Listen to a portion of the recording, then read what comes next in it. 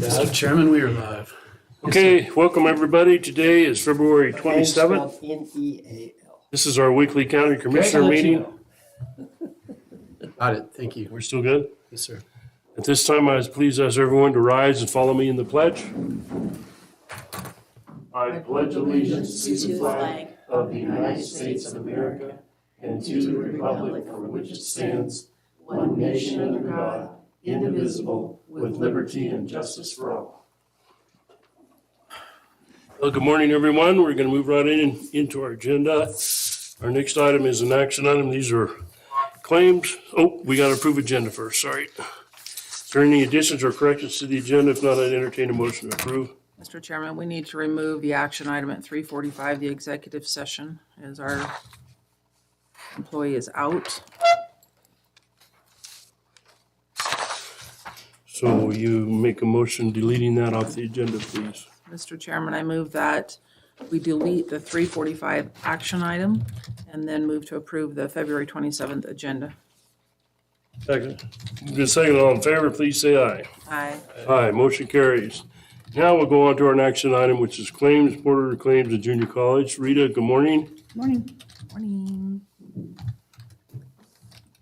Are there any questions or concerns? Hold on one second. I know, the claim that was for Zipley, and it said to hook up the road to, or to hook up the PA's office. I thought we had actually changed that. My understanding was that we were responsible for one half of the installation costs. Okay. So So- that is one half of the installation costs that came. At the road department. not No, under at the road. PA's office. It's for prosecuting attorney's office. And didn't we also have to pay Zipley because we started the process to bore under the road, Yeah. the and permit, and they started going through that and then we canceled? All I know is what Jeremy told me, IT, when I contacted him about a question about it, and that's what it was. Though we were not going with Zipley for the carrier, we were responsible for one half of the installation costs. Okay. All right, that was my question. Rita, do you know, I could ask Sue, I thought Sue was in here. She's Are hiding. we done with DocuLink scanning? Is that all done now? Probably the claim that she's presenting today is the final bill. This is the final bill. Good news. Okay, any other questions for Rita? No junior college? Nope, not this time. Is it for me?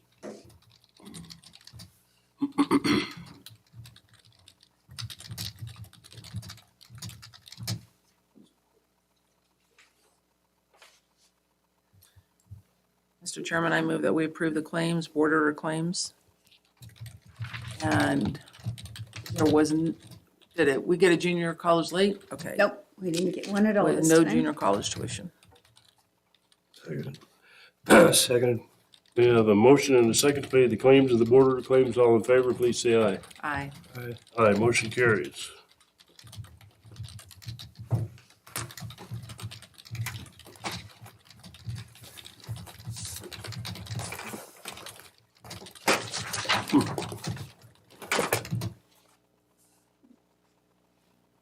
They are, they hide. Hard to get it out. Is there one behind you? There's just two of them today.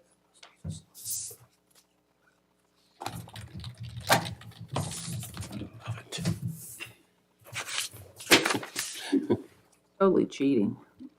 The little thing. Little things in there. Putting hand sanitizer on. He's handing me all these. He's sick. I'm convinced when I gave you guys COVID, this is exactly how we did it.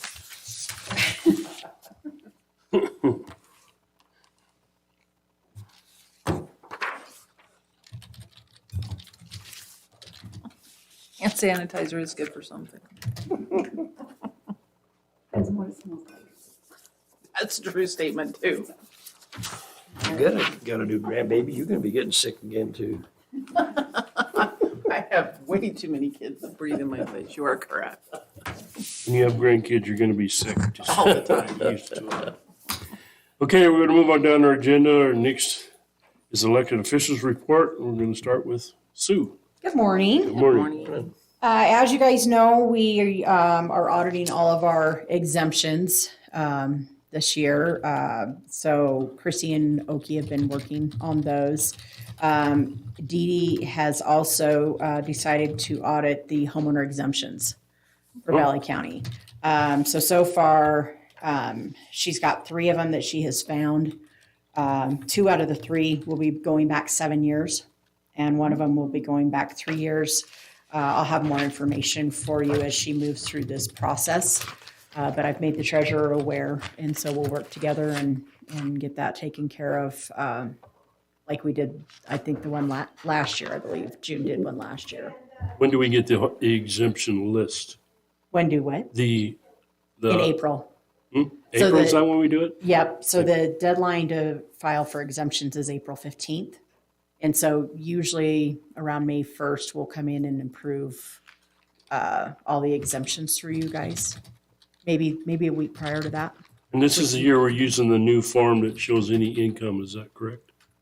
On The tax-free stuff, the On the nonprofit? nonprofits or religious seconds. yes, I believe they are having to do, I think what we refer to as the long form. How's that working out? Is that going pretty good? People are a little, they don't want to have to dig through all that stuff. So Christy just explains why we're doing it. And she said usually they're fairly compliant. So she said there's a few upset ones, but Well, it's a We gotta be little fair more and work on their part, but it's a we have to be fair and ask. equitable, to everybody. Right. And treat everybody the same. So In our legislative committee last week, there was a comment made about Valley County having a lot of dual homeowner exemptions. I don't know how that came out or how it was disseminated, but the legislature is looking at strengthening that, I believe. well, and I And believe the that's- 3 that Dee Dee has found so far that definitely need to be addressed is probably when they said a lot. I don't know Yeah. if that means 3 to them or not. I don't but know either, but we know of Interesting. 3 for sure that she'll be going back and collecting for good to know. dual exemptions. So, any questions for me? Glad I'm not having to go back 7 years on my taxes because I wasn't honest. Yeah.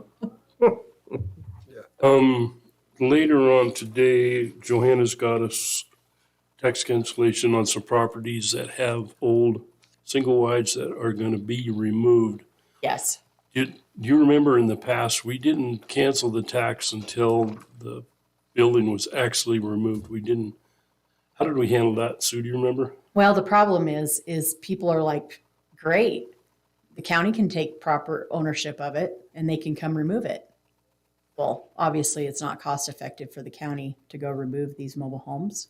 Nobody wants them. These are both in the 1968, 69 range. 62 and 69. Oh, 62 and 69. No So- part of aluminum. One of them just sold in August, so the new owners are like, But I thought we decided, I don't know, quite a few years back that we weren't gonna cancel the tax on them until they removed it themselves. This kind of made them remove it. well, yeah, but the problem is then they just started ignoring the tax deed sale. They're like, take it. You bet Valley County can own it because once But- they own it, then they need to pay to remove it. But it's on their property. Yes. But it's a sole and separate piece of, But we changed, I thought we changed that the lien goes on the property, not on the or the It is house. if it's in the same ownership. So these were in different ownership from the land. If the mobile home is owned by the same person that owns the land, then we can transfer those taxes and fees to the RP, to the land parcel. But if they are different, in other words, the title didn't get transferred through time, then we can't attach it to the land. If I own the mobile home and you own the land, and I don't pay the taxes on the mobile home, and all those taxes get applied to your land parcel, we don't really have a leg to stand on. how do we strengthen this so that upon sale, it becomes one taxing, entity? Man, There's I gotta could be have something swore through we ordinance or did a something. policy that it goes on to the landowner, We do if they're owned by the same person. even if it was a different person, because we had some stuff, I think it was in Goslin, for that very reason. Somebody else owned the trailer or something, so we said, no, we're gonna put the lien on the land, even though they don't own the house. And that way it encouraged them to remove it. I thought we did that Gotta be a way to strengthen this. 5 or somewhere. 6 years ago, maybe even longer, Sue, I don't remember. Because we could see that's gonna be a huge problem. Right. Doug, do you recall an ordinance on that? I don't think that there was an actual ordinance done, but we can research it to see if there was. Okay. There might have just been a policy that It was a policy, I that the think. commissioners implemented. Because the way it is now, we're not gonna get the tax off the house. Correct. And we don't wanna have to go in there and pay somebody, it's like $10,000 now to Right. have somebody tear one of those down and haul it to the MRF. We don't wanna have to do that, so we decided that we're gonna put that lien on the property. Okay, well then I guess we need to do some research on either the policy or the ordinance that was implemented. Well, that's too far back for me to remember it, but I think it was Gordon and I and Bill Willie that did that. Okay, and maybe we need to look at it and update it, perhaps? I don't know, I think we're gonna have to get our prosecutor involved in this one. I don't know what the code says. Right, Maybe- I'm a little unclear on how that would work out on a legal standpoint. Joanna, you got any advice? I'll just give you a little bit of background. So last year, when these both went to the warrants of distraint sale and did not sell, I talked with Oki about what our options were, and at that point in time, it was not, we didn't see anywhere in Idaho code that we could certify the taxes to the property when it wasn't under the same ownership. I then reached out to my treasurers association, and they advised me that the only way you could certify the taxes is if it's under the same ownership. Unfortunately, one of these just changed ownership. No, that's not gonna work. So, I do recognize that we have the avenue where the county can go in and take possession of the mobile homes, but like we've discussed, this is pretty expensive. On the cancellation request, you'll see the majority of the tax due is a special assessment for solid waste and Rec the rec district. center. And the actual taxes on both of the properties for the last 10 years is under $50. No. So the cost that it takes my office to pull the additional 8 years worth of taxes each month when we do the tax turnover is becoming more cumbersome than the actual tax is worth. Plus going through the process of having the sheriff's office do the warrant of distraint sale every year. They have to do quite a bit of work to get that done. It's becoming not cost effective to keep these on the books and keep them open.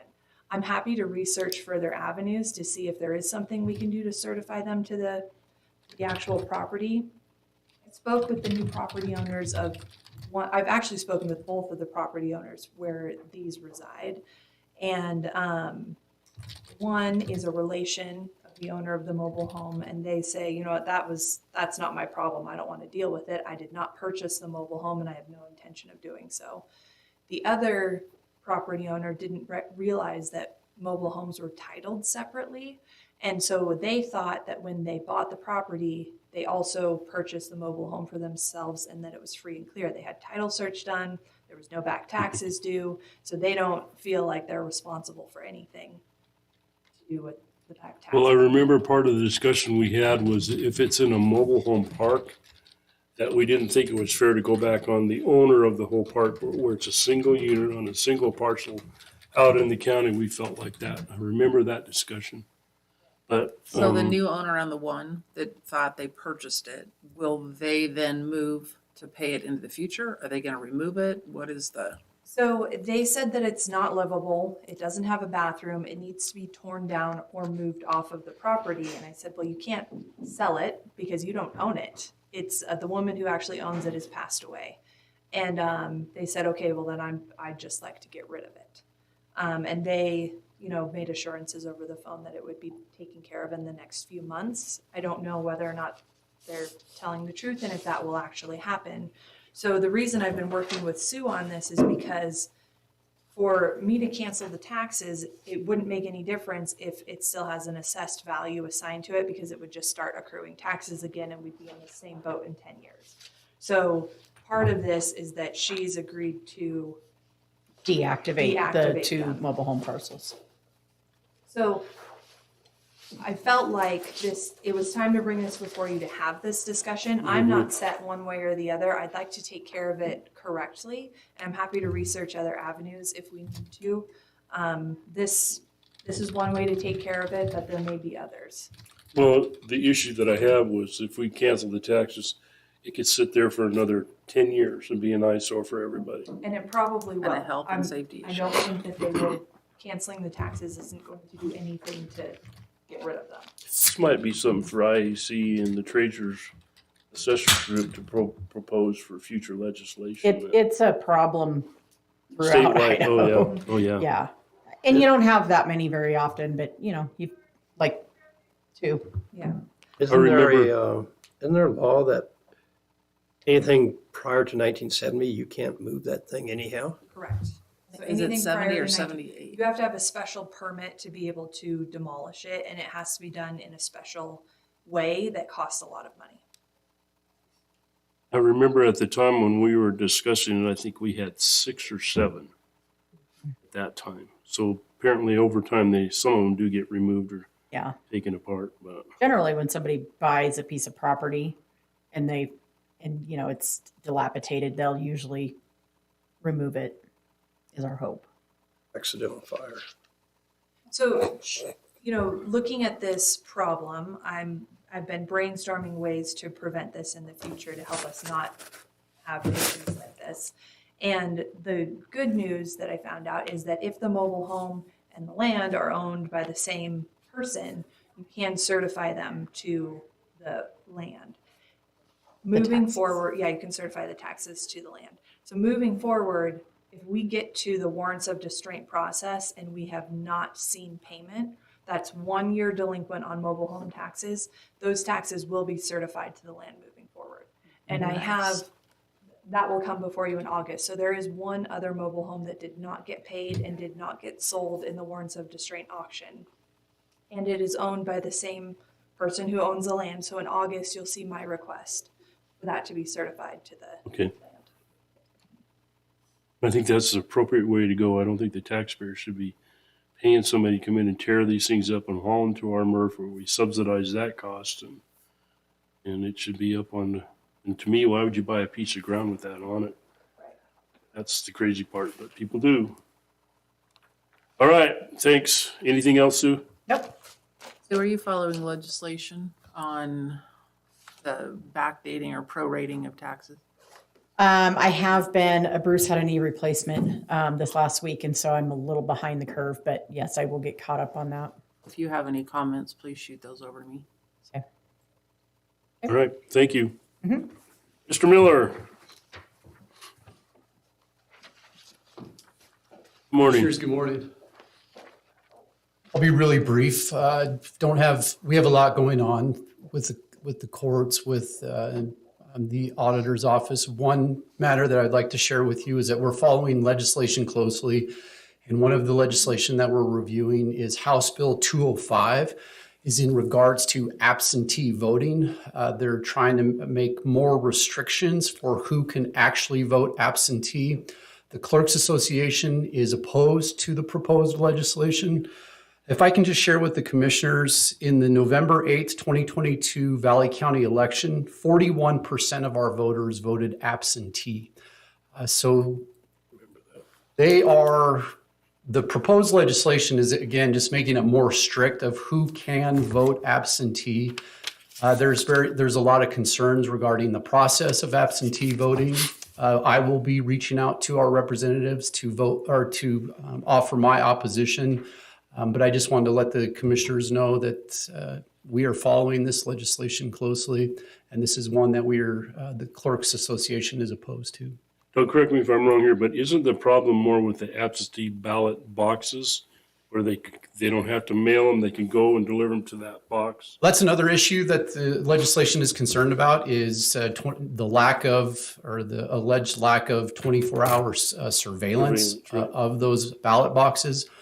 The majority of the ballot boxes that I'm aware of do have 24/7 surveillance. The one that we have in McCall at the McCall Annex, it's only open 8 to 5, but there is a camera right on that ballot box. So I don't feel that that is an issue. We only have one ballot box in Valley County that voters can drop off their absentee ballots at. This has to do with who would be eligible to vote absentee. The requirements that we've seen is that they have to be military, they have to have an illness. There are several other restrictions that are being recommended in this legislation. But at this point in time, we are voting, or we are voicing our opposition of this legislation. It's House Bill 205. Doug, is there anything in there that still protects the elderly to be able to get an absentee ballot? No. So that if they were ill, if they were sick, that would be their availability. But if they're homebound, there's nothing that allows that individual to request an absentee ballot.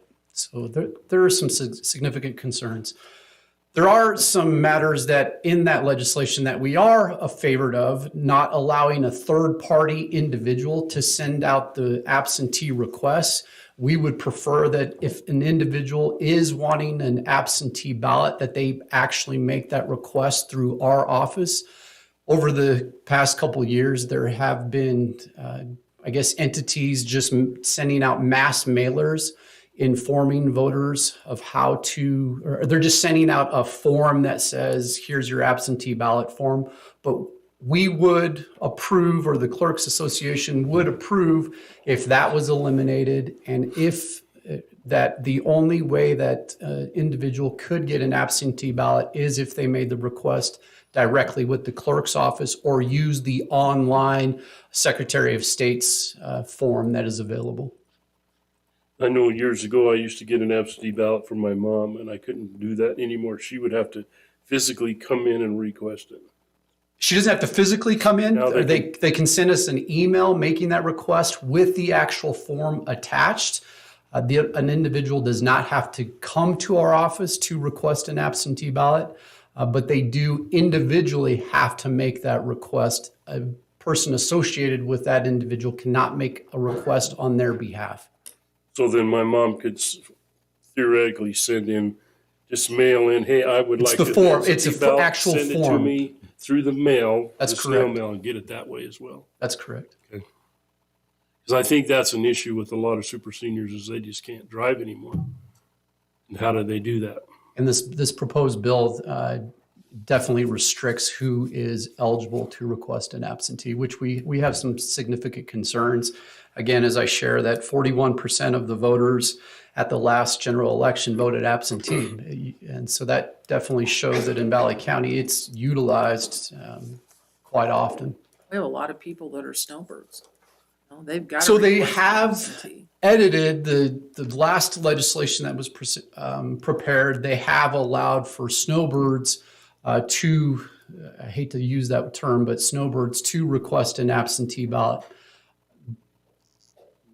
The concern is the clerks, they're making the proposed legislation, they're requiring that the clerks be the enforcer of that, or determining if the requests that are made are actually following the guidelines. The clerk's office has some concerns that our office would be the enforcement to determine if the individual applying for the absentee ballot is actually eligible. So how do you, how do you do that? You go back and look at the homeowner's exemption? They would have to, I don't know, we would have to provide Well, proof 'cause that. You could still have a homeowner's exemption. You're only gone for 2 or 3 months. No, I mean, if you don't have a homeowner's, you don't get to vote in that county. You vote in the county you have the homeowners. No, you get a vote for the location where you're registered. So you could vote here and vote down in Yuma too? No, they wouldn't be allowed to register to vote in that other state if they are in fact registered in Valley County. In Idaho, okay. So you guys interconnect. We do. statewide. If that voter registers in another state, there is a system that's in place that we are notified, and then we would remove them from our registry. That's good enough. So just wanted to share that with the commissioners. I don't really have anything else to present at this point in time. Doug, is that 41%, is that kind of average with other counties? We have seen an increase in Valley County with the utilization of absentee ballots, especially since COVID. We have seen voters, once they were in May of 2020, when we had to do all absentee ballots, we have seen the voters in Valley County utilize the absentee application process more in the years prior. But have you ever had somebody come in and say, I want to re-vote on my absentee ballot? Yes. So then what we would have to do is void that Void that one. and then reissue So a you have to go ballot. in and find that ballot and void it. Well, if it's done before the counting of the ballot, we would have the ability to do that. Yes, sir. So I know that's kind of been happening a lot more nationally. People change their mind. Maybe the last week somebody does a faux pas, that a candidate, and well, I voted for that guy. I don't want to vote for him now. And so there, some dirt comes out or whatever. But do you remember the last election? Was it a 37% turnout? We had What was it? Do you remember? I'll have to calculate that for you, Mr. Chairman. I think It was pretty low of what the 29 last or turnout was. 27% the year before, the election before. I think it was up. That tells me a lot of people are voting absentee. I voted absentee this last time. I had COVID the first time. You know, I don't want to be sick on the date that I got to vote for myself for election. So therefore, absentee works really well. And I have absolutely 100% full faith in our clerk's office that the absentee voting is done correctly. We've been audited on it. We passed with flying colors. I have absolutely no problem with saying that Doug's team can be 100% And I think that's efficient. statewide, Commissioner Mopin. It I truly is. agree The Idaho 100%. process for absentee ballot, I think, is above board, right? Yep. Well, That's all I have. Thank you, All right, Commissioners. thanks, Doug. Next is Mr. Noggle. Who are you? Good morning. Good morning. Morning. Not much going on in the prosecutor's office. We're pretty bored. You got good internet now, right? We do have good internet. We're all chuckling. Yeah. The internet is working well. I wish we would have done that from the beginning. It's been working great. So Oak's been busy putting on trainings. He did a couple of trainings this last week with the board and P&Z. Had good feedback about those, good turnout in those trainings too. I think he's going to schedule another training in March on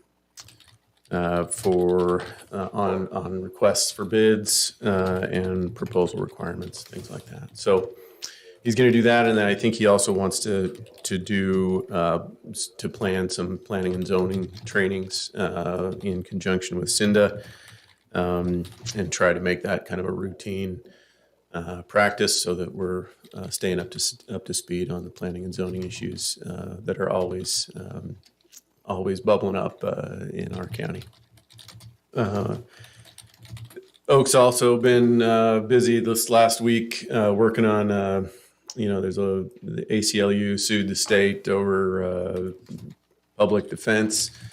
And as part of that, I think they subpoenaed every county's records with respect to the public defense that we provide. And so between Doug and Oak, they've been feverishly working to gather up all the documents that this subpoena requests to provide those. I think they did that last week was the deadline for that. So Oak's been really, really busy on that. Of course, on the criminal side, we've been very, very busy for some reason. The last couple of months have seen kind of a bit of a crime wave in Valley County. We've been really busy with a lot of criminal cases, a lot of felony cases, everything from burglaries and thefts to domestic violence. You name it, we've had it. So it's been a really busy couple of months on the criminal side. We did have one trial. Ashley tried a DUI. Had a fella from down in the valley came up, got a DUI. Trooper Mark Wright and Ashley did an outstanding job in the trial in that case and got a conviction. And so kudos to her and Mark for doing such a nice job on that. But we're clipping along. Nobody's bored. We're we're staying very, very busy. Good. That's good to hear on the convictions. Yeah, yeah, we haven't.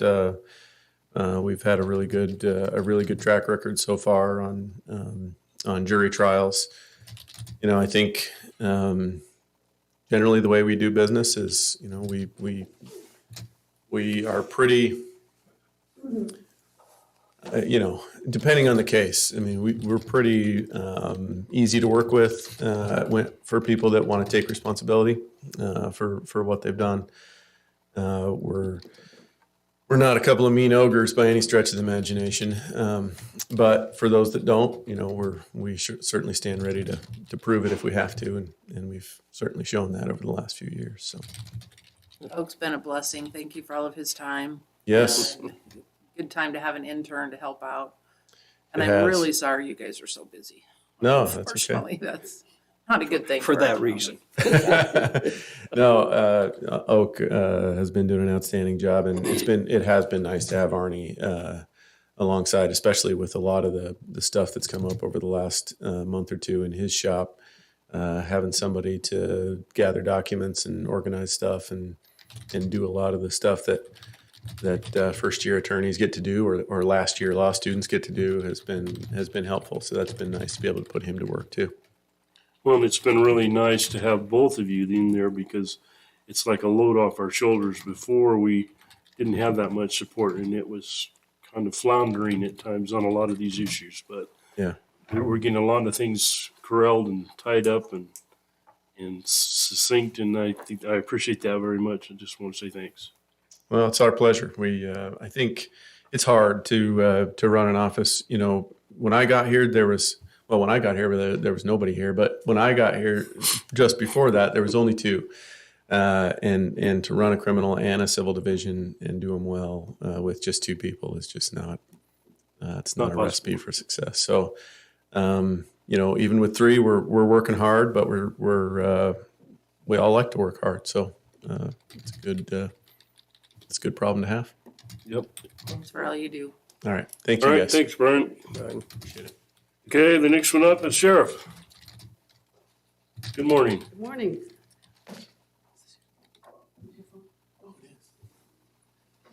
Take any calls you want. I got plenty. Yeah, we've been busy. As the prosecutor said, you know, our guys have been really busy with all the cases that he mentioned.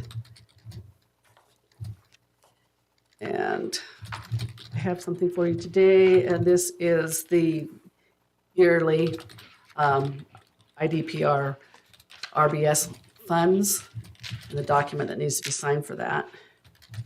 Sent that over this morning. I don't think we got Again. that in our packet, Patty, but Well, I sent it again this morning. I thought for sure that you guys had this. And then Sherry had sent me a message. Did you get that one I sent you, forwarded on yesterday? Didn't figure out how to forward it, yeah. Yeah, Or it okay, came through so, text, but I did but get this the one is this an morning. annual, from the IDPR, and on the back is how they break down the funds that are available and how the waterways, programs in each county that have a program, how they come up with the amount of money that, we are allotted from the boatable acres registrations within the county, and then the performance by the deputies on inspections and if there's OUIs and the education. And so that's how they figure out a percentage of what we will receive.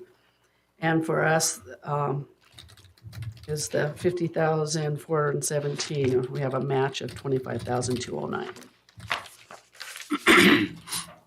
Sheriff, is this up due to our numbers? What's that? The number, is It this, depends on what the funds come from. You know, I guess what I'm asking is, the federal. Kevin or whoever, So is our registrations going up? Registrations have been slightly going up. They've held steady. The performance last year was down, and I blame that on the fire down here. Is this lake just completely shut down, and in mid-August and September. So that's why our numbers are down a little bit from prior years. There was a bigger allotment from the Coast Guard to IDPR. For this, there was 850,000 for this year that gets distributed throughout the state, so. The federal allocation is the 50,417, and we've got to match it with 25,209. So we're third in the state as far as funding, if I'm reading this right. Correct. And Yeah, that's good. pretty standard Yeah. each year. Loadable acres is incredible. Yeah. Or- Okay, at this time, this is an action item, so I need a motion. Chairman, I move that we approve the FY '23 Idaho Department of Parks and Recreation's Boating Safety Fund Agreement. Second. Moved and seconded. All in favor, please say aye. Aye. Aye, motion carries. Come on up. That's, Commissioners. so Kevin, I have a follow-up for you. So the 50,000 is all the Coast Guard funding with specific requirements behind it for payment. Yes, we So how much do we get outside of that that is more open to other types of expenses? We don't. So the 50,000 is the only thing we receive. We match it with 25. So your budget is only 75,000 a year for your program? Basically, that goes to the Marine deputies. That'd be great once Susan signs it. Thank you. So then There is other the programs pool- that we get, like the VOR, we're working on Patrol and Cascade, we just found out of that. Okay. How much is Is that- that? You know? Oh, I wanna say, it used to be like $9,000 a year, but it's been up now to, I think, around 23. Yeah. Mm-hmm. Because our bucket is like 550,000 right now. And I'm just questioning what we can use that on because Coast Guard actually allocates, but if it's only $50,000 a year, we got a lot of money in there. That it would be interesting to see what we can use those funds on other than the Coast Guard requirements. Well, these funds, the 50,000 is for, we use it for the deputy salaries Yeah, that has to be used for boating. and education. And education. So we use it for the pay for the deputies and any classes for education that we have to put on for like Boat Idaho or that type of thing. I'm assuming our budget is more than $75,000 Yes. for Marine Yes, it deputies. is. So that takes all the Coast Guard money. Yeah. Okay. So that comes out of so this is for the A budget, and then the other funding is used for the B budget for operations. Supply. So that waterway fund is not, this doesn't go into the waterway funds, or it does? It does, but it's specifically for certain line items, and that would be the A budget for wages and education. It's But only basically 50,000. recreational boating safety funds. So we have to use it for education or safety of some sort, so. Where are the other funding sources that add to that bucket that allows us to accumulate $550,000? Okay, I would like During- that before our budget this year. What is a breakdown? Because what I keep getting told is all that money has to go toward boating safety. And I don't believe that. But if you see their budget, they're buying buoys and they're doing upgrades and There's boats and boat, the repairs. Yeah, but you still have $500,000 sitting But in there. You So also how get much is that funds from the allocated actual funds? registration too, Yes, we get besides funds from registrations. from too. registration, plus this is separate money. This is separate from registrations. This is just based off performance, but we get a certain amount through registrations. I understand that. Kind of like So there's, snowmobile. and then just, there's some carryover, and I don't know if some of that is grant money in that amount, because the Waterways Committee kind of is over that portion of yeah, it. we still do have quite a bit of money sitting there for grants that have been allocated already. So maybe you're on the Waterways Committee, correct? Mm-hmm. Okay. I think I would like some kind of a breakdown. What is allocated funds? What is available funds? And so we know exactly. I mean, we'd started, Ed had You kind got of that in the dug into budget, this a wouldn't you? bit, Yeah, but you got that. we just have got a huge pool of funds there, and there's some things that we need to be doing. So how do we make sure that we're correctly allocating these? I was surprised to see that we only get 54,000 in Coast Guard funds. I hadn't remembered that. Kevin, are we about staffed up for the summer, or last time you were short quite a few? I've got 3 applicants right now. All 3 look good. I did lose 4 from last year. One of them actually just hired on with the jail. So we'll get there. Get there to find somebody. How are we doing on finding housing for them? Are you gonna be able to work with the parks in McCall again? I'm trying to, the place we had in McCall, in Kokanee Cove, we're not able to use that anymore because they're putting new buildings in there. I am working with Matt and Blake at the parks to see if we can get some spots that are available for the summer for them. And are there RVs? I mean, did Waterways had discussed at one moment in time buying some RVs and Yeah, putting we've- in there, but We've thought about it, but the problem is where we're gonna put them. Yeah. So, for right for now. long-term storage or park them while they're being used? Storage we could do at the boat barn in Lake Fork. We just have to build some kind of a pole barn to keep them under for the winter time. Keep the snow off them, so. But yeah, we're slowly working on that with Waterways Committee and trying to figure ways around that, so. Luckily, the 3 applicants that did apply are local people, Oh, nice. so we won't have to worry about the housing for them. So. That was our first question. Do you have a house? Where are you staying? Do you have a tent? Okay, anything else, Sheriff? Nope. That's it? All right, thank you. Next one up is Johanna. I did not forget this time. Thank you for not forgetting. Good morning, commissioners. My action item on the agenda today was these 2 cancellation requests, which we've already discussed a little bit. Would you like me to go ahead and hold off on these until we find out more information, or did you want to process them? And the only other. I don't know. What do didn't you ever recommend? See these. It's not much tax. It's not much tax. So I have been so hesitant to process these as cancellations because I don't think that anybody should get a pass on the taxes that they owe. The reason that I went ahead and did it is because of the hours that it's costing my staff on a monthly basis to keep these books open. So essentially we are keeping 2013 through Right. 2018 open unnecessarily just for these 2 parcels. Once these are gone, we will be able to close those books out completely and it will be less paper, it'll be less staff time.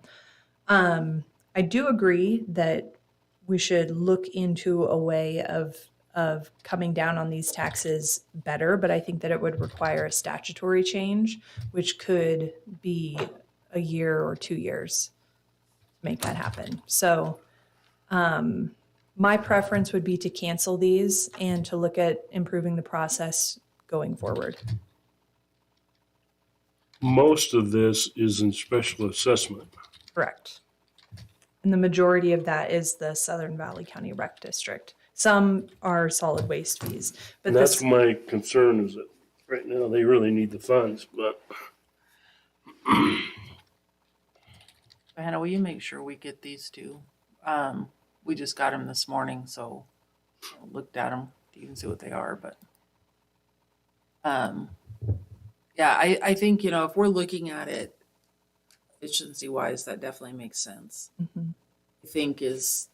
I think we do need to try and find some resolution moving forward on how we're gonna deal with these, but I mean, if there's only 5 left in the county, maybe it's not even worth our time and effort in order to do that. yeah, and there's only 2. So we have 1 other mobile home parcel that is more than 1 year delinquent. And like I said, those taxes will be certified to the land I don't even come think it's worth August. time and effort to deal with this, so. well, what I'm concerned about is even if we cancel today, I hope we still can work on this issue. Try and figure out a way, whether it's through legislation or what. Right, But yes, we've got to get ahead of this so that we don't have to deal with this in the future. agreed. So I'm going to go ahead and make a motion that we cancel the taxes for these 2, 2302 And what's the other one? 2301, 2303. 3. 2302 and 2303. And I'll just read the parcel numbers for the record. So cancellation 2302 is for MH 0023 0000014A, owned by Brad Betzold. And that is a cancellation for 2013 through 2022 taxes. Tax special assessment plus principal and interest is a total cancellation request of $1,889.08. And tax cancellation 2303 is for MH 0005500301-2A, and that is for tax years 2016 through 2022. The mobile home was owned by Eileen Wade. And the tax special assessment and principal and interest on this parcel is $995.01. Chairman, I'll second your motion. Okay, we got a motion and a second. Any more discussion? So the special assessments, the rec district's gonna take about a $1,400 hit. Correct. Joanna, this has nothing to do with what we were talking about earlier. $1,500. It's mobile homes. Yes, This is the same.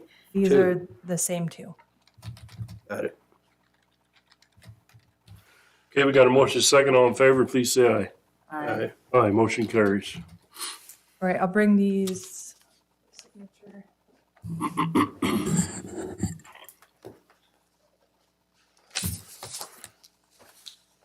Too bad we got to deal with something like that.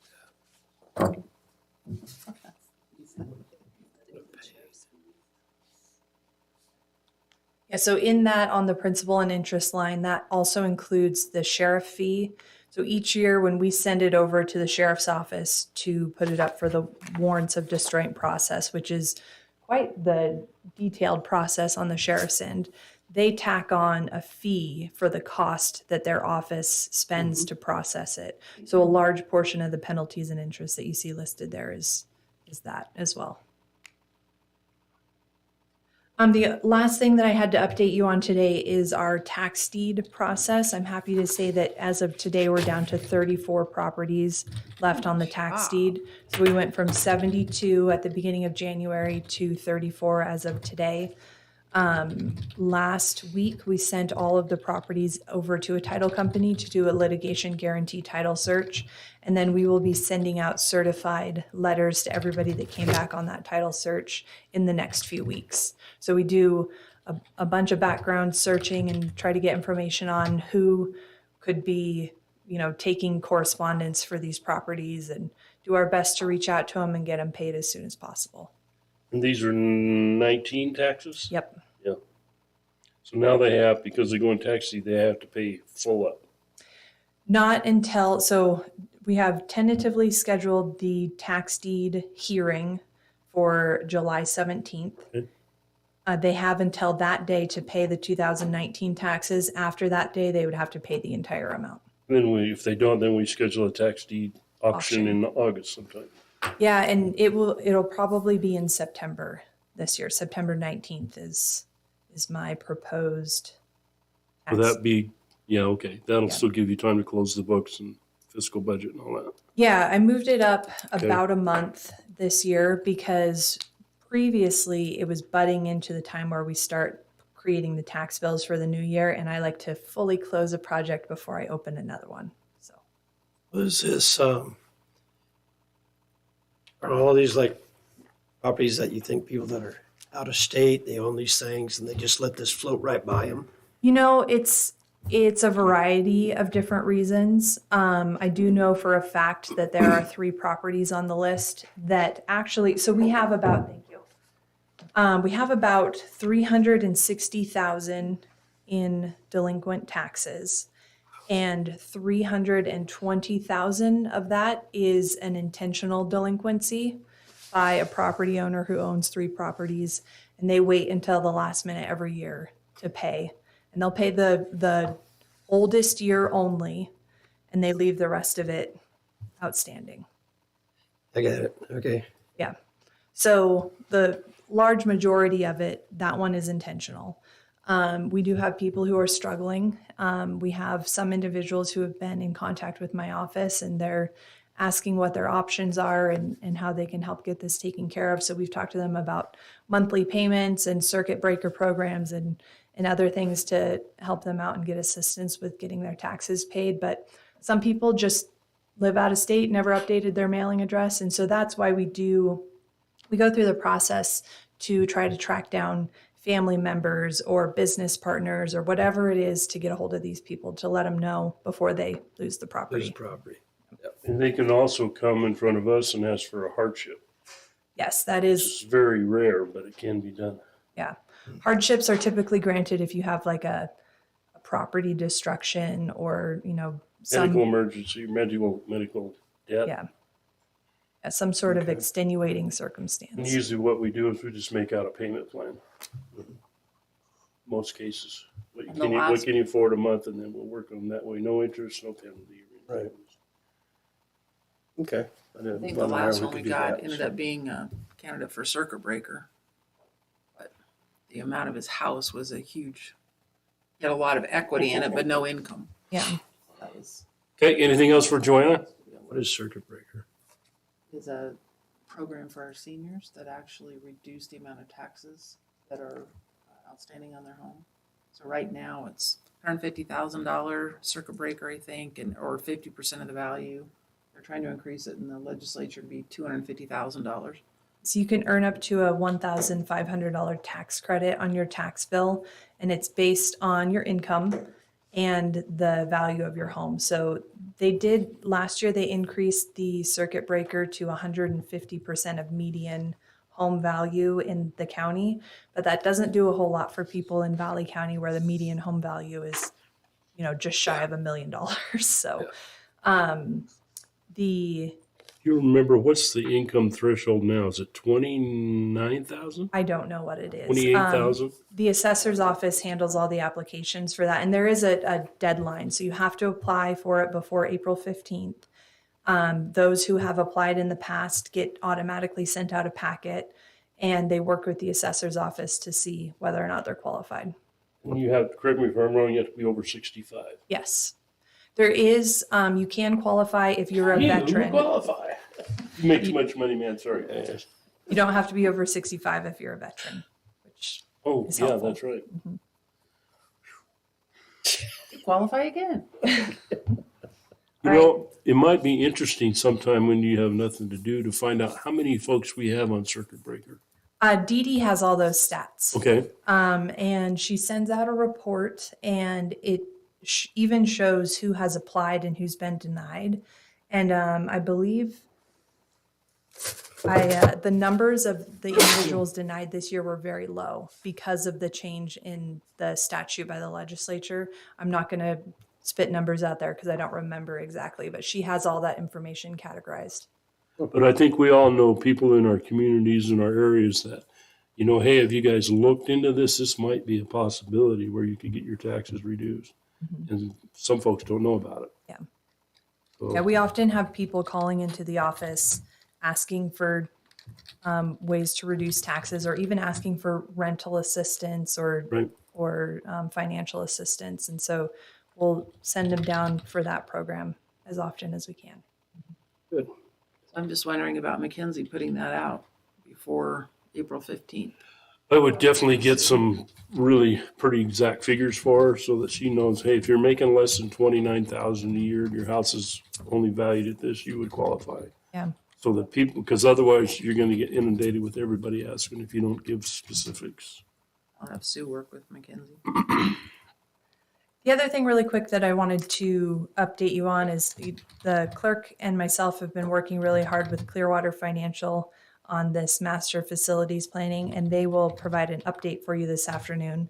I unfortunately have a conflict, so I can't be there, but I'm really excited for the information that's going to be presented. I've seen the presentation, and I hope that you ask lots of questions, and I hope you're as excited as I am at where we are in the process. So, That was some good reading. Okay? all right. Thank you. Thank you. Thanks, Joanna. We're gonna go on into our department heads. First one up is Building Department, Annette. Good morning. Morning. We've picked up a little bit. We're starting to get some permits in and inspections are steady. We've issued 17 permits. Only 6 of those are houses. But I have probably 5 permits on my desk for houses. I've interviewed 5 people so far for the building tech position. I'm gonna interview 1 more this week and make a decision. That's about all I got. I'm gonna take Thursday off. Kids are going to state and basketball, so yay. Yay. That's So exciting. that's about all I got. Well, Questions? Annette, do you feel like there's work for this new tech? Yeah. You'll have enough for them to do? Okay. I will think tell so. you from the home building world, it is getting very busy. Mhm. You're gonna see a lot more because Yeah, we're getting a people lot of phone calls. And people are gonna be saying stuff going lumber's on. down, I'm gonna move forward. So there's lots of stuff going on. yeah, some contractors coming in saying, they're out 3 or 4 years. We'll see. I guess we'll just see. Yep. Okay, any more questions for Annette? All right, thank you. Have a great day. Melissa. Good morning.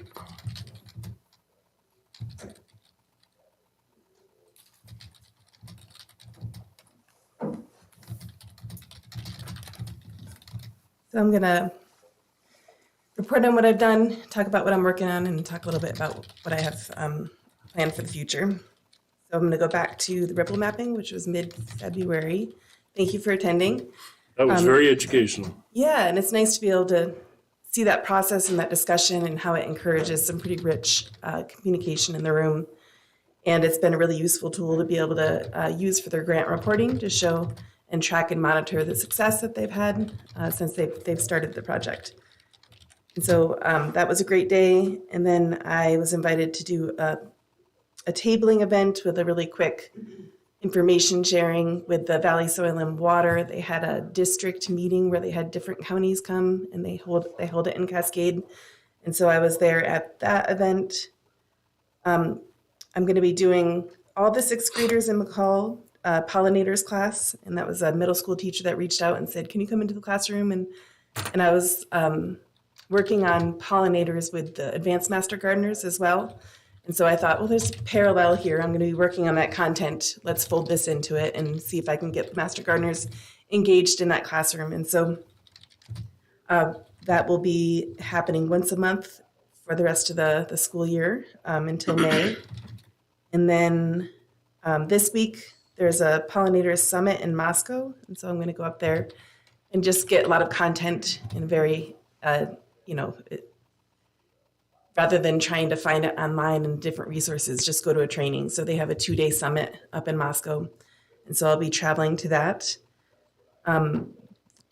There's a Community Educators Alliance meeting, which I'll be doing remote up from Moscow. And that is essentially a group around the West Central Mountains that do community education. And so it consists of different nonprofits, the libraries, extension. And rather than all of us doing our own marketing material and saying, come to our webpage or our newsletter, it's an attempt to try to increase the communication of who's doing what, where, when. And so we are just holding this space 2 times per year for people to communicate. And the goal, and we haven't gotten there yet, is to try to create some sort of cross-communication platform saying, here's all the healthy living programs, and here's all the organizations that are doing them.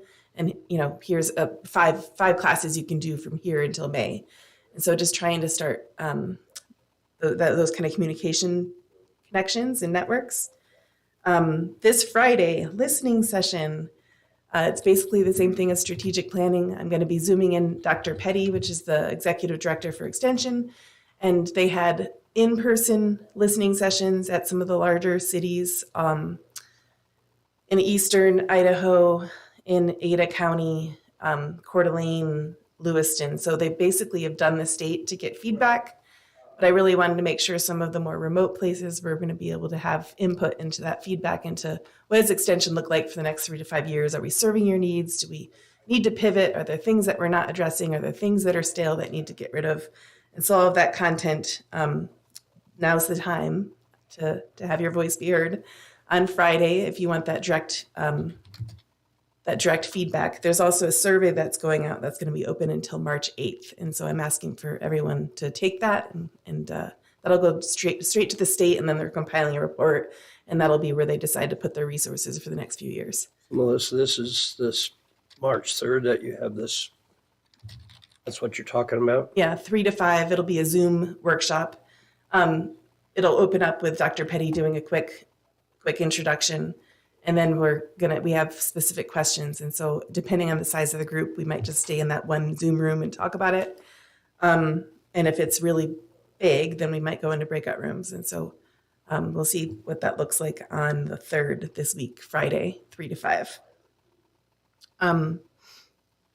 Next week, I have a ripple mapping training at the Idaho Parks Recreation Association Conference that's going to be held in McCall. And so I'll be sharing with other people from around the state how to do ripple mapping to be able to evaluate their programming.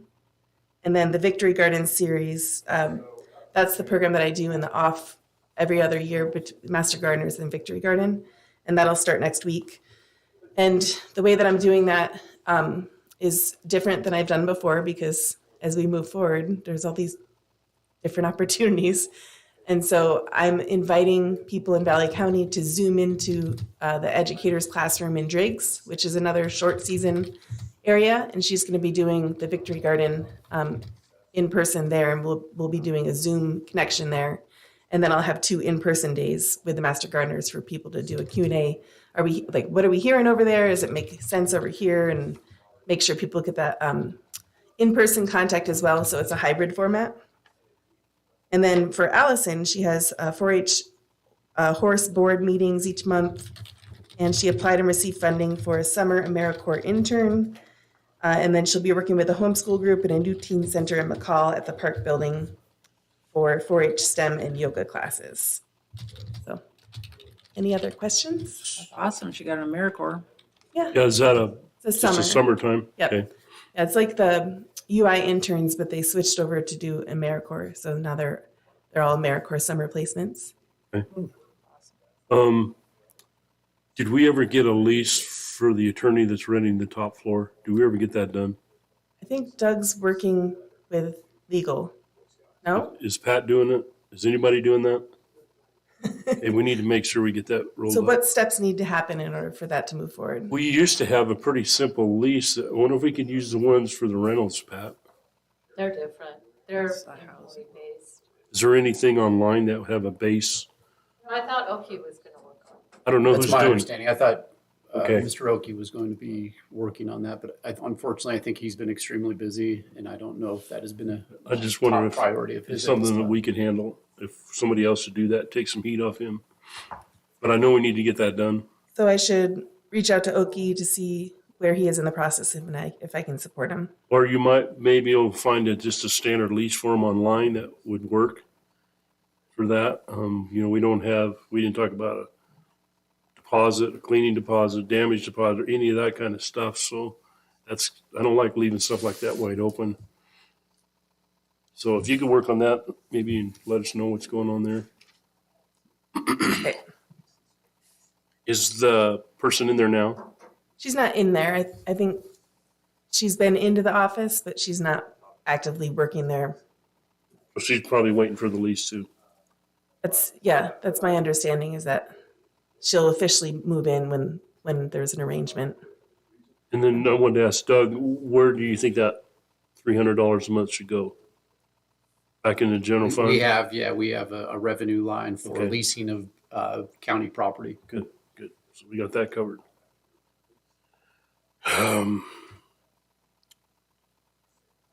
The only thing I could say is the ripple mapping thing was awesome. I really like that, mainly because it brings everybody together and you can really have a good, deep discussion on all the issues, funding, programs, who's going to lead. And hey, we're already doing this here. I really like that idea. I think it's a great way to keep the communication with all these different groups together and glad I Was that went. the V-Core one? Mhm. Yep. And I would honestly suggest that anybody wants to go next time, go, because it's worth it. Yeah, it's interesting, even if you're not directly tied to that program, it's interesting to see the process and to think about how could that work in something that I'm working on, you know? Right. Like, could we incorporate that tool into being able to tell this other story? Well, and what I liked about it is we're not having two people do the same thing. Hey, wait a minute, we're doing that too, so let's throw it all together and do it under one program. More efficiency in providing those programs. That's what I like the most. Is we're not doubling up. A lot of that. Last year, so tag you're it for next year. Yeah, it's been really nice to have that commissioner support, so thank you for coming. Okay, anything else for Melissa? Think we're good? Okay, thank you. Have a great day. Pat. Good morning. Good morning. Good morning. Okay, so we do have a new hire, have an offer letter for detention. I'm so excited.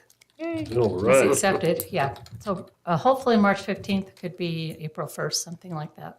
Well, it'll be that first Tuesday in April. And Annette, like she said, we have been interviewing for her position. We are working honestly on doing a little bit of restructure with that position, kind of based on the applicants that we got. So we'll be bringing that before you once we get everything fleshed out. Budget-wise, it won't make any difference on the budget. So it's just one of those things that evolved, what they often do. So as we start interviewing and we're going, maybe we should do it this way. So that's kind of what we're looking at. Let's see. Active shooter classes, I've been working with the sheriff's office on that. We do have dates. I am going to bring an action item before you to have that mandatory for at least the courthouse people. It's just really important that people understand what to do if there's an active shooter situation. So it's not an action item on the agenda, so we can't do that today. The apps are trickling in. I had 3 or 4 this morning. So 2 of them, or one of them was for Kevin's position. I had road department. Maybe there's only 2. I don't know. I can't remember. Anyway, I had a few this morning. So I'm excited about that. So we're getting some applications. They're just slow to come in. We are scheduling the another Valley County sponsored job fair. We're looking at April 26th for that. Hopefully be better. We won't have a snowstorm that day. We did last time, so it'll go better. Your lips to God's ears. Yeah, I know. April 26th. Yeah, there's already being laughter up there, I think, from me being my last year here because it's been the worst winter I've ever had. Employee pulse survey, we did get that back. Overall, it's better. We still have some pockets where it's not.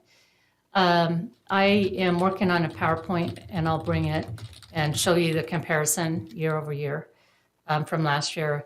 And then I think I'll send you all a link so you can see the comments. The comments were better this year than in the past. There were some suggestions in there. One of them I've already fixed. There was a comment about how the salaries are not available for people to see what our salary schedule is and how you move up and those type of things. So I have put the salary schedules on the portal now. So if anybody wants to see what is our salary schedule, it's out on the employee portal. And they can go and look and say, okay, I'm a court clerk 1, so if I want to be a 2, this is what I need to do to go there. So that should help some of that. There were other comments in there that I can't fix. So that had to do with a little bit with salaries. So salaries probably one of the bigger ones that we got this year. There's concern for the cost of housing and then the insurance going up and our wages what they are. So we can only do so much. And we really did quite a bit with doing a 4% raise last year. I don't know how to fix it because we are really constrained to what our budget is. So we can do little tweaks here and there, but honestly, as long as we keep moving the ranges up, we're not going to be too out of whack. We have to stay on top of that year after year. So that was one of them in the housing, but insurance was another one. Yeah, the medical insurance was 11%. That was a big cost too this year. It was, and people don't see, that's why the Right. comp statement is so important, because then they can see how much the county pays on their behalf, but it's paying the dependent coverage. And so I did reach out to Gem Plan, which hoping maybe we could do like a different level for people. So if they didn't want to have such a rich bridge plan, you could have another one. Well, because of the American, the ACA, I forgot how that all sounds funny, but because of the insurance and the way insurance is, and when they put the ACA in place, America Cares Act, I couldn't think of what it was called. But when that went into place, our plan is grandfathered in. If we make any changes to our plan, we lose that grandfathering. And we don't want to do that because it'll mess up all of our benefits. So we are what we are. And yes, dependent coverage is expensive, but it is what it is. We're not allowed to upgrade that plan or do Not anything. without grave consequences. So, What about going outside the plan and offering a Blue Cross plan or a, well, because we do sponsor a health insurance plan, and it is through a Gem Plan that could mess with us. People can definitely go out on their own. It's possible that some people may qualify for the Children's Health Insurance Program. So they just need to look and see if that's an opportunity for them. But some of our employees don't. So, there are options out there. They could look at the exchange for their health insurance. They won't get, more than likely, they wouldn't get the money, the tax break on it. So they'd pay whatever the exchange has. But that's another opportunity to have the employee coverage through here and then their dependents through the exchange. There are those kinds of things. There are stipulations on those. But that's another opportunity for people too. It is, I tried. That's all What I could about do. medical savings accounts? Is there anything we could do there? No, our plan is too rich for medical savings accounts. We do have, we can, HSAs, health savings accounts. Health We can do savings the account, Idaho $1,000 medical a savings year account. thing. because we don't, our deductible's too low. No, there is no deductible with Oh, Idaho with the medical savings. Idaho Yeah. one, yeah. It's just a Well, there tax is an break. Idaho MSA that people can put $10,000 a year into. Right. But it only impacts their state taxes, not Fed. Yeah. There is still an opportunity there. And we have a medical reimbursement plan as well, where they can put money aside without paying taxes on it. If they spend the money anyway, they may as well save taxes on it, right? So, and the health insurance premiums do come out of their paycheck pre-tax. So they're not paying a federal, state, or their Social Security and Medicare on those dollars for the dependent coverage. And then if they do medical reimbursement, it'd be the same thing. Yeah. So we're doing all we can. There's no magic bullet for it. I'm glad we still did the survey. It's going to be Oh, able to show, the absolutely. tracking year to year. So Yes, yeah. There's some places that we're not as, we slipped a little bit. It really has to do with the culture and not so much the overall culture, but more pockets. And it's totally anonymous. I don't know who's saying what, but people don't necessarily feel comfortable expressing opinions. And there are opinions that they probably shouldn't express. So that came from me. well, we need to take that with a grain of salt. But at the same time, it does make me concerned if it's somebody in a, All of us. and again, I don't know, but let's say it's somebody that maybe we're trying to work on inclusion of different age groups and different genders and different all kinds of things like that. If it's somebody like that, it could be a problem. What I'm seeing is people are afraid to say anything because somebody will, with a stronger opinion, will kind of say something that, and they get into arguments. So it goes back to that old thing. Don't discuss politics and religion at work, right? So when will you have that out, that survey? I'll have the PowerPoint. I'll get it on the agenda for next week Okay. if there's room, but it looks like there's plenty of room. So I'll put that on for next week. The actual link to the agenda with the details that talk about what people have said in their comments. I will send that to you. It's not for public. Right, right. So, Yeah, I appreciate that. I have a couple of questions. The deal you sent out here, I think it was a week or so ago, about the liaison rules. guidelines. Is that something we're supposed to add on to, or if we want Yes, to, or please do. whatever, and then you're gonna make that an action item, or we're gonna vote that in as I don't know that policy? it or needs to be an action item. More because just a it- guidance? Yeah, it's just a policy for you to follow as commissioners, so that if something happens and one of you don't get reelected, then the next person would have that guide to look at. Just kind of keeps us in these lanes. Right. It'll help the directors too, because sometimes I don't think it's very clear to them. When should I go to my commissioner? When should I not? When do I need to communicate with all three of them, or with just one of them? So I think that'll help with them too. And I had a question on that too, Pat, because sometimes I'll get a text or an email from somebody saying, hey, I'm gonna miss next Friday because of this. Do I need to document that and send that to you, or just, I don't need to keep that, do I? I just need to refer, yeah, fine, go ahead. Yeah, it's more of an information Okay. thing. So we don't need to document. There is a that. calendar that Sherry put up. I have our joint calendar, and I put anybody that I know is not gonna be here, I put on that joint Oh. calendar, just so if we're trying to get a hold of somebody, we can look at it and know they're not here. Yeah, so Okay. if, let's say that Jeff says, I'm taking Friday off, and Neil gets a complaint from a citizen, and he wants to reach out to Jeff if he knows that Jeff is off. So maybe just let all three of you know, Okay.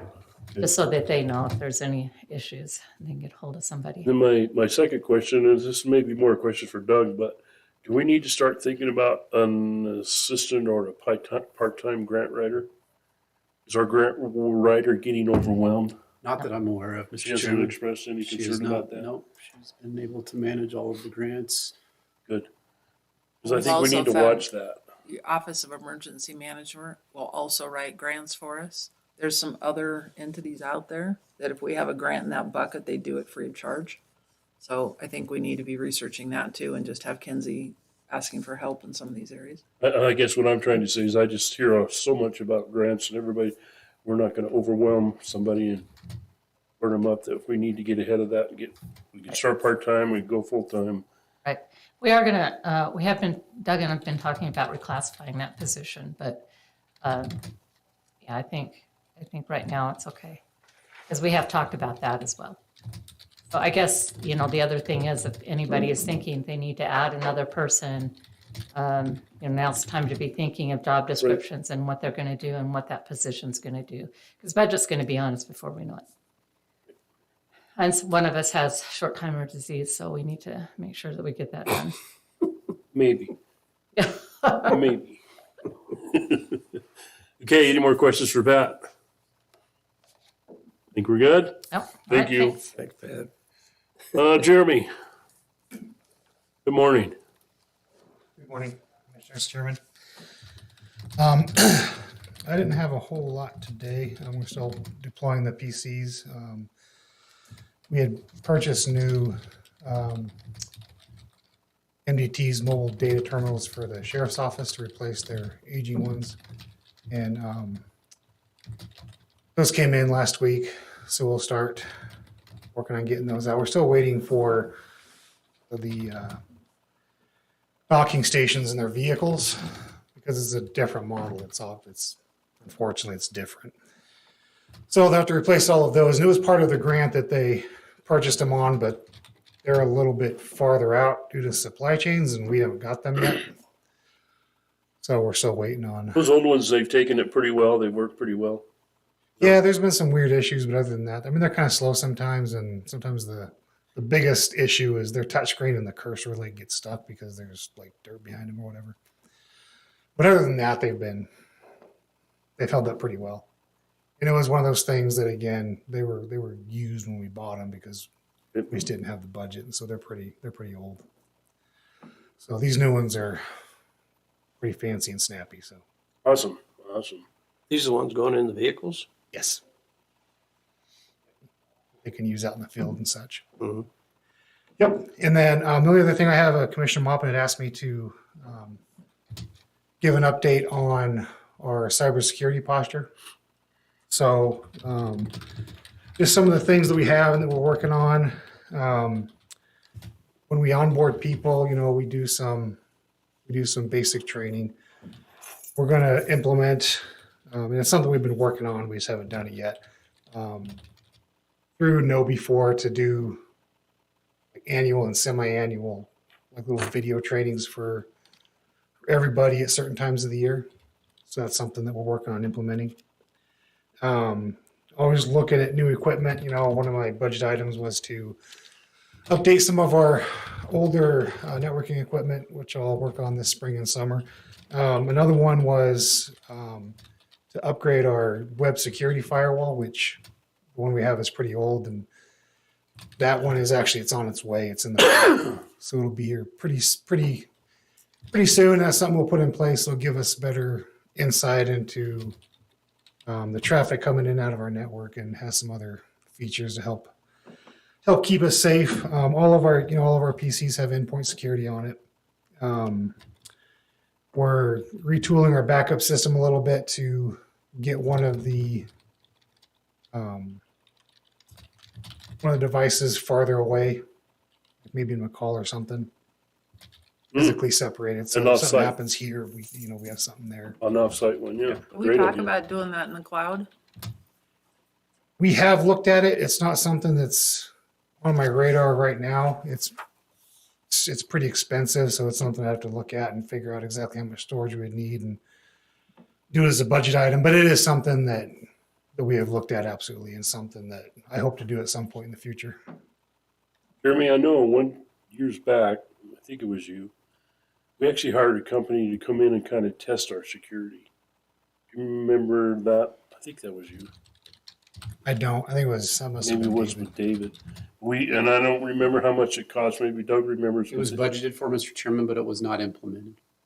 And I'm thinking maybe that might be something to think about. I don't know enough about it to say if it's a good thing or not. Yeah. So I'm relying on your advice, but it's always worth it to see if somebody can bust into our system and where our weaknesses are. Totally your call. Yep, and that is on my list. That is in my budget that's been carried over from David's budget. And there's a couple of options that we have. There's third parties out there that'll do it. The last couple of times I've been at the IT directors meeting, the Idaho State Guard they've been trying to stand up a program to do this with guardsmen. They train them in cybersecurity as part of their 2 weeks a year, weekends or whatever. And so one of the things they've been trying to do is stand up a program where they can do that for state and local entities for a lot cheaper than a third party could do it.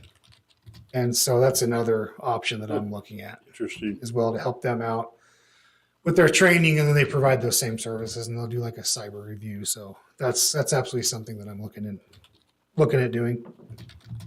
And we also have, it's something that was stood up.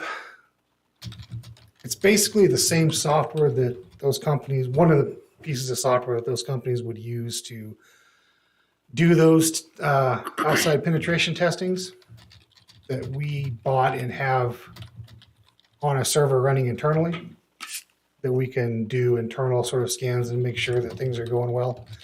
It's running. I just need to do a little bit of training on it to figure out how it works. That's another thing that I'm doing to see exactly what's going on in our network. Isn't that something we talked about last week? Talking about some of that cybersecurity with the broadband that's coming in and all that. And that's why I asked Jeremy to give us an update on where we are, so. Yep. And the state has just gotten a ton of cybersecurity money, so I just want to make sure that we're taking advantage of anything that's sitting there that could be available to us. Absolutely. And as I go through these things and start trying to update our equipment and what have you, I guess and this is, you've always been supportive, but you're continuing support. And then if anything does come up that like, this would be great and would help us, but I didn't really budget for it, and to be able to come to you or McKinsey and see what grants are available to pay for some of that stuff. So I'm absolutely always looking at those opportunities. Great, great. And I guess you got our Village and Grounds in a tablet now? Yes. So thank you for that. Appreciate that. And the internet's working great at Prosecutor, so that's all good. We paid that off today. Yep. I think we're all moving in the right direction. Perfect. I always try to. Any more questions for Jeremy? If you're looking at budget, make sure you're including all the employees you need. Sorry, I didn't. I'm good. Okay, thank you. Appreciate it. Cinda. Good morning. Good morning. She's always smiling.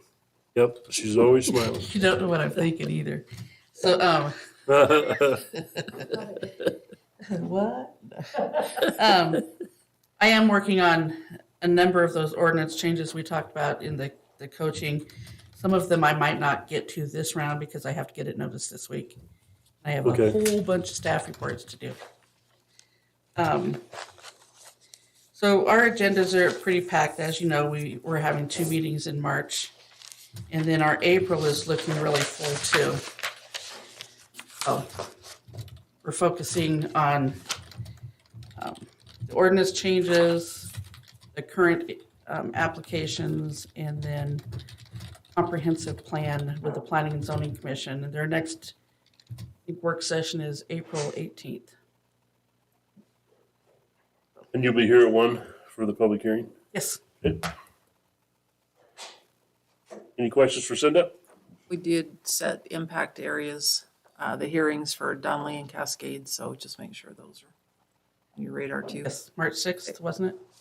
And then April, I can't remember, first April 10th or something like that. Yeah, whatever you sent me, I put it on my calendar. So, And those are gonna be a lot different discussion than the McCall one, I think. should be. Okay, anything see else it. for Cinda? Yeah. Good. All right, thank you. Okay, thanks. Larry. Wow. Good Wow. morning. What a beautiful day, huh? Yeah. Oh, yeah, we're in here. Never mind. We've got the final design for the Sampson Trail. Dave's going good. to start working on the RFP for it, and Awesome. so we can move forward. A few changes we're making on it. Grooming's, we're doing what we can groom right now, considering equipment and people. Challenger's down again, but we should have, it is a motor, by the way. It's not just a fan. There's a motor that. Is that the new one? No. Oh, okay. No, new one's working. It's a miracle. Awesome. Or is that an electric fan? Yeah, no, it's actually a blower. Yeah, kind of strange, huh? You'd think it would run off the radiator. It doesn't. It's an actual No, they- heater. Even John Deere went to electric motors and all that stuff now. So the one we found was in Burley. Should be here tomorrow. Got to get ready for the crab feed this weekend. We'll try to go to Warren Thursday, Friday, Saturday, and Sunday. So be a long night for a lot of people. You plowed, I mean, you groom that much on a weekend? Huh? You groom that much on a weekend? We groom every weekend as often as we can keep equipment running and people working. I've got my one CDL driver's off. He's moving cows to the auction, so that kind of hurts us a little bit, but that's kind of the way it works. Oh yeah, weekends and nights. Every night and every weekend, we're moving as much equipment as we can possibly move. I had no A lot idea. of diesel. Oh, yeah. Yeah. Yeah. Working on the agenda for the Rec Advisory Board. We should have that done. It looks like that first meeting won't be in March. It'll be the following month, just by the way the doodle poll's going. But we're getting ready for that. Pickleball presentation to IDPR is tomorrow. Kind of excited to see how that goes. That's a big one. Just a thought, you know, when you guys did your find out what people thought about ARPA, recreation was pretty high. I would hope that we could set some of that aside for match money. I'm not saying funding projects, but just for matches, because there's so many grants out there. We don't want to. We want to turn $20,000 into $100,000 is our goal all the time. The FAA, it's kind of interesting. We finally got the information back from the title company on the FAA road. And I won't go into a lot of details, but the first sale of the 120 acres was in 1908 at a whopping price of $10. Wish my ancestors would have bought it. Oh, yeah. If my parents were alive, the things I'd have to say. Oh my gosh. 1908. I've been asked. Hey, Larry, $10 was a lot of money in 1908. Oh, you know, I talk to people You about remember that. it that well? I was around then, yeah. I talk about that. You all totally the set time. yourself up for that one. My first brand new house was on a half an acre was $38,000, but the interest was 19.5% back then. So, you know, I've been asked again to serve on the Southern Valley Recreation District Board because they don't have a single citizen from Valley County on that board. I don't have a problem with it. It's a one evening a month. It's just if you guys are okay with that, I'll do it. If not, that's fine What do too. you mean they don't have somebody from Valley County on that board? They don't have any permanent citizens. Everybody's Larry from Morton? someplace else. You're talking about the rec district? No, the Southern Valley County Sewer Board. I Oh, apologize. oh. Yeah, one big word in there. Oh, big difference there. Yes. Yeah. I have no problem with you serving on the sewer board. I think that it is a conversation that needs to continue, and you and I probably should catch up because Oh, I've been I having some would be love to have that conversation. conversations. We're getting ready to put together all the grants that we're looking for next year, which is going to be quite a few. We're going to be really aggressive on grants this time. So I'm kind of excited about that. Any questions? Larry, when you guys design your priorities for the Recreation Advisory Board, will you include us in on those? Yeah, we've already got that done. We can send them up to you. And I wouldn't say they're going to be priorities. They're going to be just kind of a recommendation because remember, we don't have a vote on that board. That board's going to be on its own, but we're going to let them know the projects that we're currently working on and then the projects that we're looking at and then let them take off. They're going to have an election, the first meeting, to get a president and a secretary, and then we'll be on a roll. Are those the ones from the bylaws? Yes.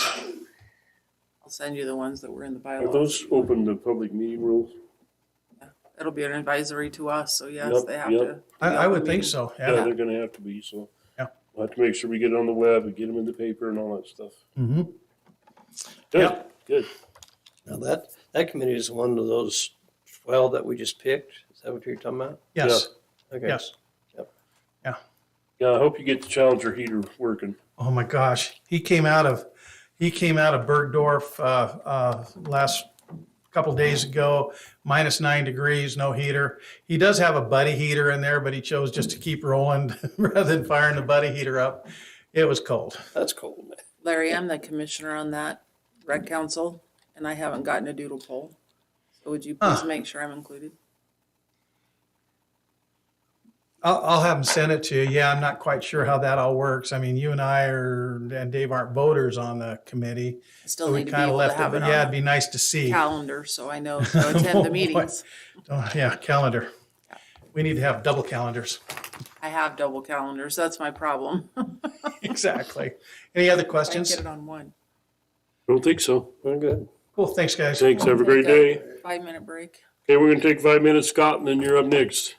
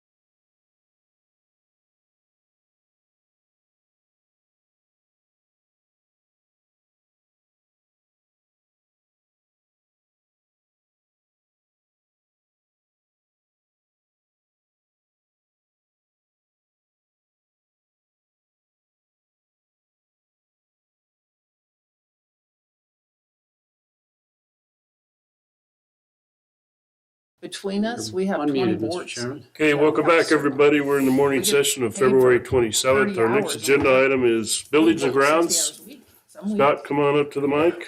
Go with that. I don't want to count up the hours. Good morning. Good morning.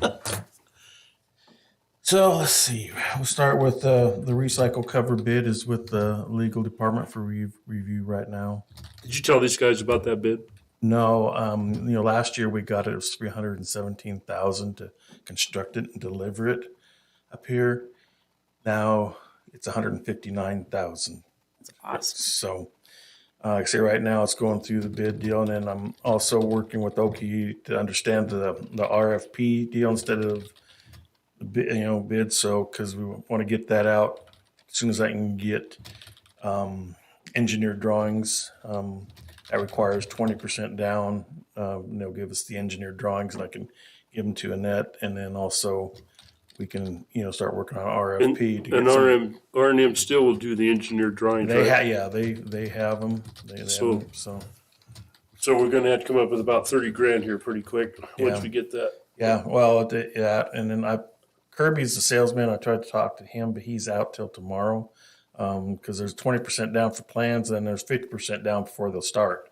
So I want to find out if that 50% would cover the plans too, instead of giving 70% up front. But So we're looking at about 100,000, 105 yeah. to get So- this started. So, but he won't be back until tomorrow. Sure. So I'll talk to him about that. And then, like I say, we're, because I sent a inquiry to Oki about the RFPs, how it's different than, a bid proposal. And so, because we wanted to get that one done. And then Gabby's been wanting to know about doing an RFP for the senior center and stuff too. But we don't know for sure we're going to do that. So I hate to make a contractor go through all the work to work up a bid for something we possibly not do. So they I've haven't been in gotten that the- boats before, They haven't found out about the grant award yet? not that Well, I I'm think aware we of. should wait till we got the money Mhm. Yeah. confirmed before we do all the legwork. Yeah. I know I've done that when I was, plumbing contract, you go through all the work and it was just to get a number from you.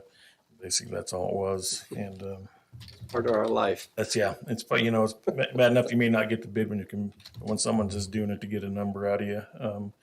So I don't really like doing that. I met with Ron Hogan Dyke last week and gave him some drawings I made for the security cabins down there and he's gonna send one of his guys out and meet with me and go over what we want to do and stuff there. Good, So good. that's on its way. I ordered a new softener for the jail. We have a Hobart sanitizer in there for the jail kitchen. We've been trying to get it to work. It's overflowing. And then the small resin bottle inside has developed a leak. So they're around $3,000. I found a new one on eBay for $1,800. So it's on its way. So we're going to replace that, get that going. So it's not making a mess on the floor. Like I said, working with Oki to get a better understanding of how to draw up the RFPs. Recycle Road, one of the things when we built it up and made it better, it has now caused a clearance issue with the gates with snow now. So I don't know if we have to look at next year, taking it back down and then redoing it, or what we may have to do if we want to look at paving that there. But it's becoming an issue because we did, they came in and got us a good road in and out, but it was on top of and changed our clearance on our gates. So now having a little issue with them opening and closing right now. Where's this at? What? Where's this at? Recycle center at Lake Fork. Oh, yeah. Mm-hmm. I would suggest, Scott, we make the gate shorter. Yeah. Put all wish I that could. material in there. What's that? Put all that material in there and the gates now. Now, yeah, when we get with the snow now, it changed our clearance underneath, and now it's become a little bit of an issue. Scott, if you don't think about today and you think about in the future, what's the best plan? Yeah. Because every year we're going to be adding material, Yeah. or potentially adding material. Yeah. So instead of a short-term fix, what is the long-term Yeah. situation that will, We did talk about paving up to and out of it. Talking with when Scott Carnes was here and stuff, he felt it best not to pave the inside of it because of the trucks turning and stuff in there, unloading the containers, it would just kind of chew it up, especially in the summer when it's hot. Or we could just do a small asphalt apron out from the concrete and leave where the fronts pull up and stuff, gravel. But Remember, we had that problem when all the recycle centers were in each town, and when they slid that roller off, it would dig a trench, and so we put in railroad ties and trying to. So keep that in mind when you guys decide how to do that. Base in there, but I think we should, honestly, I think we should pave up to it and just do it as a one-time fix and be done with it. Because we're gonna have to continually to work on it if it's not something that's a because it's longer-term fix. it's gonna be, because it'd be a hassle to try to take it down and then come back and refill it and grade it and everything. So Could you set I'm just thinking out of the box, could you set those containers at a bit of an angle so that they don't have to go in there and jockey around? They can just back in a little easier. I think we might lose how many. It's set up for them to go. The pad set up for them to sit. It's more where they pull up towards the west fence there, that area up there, because they get up there and then they got to crank their wheel. And so thinking if we went out half that distance just past the gates with asphalt, so that their front tires are still on dirt, they can crank and then back up on there. That would still give a asphalt service for people to park on when they come in and stuff. Would it be feasible? I'm just thinking down the road. Instead of asphalting, we just concreted that whole area.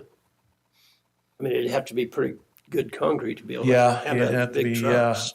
Thicker, and pretty reinforced. It's something to look at, the cost, of concrete to asphalt. Put a drain hole right in the middle of it or something so it could actually drain, but. I mean, if you slope your concrete. hopefully there won't be any water in there because we have a roof over it. Not as much anyway. Do you know, what are we gonna do with Steve's office? Is it gonna be inside under the roof or? Okay. Because the roof's going to sit inside the fence is what it's going to do. Okay. On stuff is how I planned on doing it. It'll sit inside, so we'll still have the security and containment of it, and we'd have to go with a lot bigger structure, and we really can't put it outside the fence on the west side, because that's our road out. And if we got it out there, then we'd be dumping more of that roof snow onto the road. We're going to get some now, but with it being inside the fence, hopefully it won't, it'll be easier to move it off of there.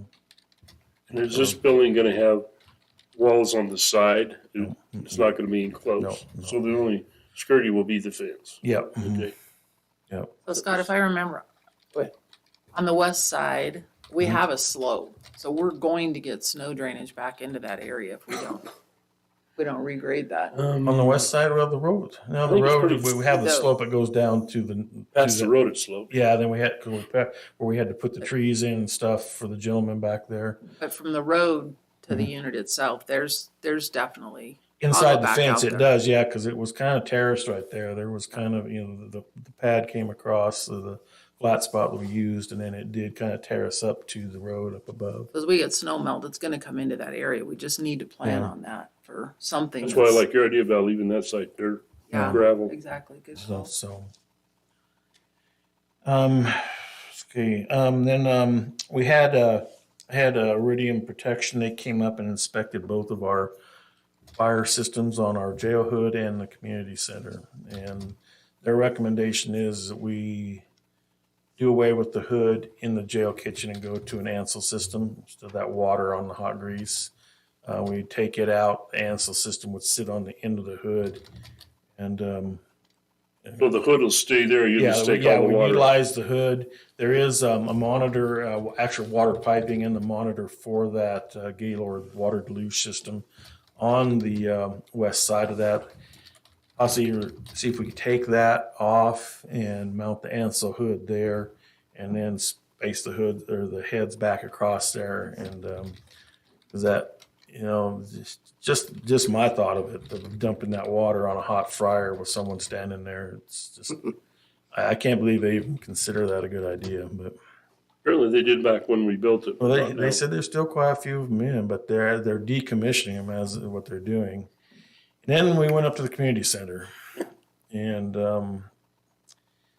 actually our inspection on that for one thing, the gentleman said, unless you're an Ansel distributor, you really aren't allowed to inspect them. But it just, there are so many things out of code in that thing. The way it's inspected, the condition it's in, and everything else. So we're gonna have to look about doing something with that. Surprise, surprise. That's just for the hood, or is that for the whole kitchen? That's just the hood. I mean, that's Yeah. that's the only fire suppression is over that hood in there.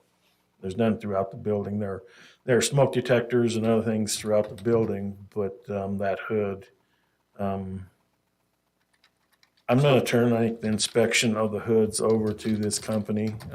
Is what we're going to do. I'm going to do because, yeah, there's the heads up there. There's a T comes through and it's loose. It's not supported, which is a code violation. Some of the cables, the inspection mode of just writing on the bottles inside of what's been done is not legal. So they're going to write up proposals for us, and both on what it will take to replace the Gaylord hood and to bring that one up to proper code. And then I think in the future, just they will do the inspections on the hood, and what we'll do from now on. Scott, are they giving you a timeline? What's that? So you have this done by a certain date? Well, there's no requirement. I mean, this is just, there's no timeline because it's not considered in violation by anybody. Oh, okay.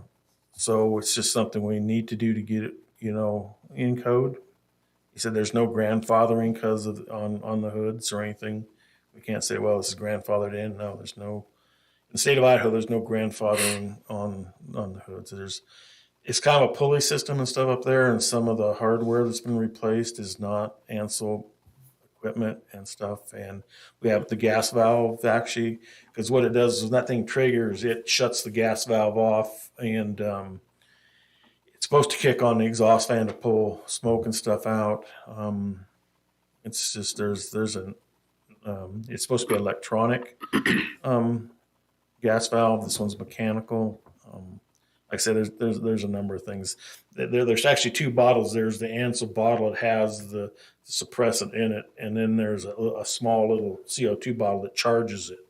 And that little bottle's from like 1994 in there. And I don't know how they Just test need to bring it up to code. Scott. Yeah, we need to get it. We need to get the pipe supported up there. Some of the mechanism that actuates it needs to be supported, and they need clean bad, both the hoods. He got up there with the flashlight, the hoods.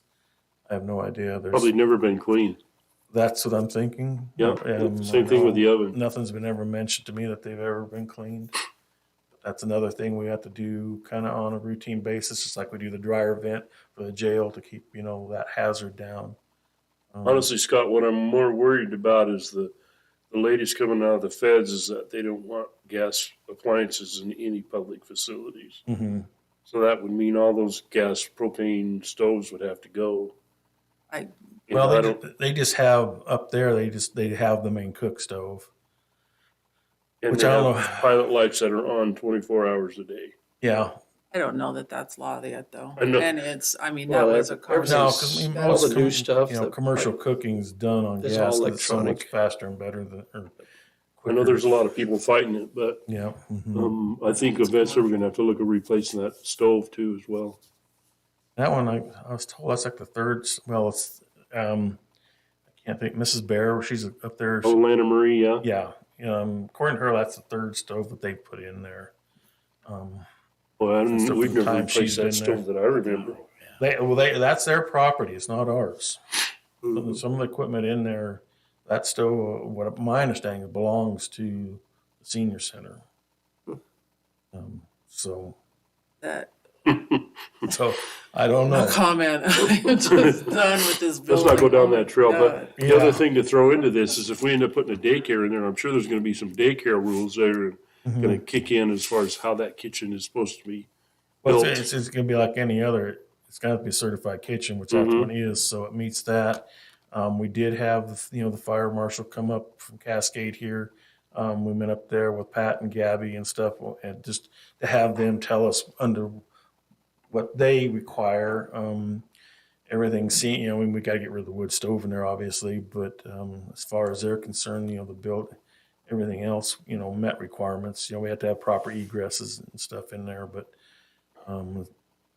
didn't say required a wet fire system or anything, suppression, as long as we have adequate smoke detectors. And if we go to a central heating and cooling system with the duct detectors and everything else in it. Which we have 2 electric furnaces in there Yes, now? they are, but Have they you don't noticed? heat that back part or the north end. Oh, it doesn't heat that in? No, that's That has baseboard wall in there, and heating then someone just threw out to me a week or so ago that they've disconnected it in there, and that's why it doesn't work. Huh? Save money, so. Yeah, I didn't want to pay the power bill. We're paying the power bill now, aren't we? Yeah, Yeah. And there's 2 wood stoves that have to come out. yeah, Not one, they 2. want that one in the main food service area taken out, and then the daycare one up there, if and when we do that, definitely has to come out. They're both really good stoves. One's a good Timberline, the other one's an earth stove. They're actually excellent stoves.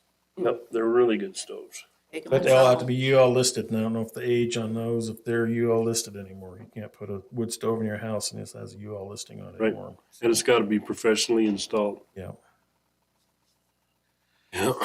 But that's about where I'm at right now.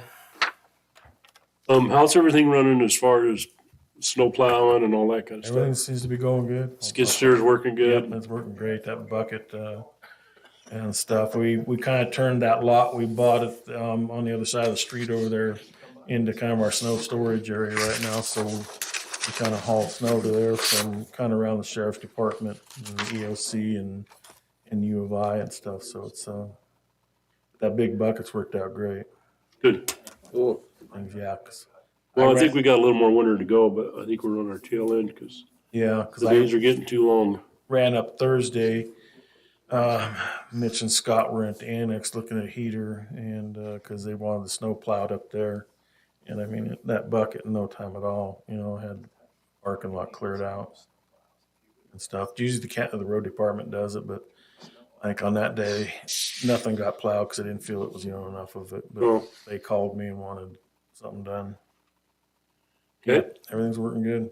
You have an action item? You want to go to that next? Yeah, we do. We have it's the flower or plant sale, the Valley County. I can't remember what the Esther Gardeners? what Matt or something. No, it's not. No, it's not. No, It's the it's Long Valley Garden Club. Long yeah, Valley mhm, Garden Club. Yeah, Very good. they made an application to use the barn and stuff. So yeah. So are these, are we asking to waive off the insurance? Have they asked to waive off insurance requirements? They sent it to Mickey, and then Mickey forwarded it to me. And so I don't even know where they got the form. It actually shows Commissioner Bingaman still Yeah. listed on it and stuff as sign off. They probably Okay. got it from the fair board, would be Okay. my guess, so we need to make sure they get an updated form. And I thought correct me if I'm wrong here, but I thought we kind of talked about those things that were not for profit were exempt from the insurance. You guys remember anything like that? No. There's nothing in an ordinance or a policy that way. I mean, we can look at that. They've got to come in and ask for individual waivers. That's what we've done so Because right far. now, I know the rec district's using it for an ice skating rink. Mm-hmm. How's that working out? As far as I know, fine. Other than I see they have an ad out for a hockey tournament or something Yeah. down there. That was last weekend. That was last week. Yeah, I didn't know anything 3-on-3 about that. brewing. They signed this with all the insurance. Do we have insurance on them? I mean, my God, that's a huge I thought it was insurance. just supposed to be for kind of people coming at night and weekends and public use. I didn't know they were going to hold events there. Do you have a signed form with them, with the insurance agreements in that? place with the Southern Valley Rec District? They came and provided all their stuff to us, so it should be on record. Who's keeping that, Scott? Is that your department or? Well, generally, once we get something like that, we turn it in and have it laser fished into records. Doug, do you guys have I'm not quite sure the something that, The other thing you should know about that is they've approached me about doing some work in the arena next summer because that arena is 2 feet lower on the east side than it is on the west side. Mm-hmm. So what they would like to do is come in and take a foot from this side and put it over on this side before Toby comes in and puts his new fence in. And I said, I don't think we want to do that because there's some base and you're going to get into some rock. Mhm. And so you need to work with you and maybe Jeff or somebody that knows what's underneath that. But Yeah, they can certainly bring more material in on top as long as it meets the standards of the 4-H or the horse program. yeah. But I don't think you guys should We be don't want to digging get in too there. much sand and get it too deep in there and stuff too. I mean, it's. And maybe an engineer I that don't know, actually you says know, it's I gonna haven't drain heard anything from afterwards. Toby on the fencing. You know, I have, for improvements in the fairground this year, we budgeted $20,000. So if he wants to redo the whole fencing there, it ain't gonna come close to No. doing that. So. We've asked them to do a request, a full proposal for ARPA funds. Okay, They're supposed to be putting it together. And the last I saw, some of those bids are around 60 to 80,000 to replace that whole arena fence. mhm, But the issue with it is it's rotting and it's starting to fall over. yeah. So it's really something that needs to be done. Yeah, it's really the pens in back where they hold the livestock and everything. Those They need to go to we went in Cambridge. and put up a bunch of 2x12s Look at what they've got up there. just before that Because they got memorial pretty bull riding Okay. they had there. But yeah, the catch pens and the holding pens in the back are just they're in miserable shape. They get a lot of abuse. I guess what I'm trying to say is Mhm. hopefully all of us can work together because I Yeah. know the skating rink has been a big success for the rec district Mm-hmm. and they really want to come back. Okay.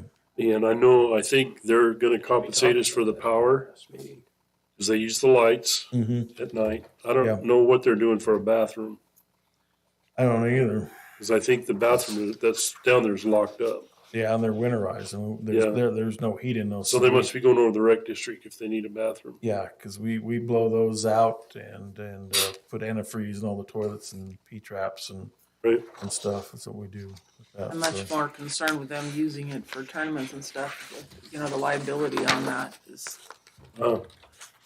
It's a 3-on-3 broom tournament is what they call it. And it's Mhm. just a bunch of guys out there skating around, but Yeah, I mean, if they're until they hit as their long as their head. insurance covers it, I guess that's when it kind of need to get this worked out. I mean, they going to bring the forms to me, or are they going to fill out their form and bring it to the clerk's office? you with should their be in proof charge of that, insurance? in my opinion. You should get all that, collect all that, Okay. and then give Doug a copy and he can laser fish it in, but you keep a copy of it too. Okay.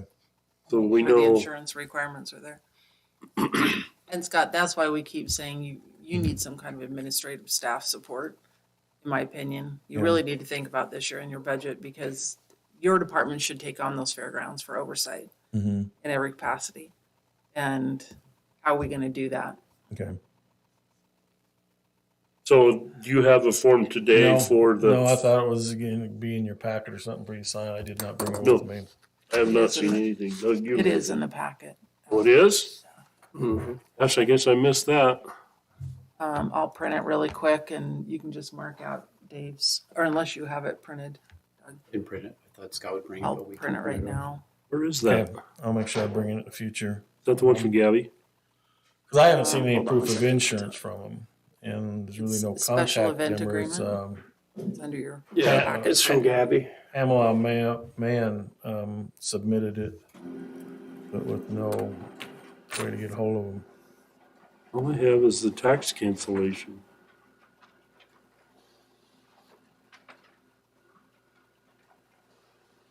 Oh, man, where is it?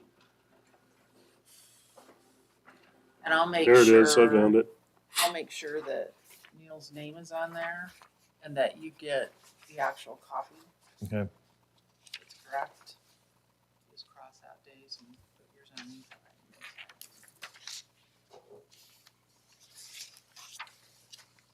Well, it says here that she signed it, and that included the insurance part.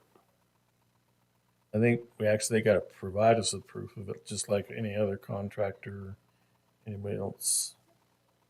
They should, if they want to waive that, they need to come in and ask for a specific waiver on it. Okay, I'll see if I can find contact information for them. Yeah, she's already Because then signed they it. emailed it to Mickey at the road department. So Thank you for doing that. So at this time, then, I would entertain a motion this is an action item, to approve this for Long Valley Garden Club. I make a motion that we approve this Petition for the Long Valley Garden Club. Second. Moved and seconded. Any more discussion? All in favor, please say aye. Aye. Aye, motion carries. Thank IT, I got a new computer and the big monitors saved my eyeballs. Oh, good. That's great, but I do have my laptop right now. We're still working some bugs out. I can't get to my desktop with it yet, but I can do emails and stuff, so it's a lot Yeah, easier. test that one. I'm trying to send emails on the weekends off my phone. Nice. Take that downstairs then and get it. And then keep a copy for your files. Okay.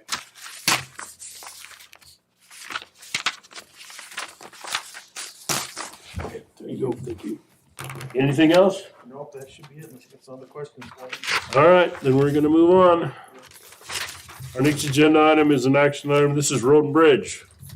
Come on up, Jeff. Thank you very much for plowing my road this morning. Yeah, I'm sorry, you have to get up. Question is can you get up? Jeff? I sit down, I have a hard time getting back up. You're not that old, man. He's had a hard life, though. Was that it? That was a kind of a weird storm. Some places had drifting and other places didn't have any snow. Yeah, I don't know, it was really weird. yep. A lot of wind with this one. Yeah, there was. Action item, this is usually giant maps that I lay out every year for you guys to sign. We did it online this year. So there's just, that's all you gotta sign. I went through all the maps. I've made the changes from hot mix to cold mix, or cold mix to hot mix. So does this help with the travel management plan? Is that what this is? No, this is our blue line. Oh, blue line These list. are the blue Okay, line map. okay. I usually bring 12 of those Right, giant maps right, in. right, yep. So we've, You're using technology, Jeff. well, I'm not gonna tell you how much we screwed up the first time we sent it in. When you bring it on up, we can take a look at it. And this is an action item, so we have to vote Got all on it. pretty colors on here. So the total improved road mileage then, it showed total mileage. Is it 734 miles? Yes. Okay. We gained a mile. We only have 6.4 unimproved miles? Yeah, and that's in the back country. That's part of an old, it's back there above Pilot Creek, back past Warren. There's a section of the old historic road. Oh. Kind of goes up through there and we're not allowed to touch it because it's part of the old wagon road. But it's still on our blue line? Yeah, we're not getting paid for that. Oh, got it. For like a half, well, there's a half a mile in there that we're not getting paid for because it's real narrow and they've got rock gabion baskets and we can't really dig into it unless we dig into the wall. You may tell Neil kind of what the blue line, what we have to do to those blue line roads in order to get paid. So our blue line is what we get fuel tax for. Oh, okay. Kind of hard to explain. Doug might have to help me here a little bit, but so it's based on population and miles of road maintained. So everybody pays a fuel tax. Registration, I believe, goes in that. Correct, Doug? That's correct. Okay, goes into a pot. They look at our population, look at our miles of road maintained, calculations, boom, this is how much money you get From, from ITD. oh, okay. the state. It's come from ITD. Yeah, And I think, Neil, we used to get about $2,000 a mile. I think it's up to we're about 2,600 a mile, I think. 2,600 a mile now. And maintenance to pass a blue line, it's drainage only. It's not how rough the road is. It's bladed for drainage. Okay. Inslope to a ditch, outsloped over the side or a crown. Right. They don't care about potholes. They don't care if it's washboardy. It's all drainage based. All drainage. Yeah. Care less if you can't drive over because it's too rough. Yeah. Yeah. Okay. So Jeff, we took out 12 and a half miles for road or cold plant and put in 14 miles of hot mix. So that was just because we actually went in and paved some roads this year. Yes, we changed. Well, all the roads that we did, Nob Hill, Spring Valley, Wild Goose, and all the other little stretches that we did, and then all the ones that Valley Paving did for us. Okay. Didn't change our mileage, our total mileage. It just went from cold mix to hot mix. Okay, so I need a motion to approve the DH 1510 worksheet. I will make that motion. A second? Again, Move to second, all in favor, please say aye. Aye. Aye, motion carries.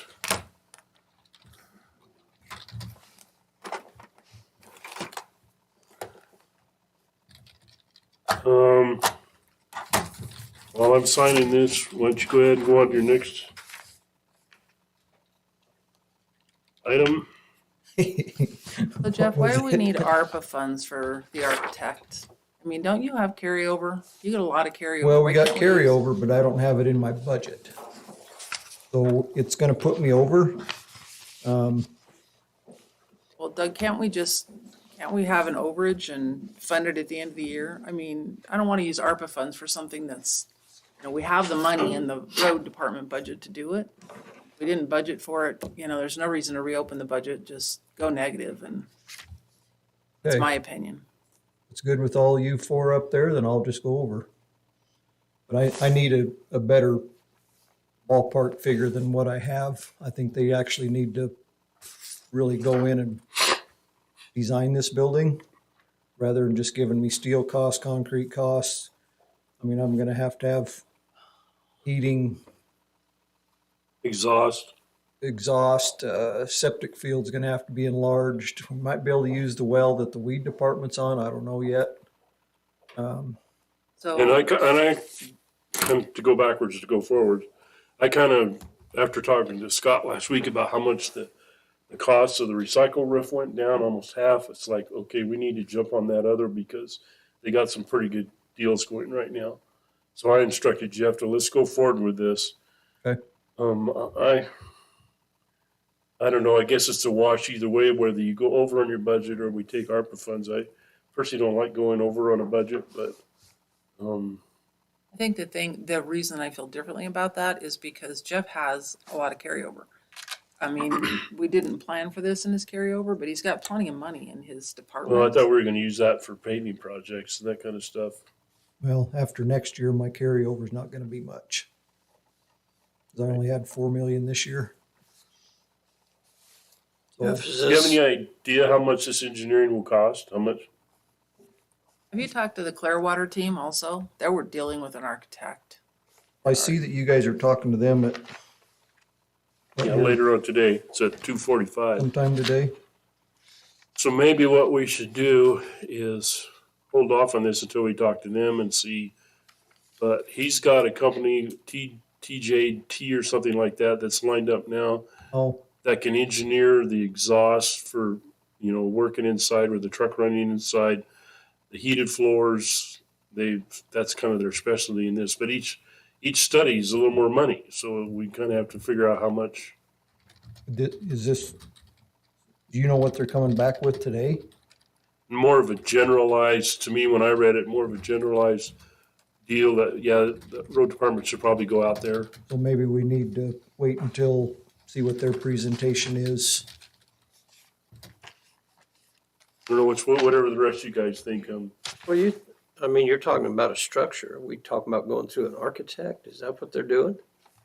Well, I don't know if Clearwater, if we would use an architect or if we use an engineering firm, but to build this facility out at Gold Dust, they have to have an exhaust, Oh, sure. engineered Yeah, I exhaust, get that. the heat, Yeah. the water, the sewer, all that stuff. And Basically need the whole building engineered or architected or whatever that.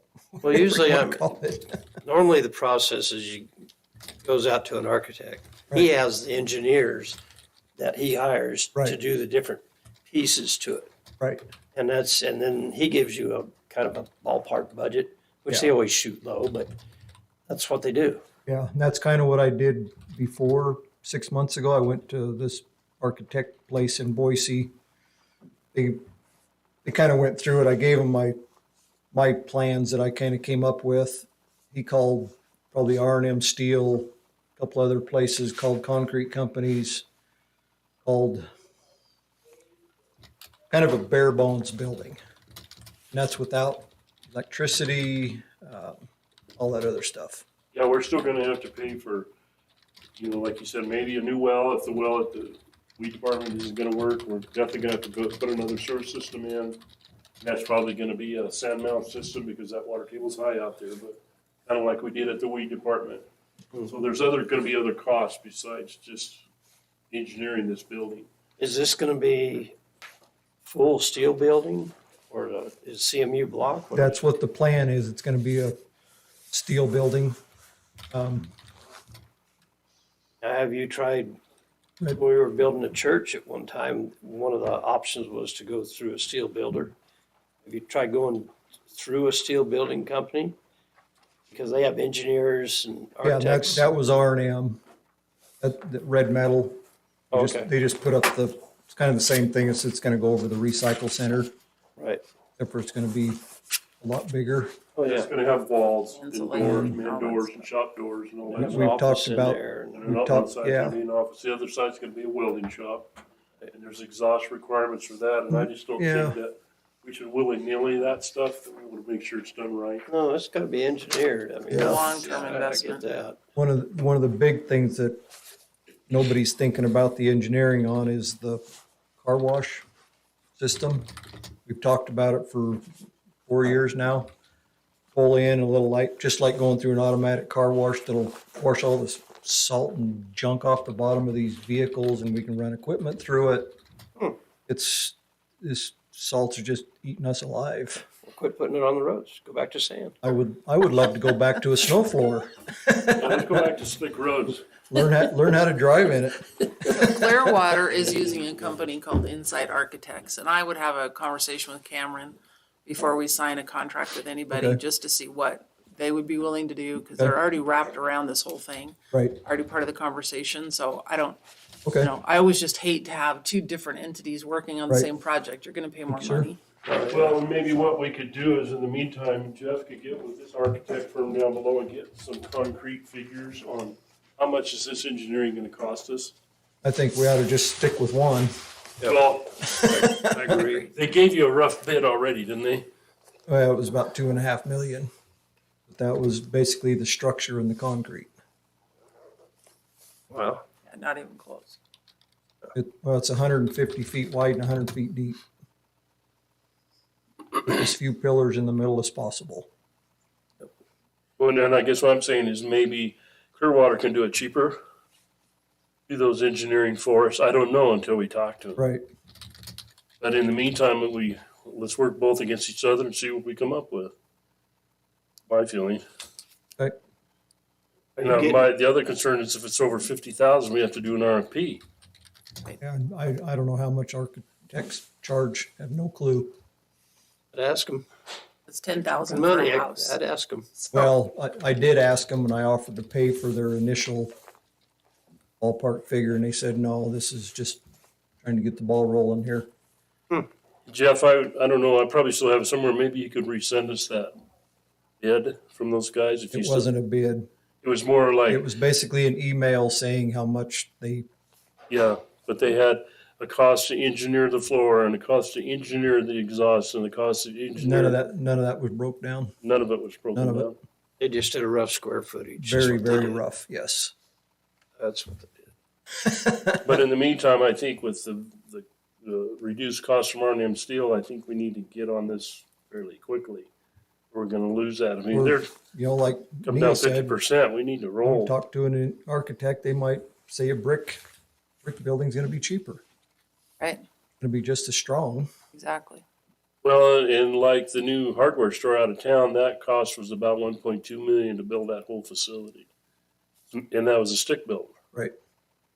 So there's lots of different ways we could do that. Well, we gotta think about what we do in there. We stick built, I mean, it, Yeah, I don't, fire hazards, grinding, welding, you know, stuff like that. I mean, our weld shop down here, we lined that whole inside with real thin metal years ago when I first started here, because we were always starting fires in the walls from grinding and Right. air arcing, and these guys don't need to hear what I'm saying. but- La, la, la, la, la. Oh, there, he knows. He knows for a fact what happened down there. think the World Trade Center proved that maybe It smells wood is smoke. better than. There. Okay, so we will talk to Clearwater. In the meantime, you kind of reconnect with your guys and see. Okay. Kind of get maybe a more firm cost on some of that, and then we'll make our call from there.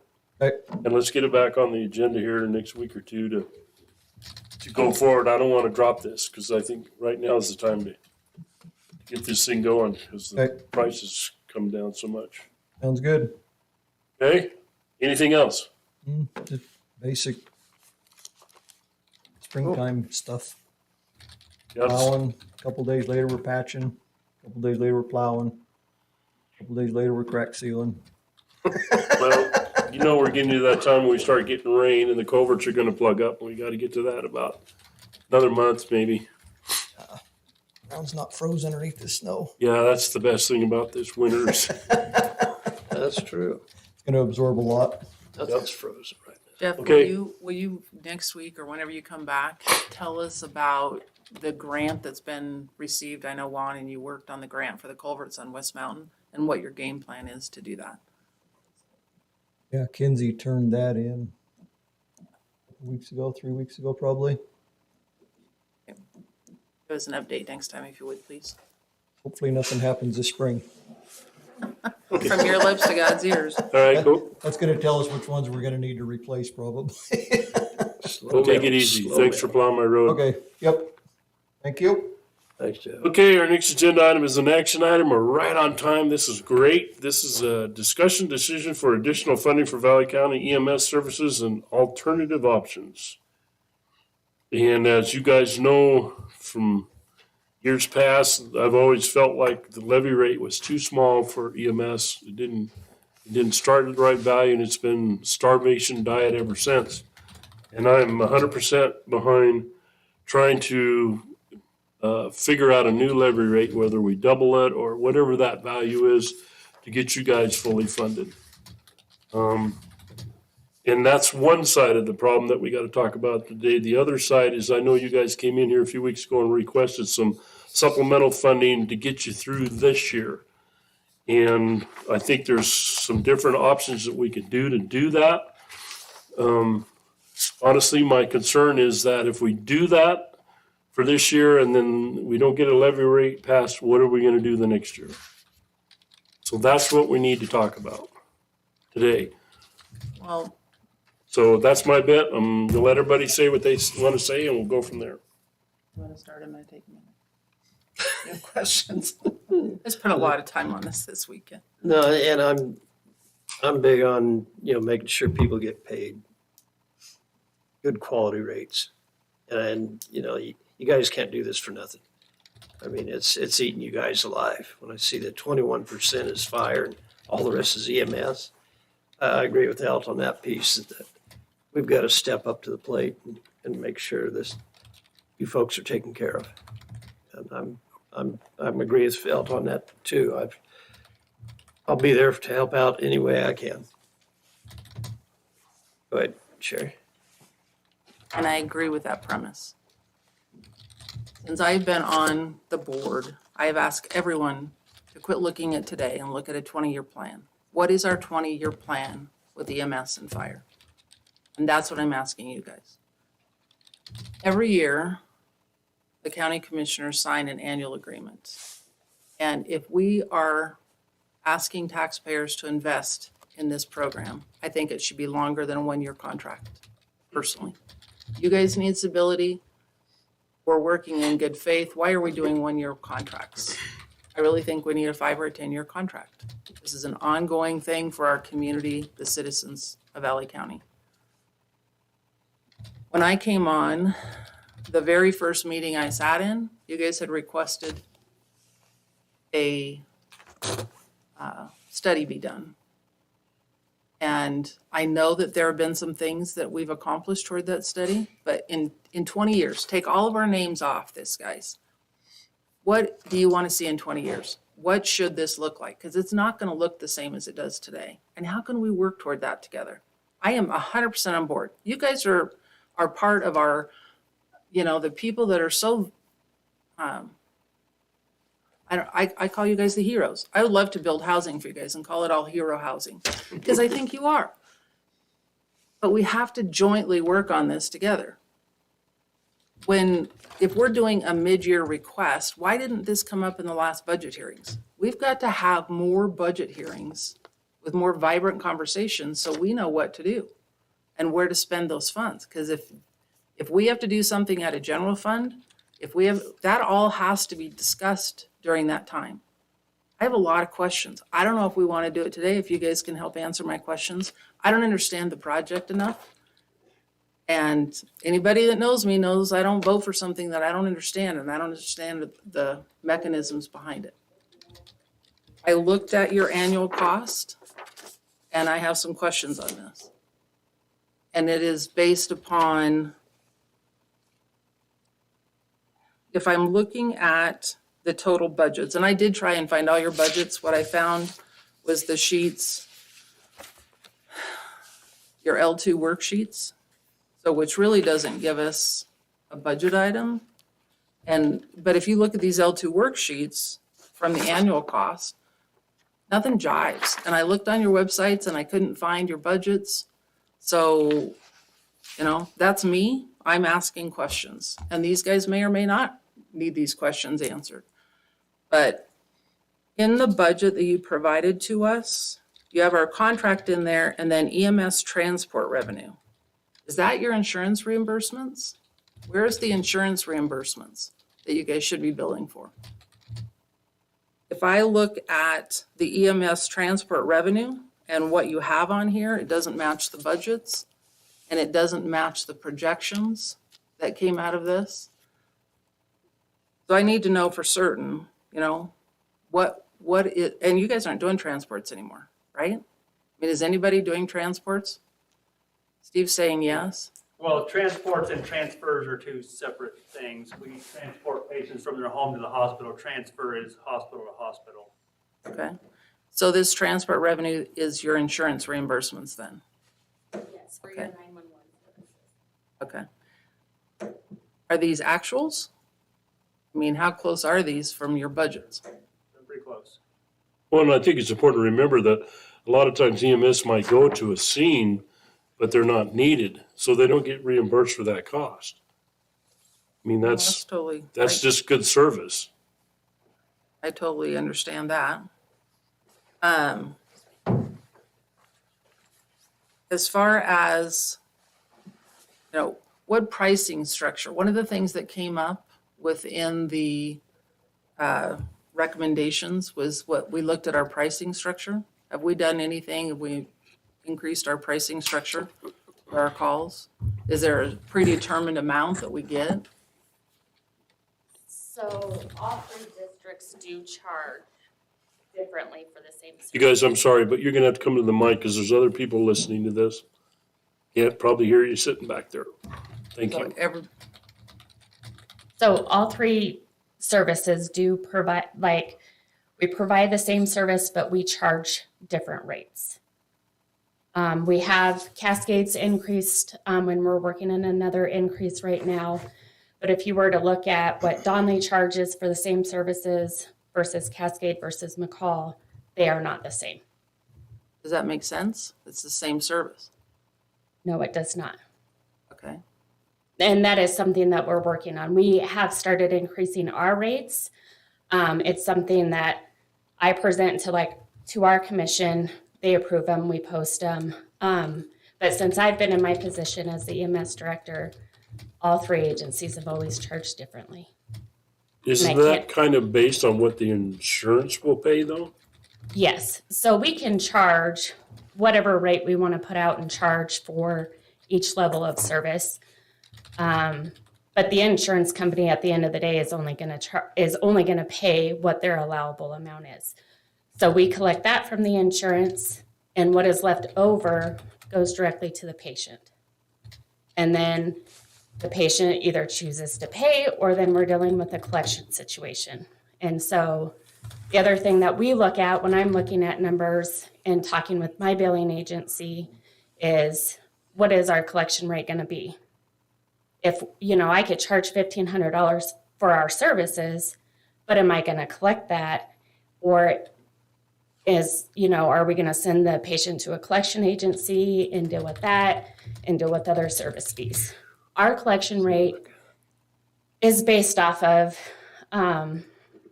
looking at what other agencies are charging, looking at what the insurance companies are going to pay. We have to look at Medicare, what Medicare is going to pay, what Medicaid is going to pay versus private insurance companies. Do they pay differently per district? Does it matter on what part of the valley you're from, or do they all pay the same reimbursement rate? They all pay the same reimbursement fee.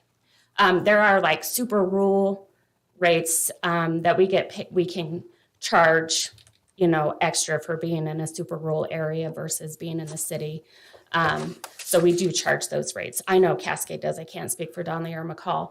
But our collection rate coming back from insurance and other payers has been pretty high, 82%, which is high if you look at a lot of different companies. I work with CAMAC. We have a billing service, CAMAC Ambulance Billing. We've used them for years. We get charged 7.5% for their services, but we do a lot. I do all of the coding in-house and send it out to them, and then they do our collection side for us. I You know guys all McCall- use the same collection company? I do believe Donley is now using CAMAC Ambulance Billing Service. I do not believe that McCall does. So is it based on like mileage or how Yeah, many so more we- you have to do? We charge for, and it depends on what we provide on the call. There's BLS service, there's ALS 1 service, there's ALS 2 service. We charge for mileage, and there are things that Cascade charges extra for if we use on the call. And I know McCall does it different and Donley does it different. We're not all charging the exact same services, but. So is there billing, does the state provide your billing software? Is all the software the same? I mean, can it be done the same? Is there different software?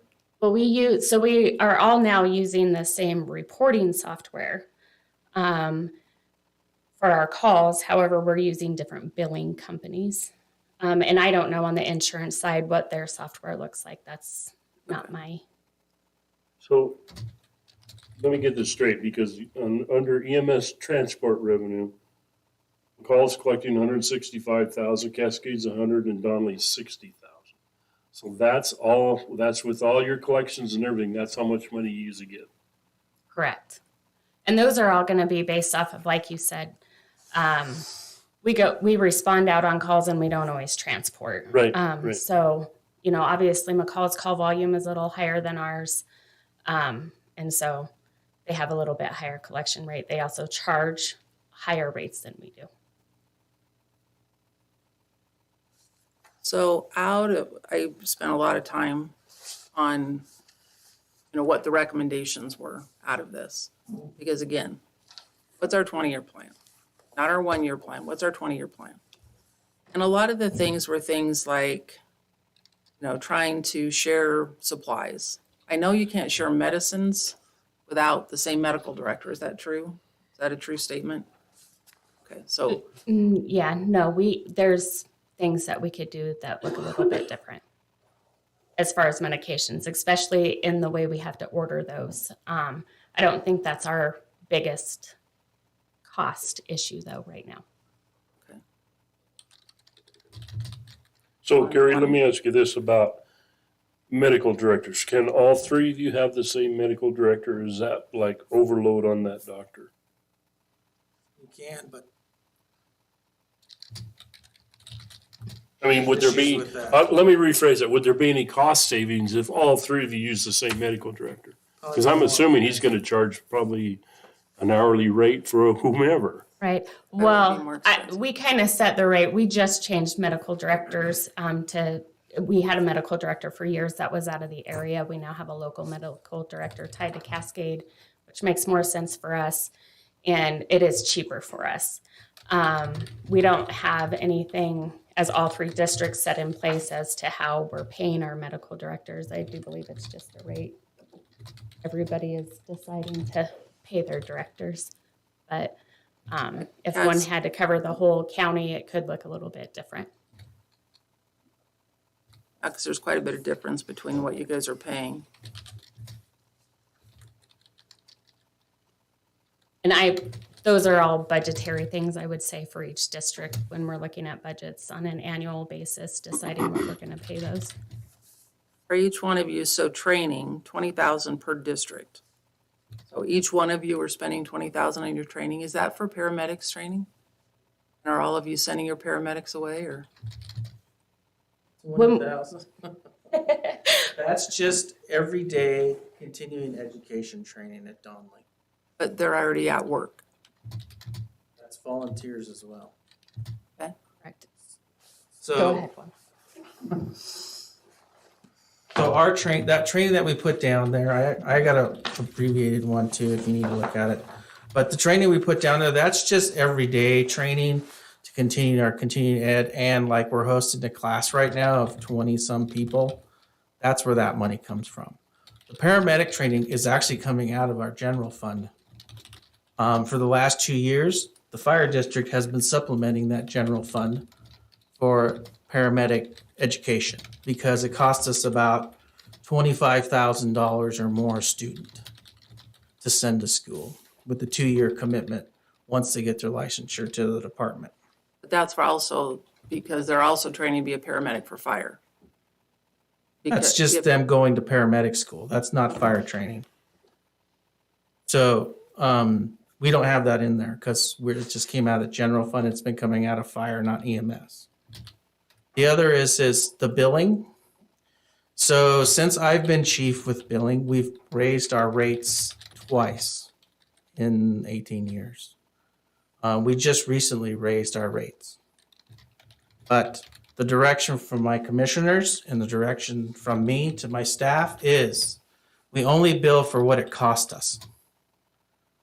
Because one, after every survey that the hospital does, the Department of Labor, we are the workforce of Valley County in Donley District, and we're either uninsured or not insured.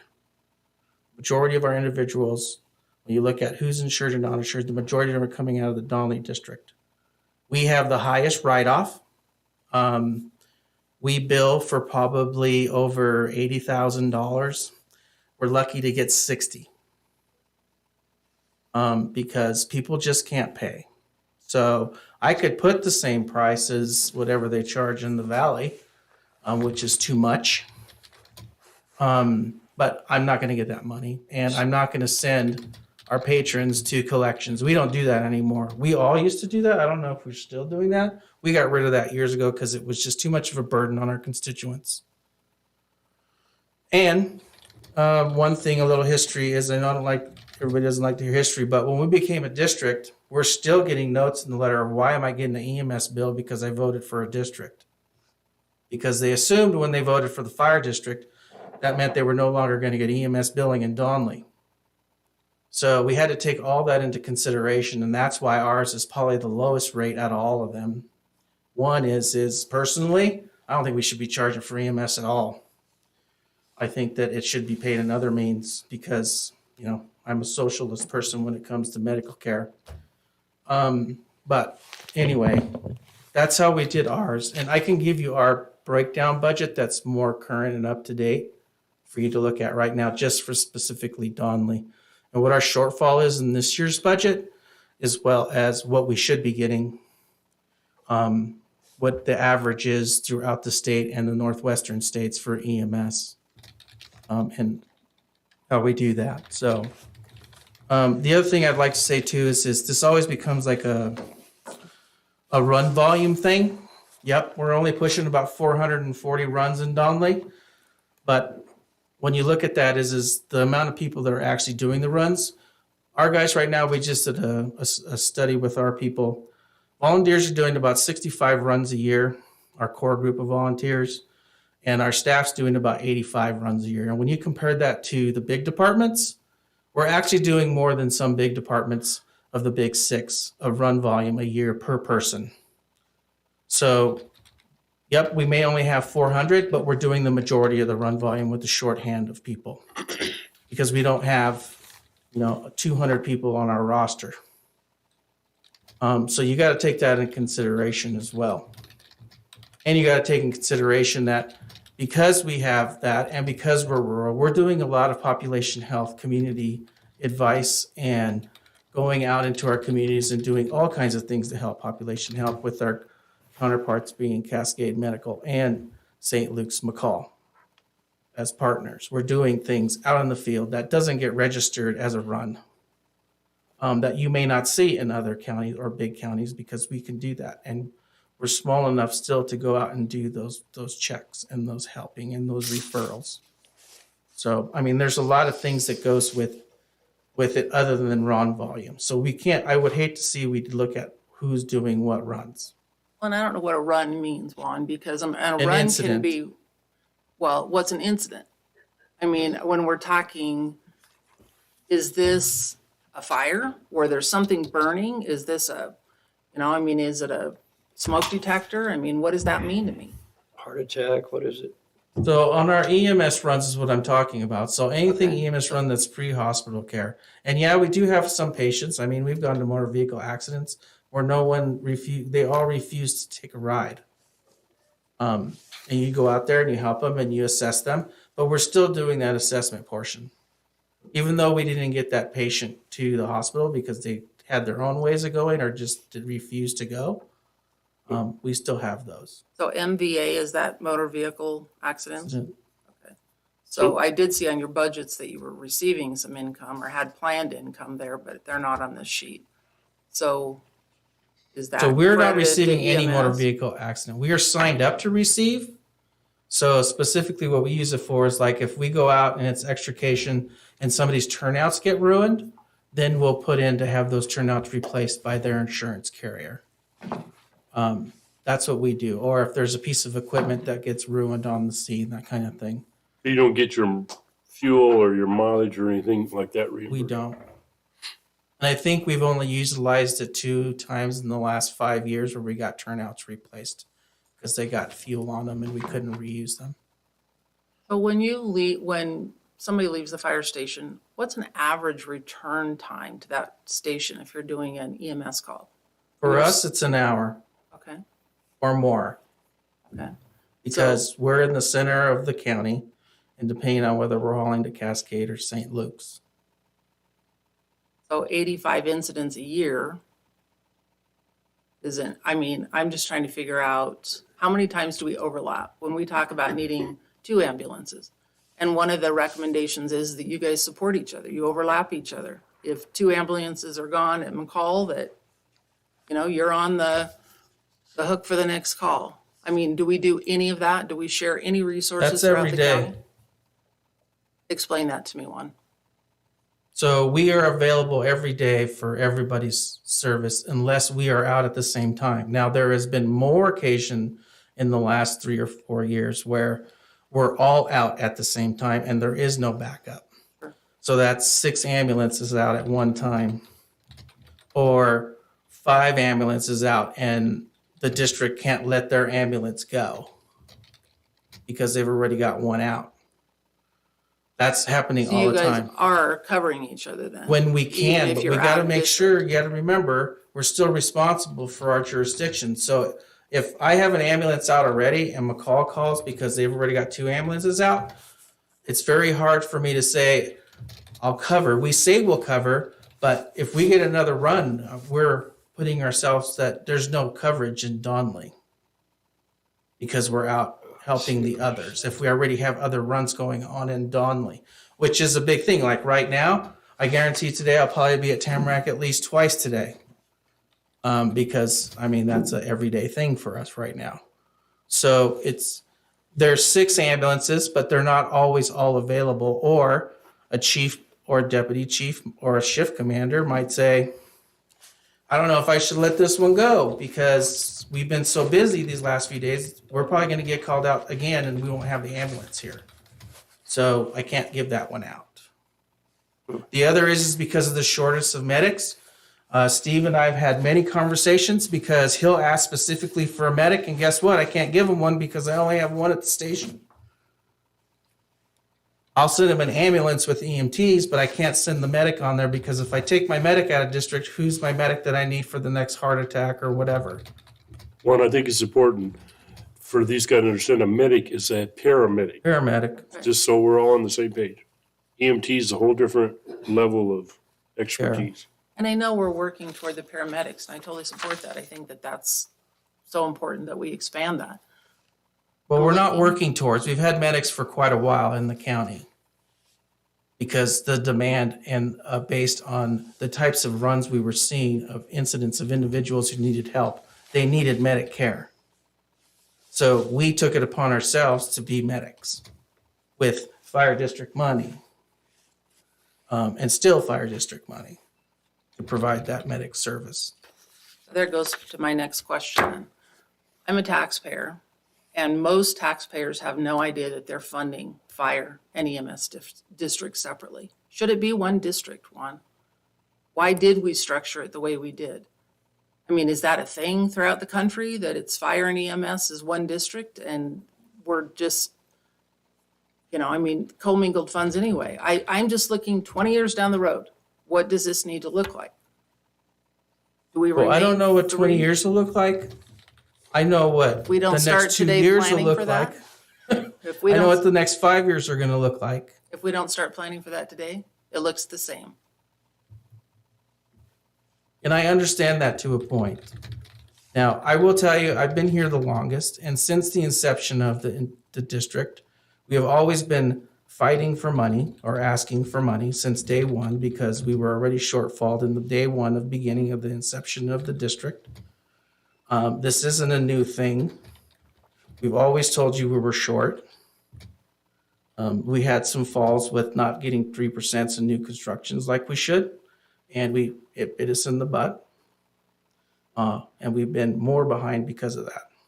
And I get that on the EMS side, but you're not underfunded in fire. So I, as a taxpayer, am paying to have somebody show up at my door in an ambulance or to fight my house fire. Why I wouldn't is say we're as a not taxpayer- underfunded in fire, because I think we're all three underfunded in fire. You're we only just- doing 20% of the work in fire and 80% in EMS. I mean, I think the EMS bucket's totally empty. I understand that. I think the fire bucket is being fully funded and then some, if that's all. Well, if you're doing 20% of the work in fire, You still have to have that entire crew sitting there, whether they're in the station or whether they're on fires. And that's why- The cost of fire equipment, I'm chairman of the board of Donnelly Fire Department. Could you come up to the mic, please?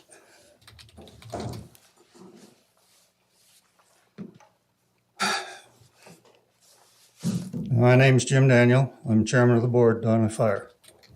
I've been a firefighter up to commissioner, chief here and chief in Donnelly. And 43 years. So I started in Seen it all. marching. And to say that the fire department is not underfunded is totally wrong. okay? I've been on fire departments here in Cascade and in Donnelly that we went down to federal surplus and bought old worn out equipment and brought it back and put it together to just fund what we had. But to just lump EMS and fire together, just because they go on an ambulance or a fire run or the firemen go on an ambulance run, we are two separate budgets and we have to be careful that way.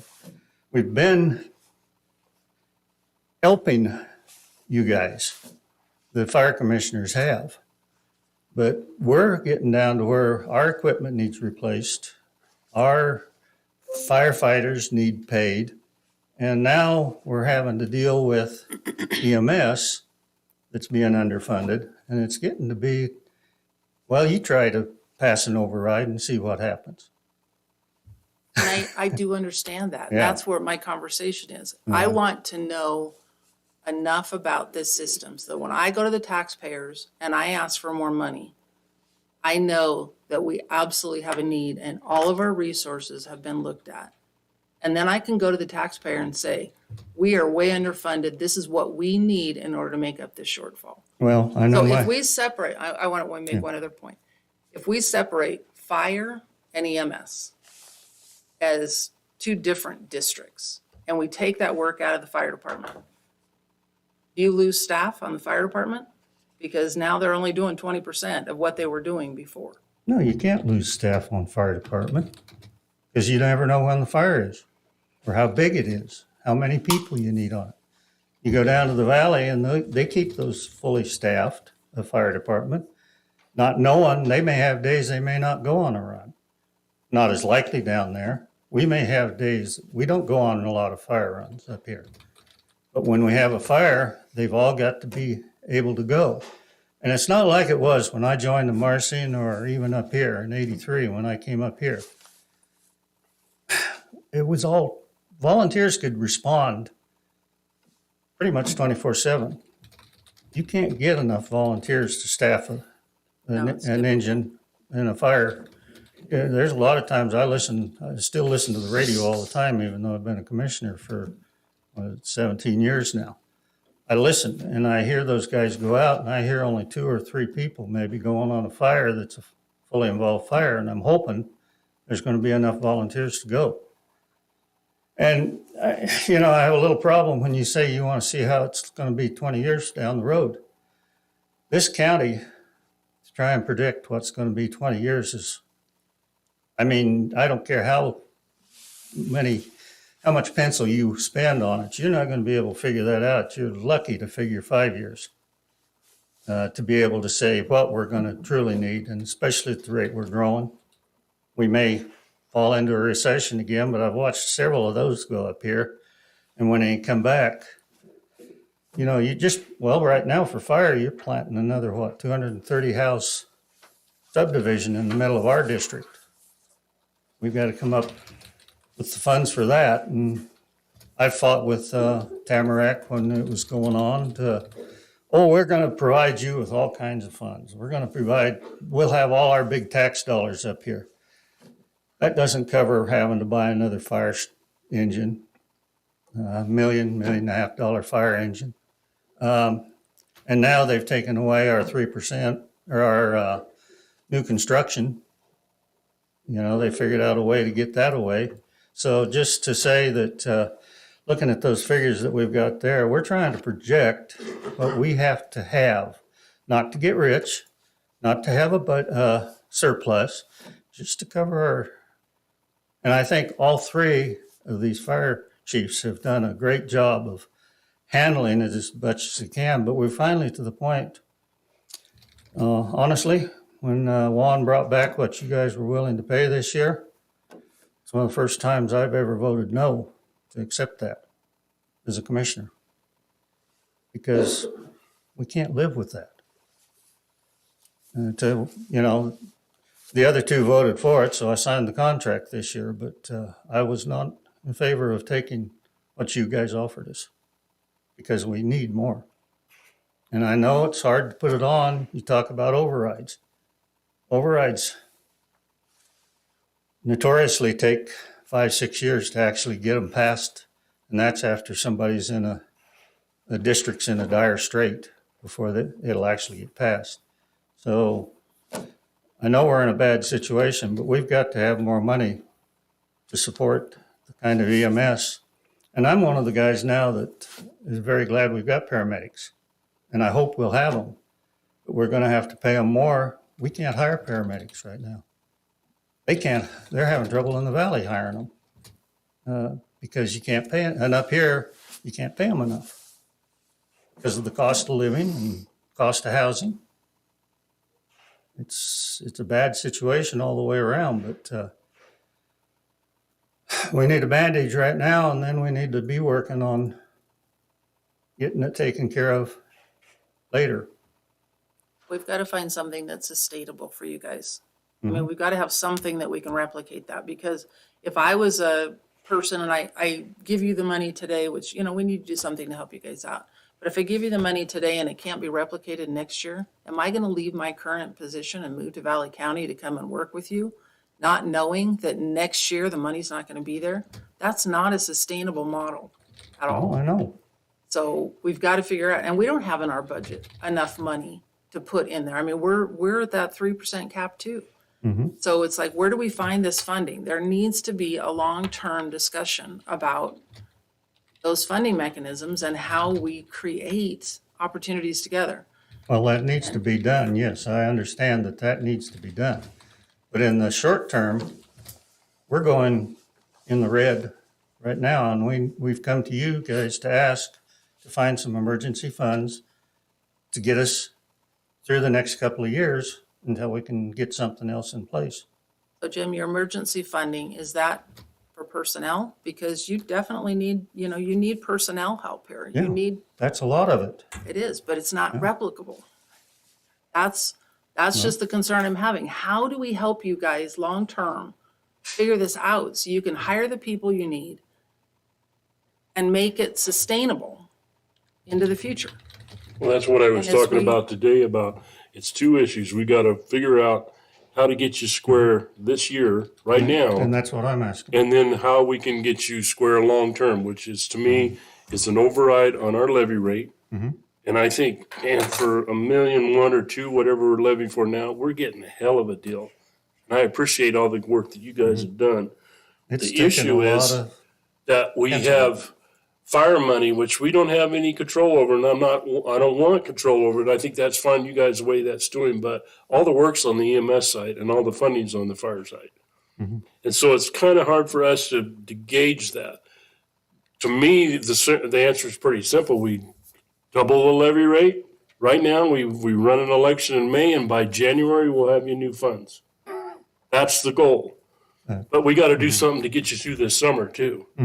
And we have PELT money, we have ARPA funds, we have maybe some general fund reserve. I mean, there's some places we could do that now. That's what we've got to ask ourselves if we're willing to do today. Yeah. And I'm behind it 100%. Yeah. And I think you've got 3 fire chiefs that work very hard on their budgets, and they can give you a lot of those answers. And we just need you to listen and realize that we're not getting rich. There's no way we can't get rich. You guys can't get rich. But they have been pretty creative like I said, I haven't been on the fire departments as long as I have. We've been pretty creative a lot of ways, a lot of times up here to get by. But we've got to, with the growth that's going on up here, we've got to have money for personnel, and we've got to have money for equipment too, because you guys are letting more people in the door than we're able to That handle. does help your funding mechanism too, so. Yeah. I So know if it's all right with you, Jim, what I'd like to do is I'd like to ask the other 2 or all 3 of the chiefs to come up. Anybody else? Tell us what you would like us to do. And then we'll go from there. Well, tell us what you're gonna need between now, because our new funding, we're gonna talk budgets here in the next 2 months. What do you need for next year, starting October 1? What do you need, and where are you gonna spend those funds between now and October 1st? Wage, similar to what we did last meeting.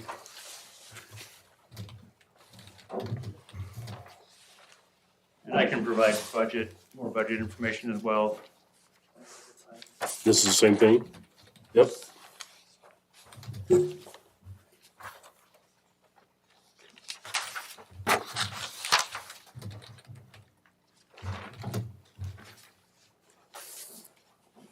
Come here so quiet, Garrett. You've been real quiet. It's not, you know what, I have to make a statement. In the 3 years I've been here, difficult conversation. But that's what I'm elected to do. I'm elected to look at the budgets and try and find funding mechanisms. So I know you guys hate me, and I hate being this person up here, and I just wish some days I didn't have to do it. But I'm a person that's a strategic thinker into the future. And I can't look at today and make decisions for that always. So I'm sorry, but I am going to ask hard questions, and I'm going to continue to ask hard questions to make sure that we're doing the right thing for our You taxpayers. got to fully understand it. So I do, I have to understand it. If I'm gonna go ask somebody for more money, I gotta understand what this looks like. Right. Oh. So Cascade's obviously a little different situation than Dalton and McCall. You guys know we're going for a levy override on the fire side. So with the little money that we collect on the fire tax, we collect $380,000 in fire tax, and the little money we get from the county, we can both collectively come together and we can staff an ambulance almost all the time. With the wage we pay is pretty difficult right now to staff that 100%. And on the fire side, we're either one, we're barely able to staff those. So it's very difficult. And I'll back up a little bit. Of when I first became chief in 2015, our EMS people were like strictly EMS, didn't respond to much fire. We had enough volunteers to respond, rescue fire truck with volunteers. Fast forward to 2018, we're like, man, we're getting skinny on volunteers. We'd always cross train. We did more cross training. So fire EMS, we're like, yeah, we'll roll a fire truck with volunteers and an ambulance can go for extra manpower. And I get to talking and we're like, this isn't really working now. We can't staff one very good. So we cross train our staff to where no matter what the call is, if it's a fire call, those two people we have on shift, because it takes both of our budgets to have two people there. They either run on a fire truck, a rescue truck, or an ambulance. Or if it's a crash needs a ambulance and rescue truck, we got one person in each rig going down the road. So sometimes it looks like we got a whole herd going down the road. We got 5 people and 4 pieces of apparatus just to get the job done. So we're just barely hanging on both ends of the spectrum to make ends meet here. And as we've pointed out before, as in our contract with you guys, it should fully pay us as a fire district what it costs to fund that ambulance.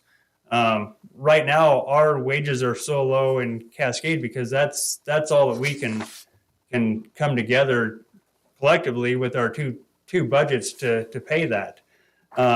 There's not enough on either side. So just to say that the fire districts have too much money, Cascade doesn't have any money. We're trying to get additional, and the reason for that, if we were whole on the EMS side, it would be better for us to go to our fire district constituents and say, we need this X amount of dollars, which we're going to ask no matter what, the $650,000, that is solely to staff a fire truck. And we need this additional money from you guys to be able to staff an ambulance. And if we got to go back and forth a little bit, that can be done. But right now it's just, like I say, just barely holding on to be able to staff one at a time and nothing else. We all work together very well, and we try to help each other when we can, but we're all short-staffed enough that we can barely take care of ourselves as opposed to help each other. We all operate 2 or 3 ambulances. We have them staffed to operate. We can't always staff 3 at a time or whatever. We all have 2 ambulances in the district, in our own districts, and one's always staffed, and the other one with volunteers when they're available. So yeah, it is quite the predicament that we're in between, especially in Cascade on the fire side and the EMS side. We can't pay enough right now to even attract an application for a firefighter paramedic. So we're just at a point where something has to change to make it better. So looking in the future, like Sherry mentioned, right now we can't look very far in the future because we're not going to be able to function in a couple of years if we don't do something. So and I'll provide you guys any budget information that you would like to see from Cascade. I don't have a whole lot of budget information, but any question you guys have, I'm happy to answer. Well, Steve, I got a question. I was visiting with Dallas Palmer at the hockey game yesterday. Uh-huh. Talking about an SRO. He said, Neil, he said, it's not what we have, it's what we don't have. We don't have bodies. Mm-hmm. He said, we'd love to put somebody in there. And same thing. He said, I'm losing people to other towns because I can't pay them enough. I mean, realistically, if you're being able to pay these guys at these 33 and 29, whatever that is over on this side, do you think you would actually be able to get more bodies to be attracted to come and work with? I think so. I usually receive phone calls. People say, man, I'd love to come work there, but I just can't make ends meet. If we could be more competitive to what they pay in the Treasure Valley, which that 33 and 29 are competitive, there's people that live Adams County, Valley County that would probably work here if they can make ends meet doing it, but they're going south to make the money. Sure, I get it. On it. So really what you guys are trying to do is balance where McCall's at. So you're trying to come up to McCall, you're trying to come up to McCall. And that makes sense to me. I mean, we're a regional community. You can't Right. make, half here and, and McCall. It does need to be balanced, but We just don't have the additional fire district funding to get those wages any higher. That's why Cascade wages are what they are. We have no other supplemental money. That's why we got to pull up the EMS to match that. Mm-hmm. So Steve, I'm looking at yours. You've got a current fire district shortfall of 132,609. But what you're really short is the difference between the 911,816 versus the 438. So that tells me you're short 473,426. Is that correct? Yeah, 'Cause yeah, what- because the 132 in that first column, that's just what we're like short paying the current wages. Okay. And the needed is with the increase in the wages. That's the difference in those two numbers. The 132 is not going to do anything for us. Right. For staffing. Most of that, looking here, is all for wages. Correct. Okay. Yeah, it's all wages. Okay. And like I said, if you guys have any questions, if you want to see more budget information, I'm happy to provide whatever you'd like to see. Okay. Who's going to go next? Juan or Garrett? Go ahead. Thank you for having us. I completely agree with you, Commissioner Moppin, that we need to have a plan. I think what sparked this whole conversation was the EMS study that we asked the county commissioners to do in 2019. So we could come up with that plan and to start the plan. The first step of that plan from the study advice was to look at impact fees as a mechanism to increase funding, which we started and did and have been trying to do for the last 3 years. I think COVID kind of exacerbated some of our mutual problems with staffing and call volume and all of that stuff and accelerated probably our growth projections that we had for 10 years. And I think we're at year 4 in that process of 10, and we're seeing these challenges before us. I think without funding EMS appropriately right now and trying to plan for the future, we're putting the cart before the horse a little bit.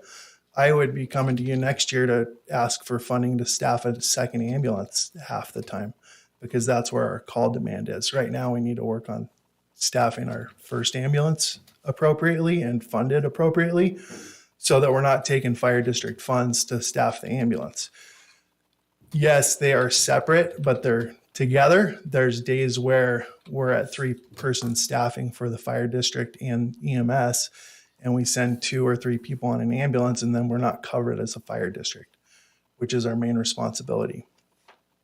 There is not a good mechanism in Idaho currently to have a fire and EMS district. They're 2 separate provisions in statute, fire district and EMS district. I think the majority of Idaho does not they don't dual role in fire districts.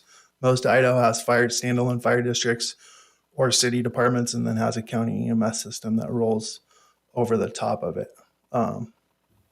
There's a lot of examples of that. I think we've historically just tried to make EMS work without really doing a business plan on the front end to make sure that it penciled out. And we're at a point where it's just broken. Mr. Miller asked the 3 fire chiefs to bring in the current shortfall that we're all experiencing this year, which is what we did.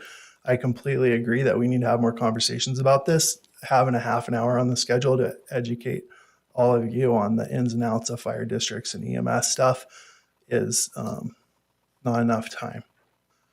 We could probably spend all day discussing EMS and fire and coming up with plans that we can all agree on and get everybody on board with. I would love to have that conversation. Garrett, are you in favor of an override? For Yes, EMS? I am. I wouldn't know where that would need to be right now without sitting down and really penciling it out for everybody. I think I told you before, we can provide EMS as fire districts for a lot less money than the county can do it on its own, and for a lot less money than a private could do it up here for. However, there needs to be a balance, and the fire districts need to be funded to provide that coverage. And it is really as simple as Steven said. If you want to have an ambulance 24 hours a day, 7 days a week with 2 people, just multiply those 2 hourly rates by 8,760 and you know where you're at least just for staffing, right? Which is what we're asking for. Well, and I think our county's at an interesting time right now because we've been able to limp along with both of them combined. I think eventually someday we're going to split those up when we have a lot more population. We're going to have to. Because otherwise, we're going to make our fire stations 3 times as big to hold all the stuff for one reason. But I don't think that's going to happen for a long time up here until we based get the on our population. call volume in our collections, on average, our billable call for transporting somebody to the ER is $460, which is probably pretty ballpark close to everybody else. We would have to do about 7,500 transports a year as a system in Valley County just to pay for the funding for 3 ambulances. That's so far down the road, right? That wouldn't even, at that point, you would just barely spark the interest of a private ambulance company, right? Because there's zero profit margin in this until we hit those kind of numbers, which I don't foresee happening in our lifetime in Valley County. Not in our lifetime, but eventually if we get to the size of Ada County or Boise City, then we're going to have somebody. Yeah, and there's huge efficiencies in having fire-based EMS. If we set it up right, it could be sustainable long-term. Nobody would ever question why we're doing it because we are saving tax dollars by doing it the way we're doing it. And I think that's a mindset that we have to have as commissioners and even fire commissioners, is the fact that our job is to provide security, the sheriff's department, the jail, all that kind of stuff. This is another thing that the county has to provide is EMS. We can't look at it as a for-profit. No, you're covering your costs. It's never going to make money. You're covering your costs. And I liken it to your contract with the city of Cascade to provide police or law enforcement, right? You cover them 10 hours a day. I think it works out to about $68 an hour for 10 hours a day year round. You're covering your costs. You're not making a profit on it. That's all we're asking from Valley County is to cover the costs of providing the EMS staffing. And I think it's a fair ask. Mm-hmm. It is. Okay, anything else? Juan, you're up. He already hollered at me. Yeah. With his eyes. With your eyes. I can read you. All right. So you have ours. So I'm going to go along with Steve and Garrett, and the current shortfall for the district is $202,304. Does that make us whole? Absolutely not. Does it even come close? Absolutely not. What it will do is we won't be in the red for the current budget, which is a shortfall in itself because I can't hire 2 medics. And I'm going to tell you right now, I was going to hold this, but I'm not. If that's all we're going to get or close to that, you will be seeing a change in our licensure in Donley. I will be changing the medic program. We will still provide medic care, but we'll use other options allowed by EMS, and it won't be 24/7 coverage. Because I have 4 medics, 4. If I put them through another summer with just 4 medics, I'll have 0 medics in September. Because I'm currently using 4 medics to cover everything, every day. No time off or hardly any time off. We've had 2 occasions since January. We had 5 runs in the same day. 1 medic covered 5 runs for over 8 hours a day. 1 medic. And it doesn't just, that's just the run time. That's not the paperwork time for 5 runs. 1 medic. So we're overworking, honestly. We're taking advantage of those medics because we're not paying what we should and we can't get them support. And I'll go back to what was said last time. We have brunt on our shoulders as chiefs to make sure your EMS system is covered. You can no longer do that. It's your responsibility. It's no different than signing a contract with Lakeshore. They come in and say, this is what it cost. Well, we're coming in and saying, this is what it cost. I am hesitant, but I agree with a levy override. But in my district alone, grassroots people have paid $4,900 already to EMS and fire, or to fire. And it always seems that the catch-all is to go back to the taxpayer, even at the state thing. $4,900 Each household has paid $4,900 per year? Up this far of providing fire district coverage. So now we're going to go back and ask for more money from the same grassroots people who are funding everything. And you can say right, wrong, or different. New construction in my entire livelihood in this industry has not paid for itself. And now we're inhibited by a stupid House bill. And it definitely doesn't pay for itself. Allowing more homes to be built, we get no benefit from that. None. Doesn't help me hire people. Doesn't help me buy equipment. It's a joke. And it doesn't save the current taxpayers any money. They're still getting property taxes lifted. So we are coming in here, hands tied. And unfortunately, the medic system may change in Donley because of it. So Juan, you're comparing this to solid waste. Solid waste has a whole separate fee, and we don't have to go to the taxpayers. This is what the fee is, this is what we have to collect in order to cover it. It's not the same. So tell me what your solution is if we're not going back to the taxpayer.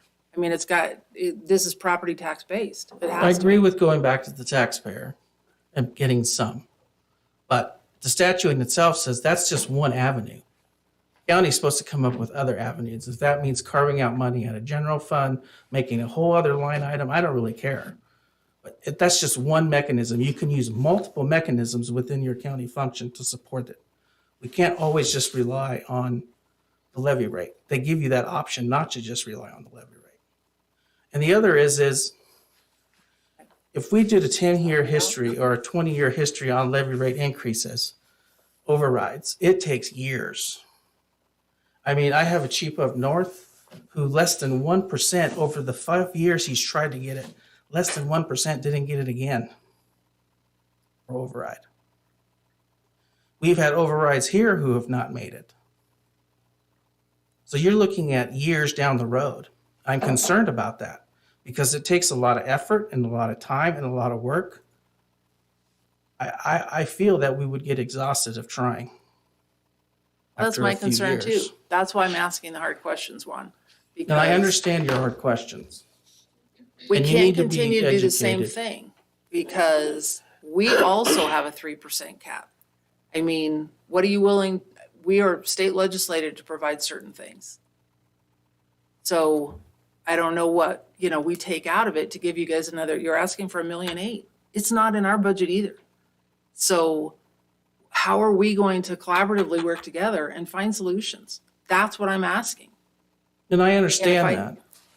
And I understand that wholeheartedly. I mean, I was the first one who took a deal to make the system happen. I feel bad for that. But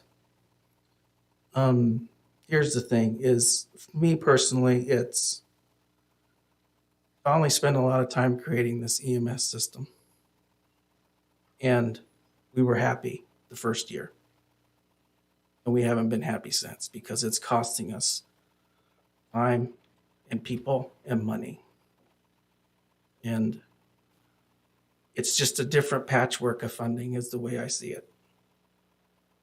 And yep, we need to figure out a solution. And what that solution is, I'm hoping that there's enough of us here who can figure out that.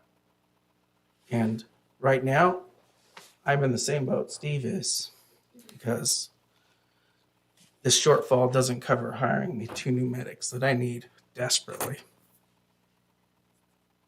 So if we look at our budget and break everything open this year and talk to everybody, are you gonna do longer than a 1-year contract?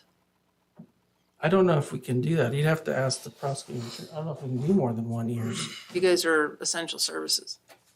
So I don't know. yes, we can do longer than 1-year contracts, in my estimation and opinion.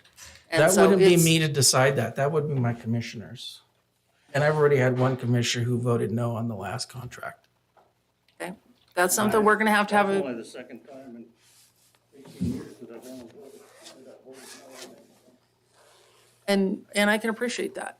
You know, this is a moment in time where we have to pay attention to what's going on and moving forward. But I, as a commissioner, also am investing in an EMS district with additional funds. And I gotta know that we're not gonna be having this conversation every single year. There has to be some stability for both of us as we move forward. I think all of us would absolutely entertain a long-term contract. It would just have to be funded appropriately. I think we have to look at Idaho code to see if that allows us to do more than 1-year contracts. Part of this job is you cannot commit future boards to a contract other than solid waste. So I'm not sure we can do that. But the way I look at this is if we go for an override and it fails, then we've got to come back and look at our general fund budget and figure out where we can come up with $1 million for whatever that number is to get you guys solid.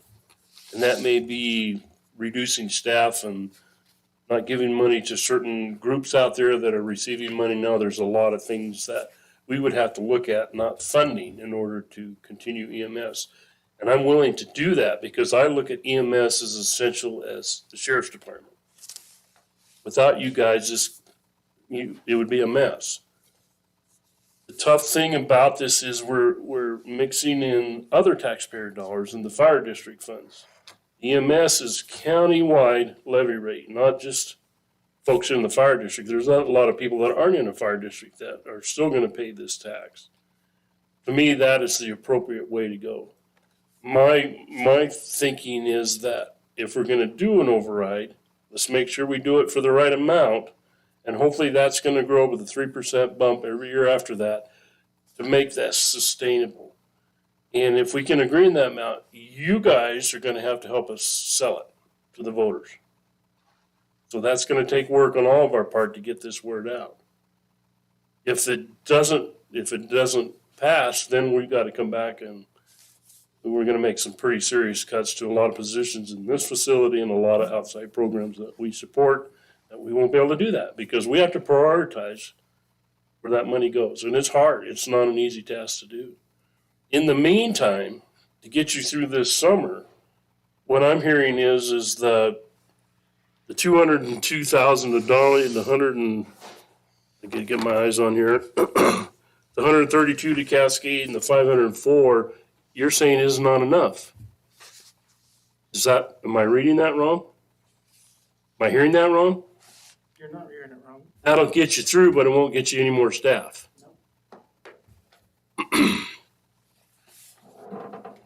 So that's what's wrestling actually in my head right now is that at least we can get you back to where your nose is above the water line, but that still doesn't help us until the override kicks in. And then if we do an override in May, like I said, we should start collecting funds in January of next year. Right, Doug? So hopefully this will get you through there's gonna be a gap between fiscal year and January 1 until we start seeing those funds. That could be a challenge. We'll collect them, but we won't see them until next year. You would get them in February?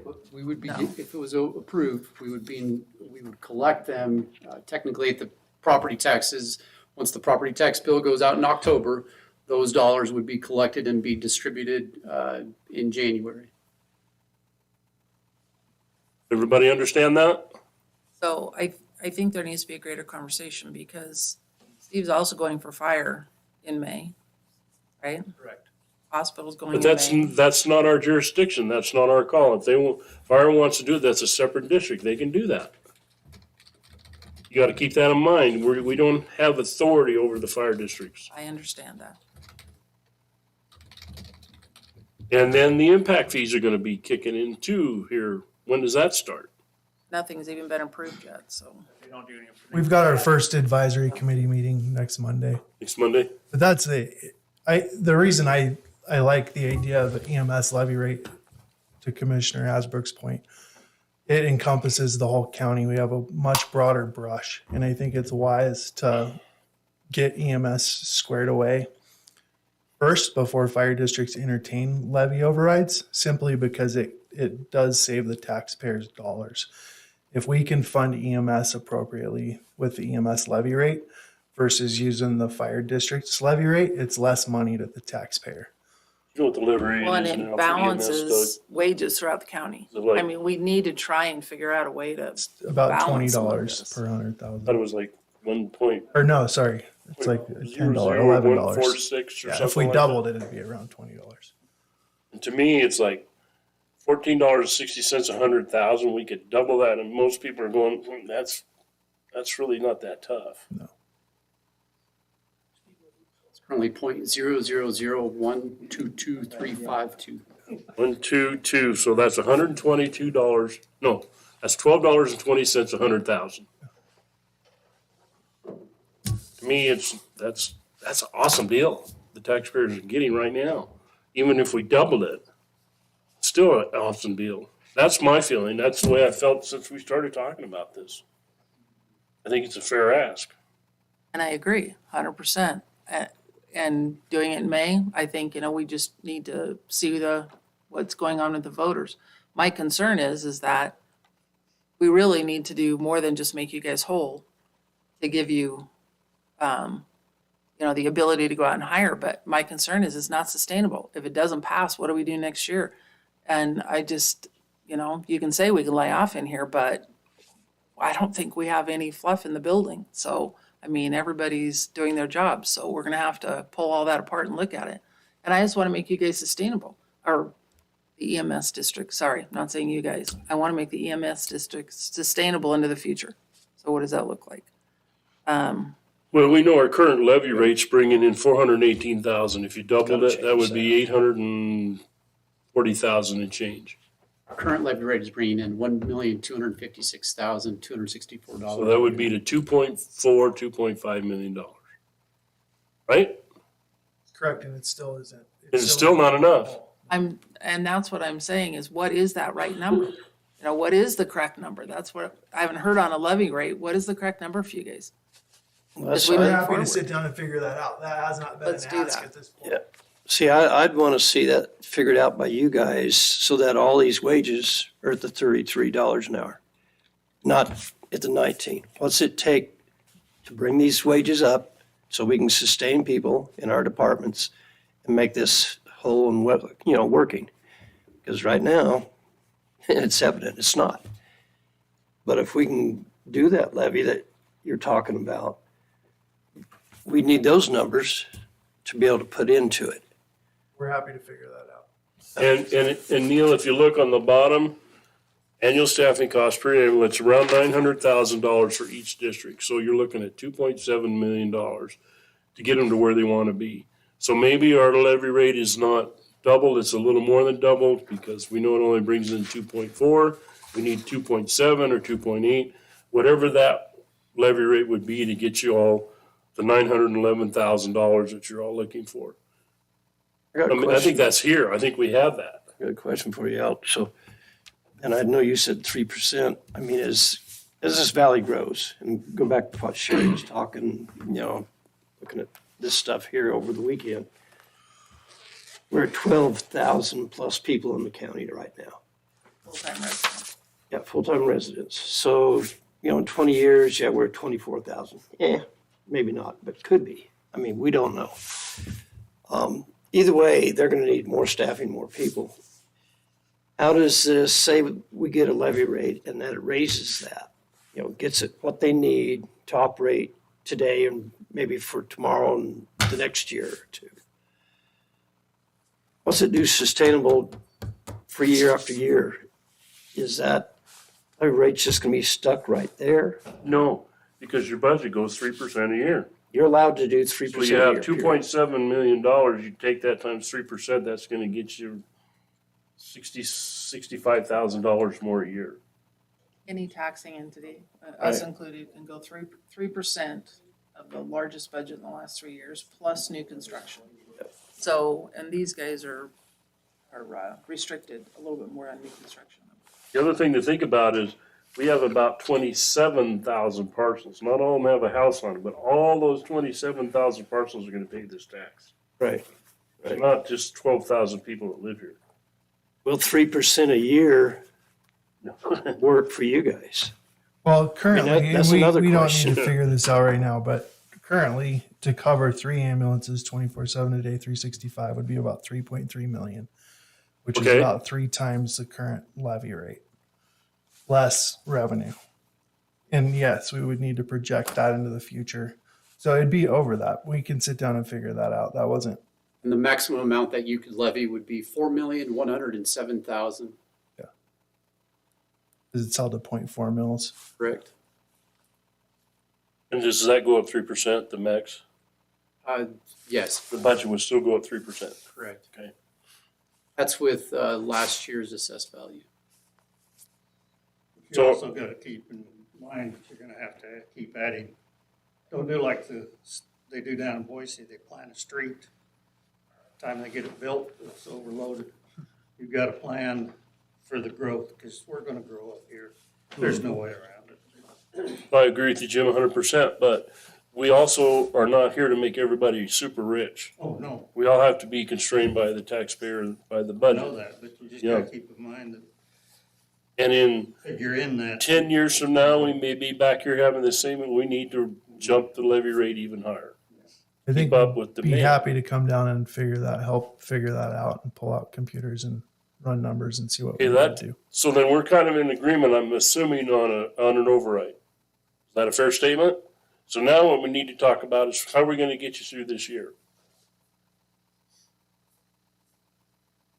Two separate problems, right?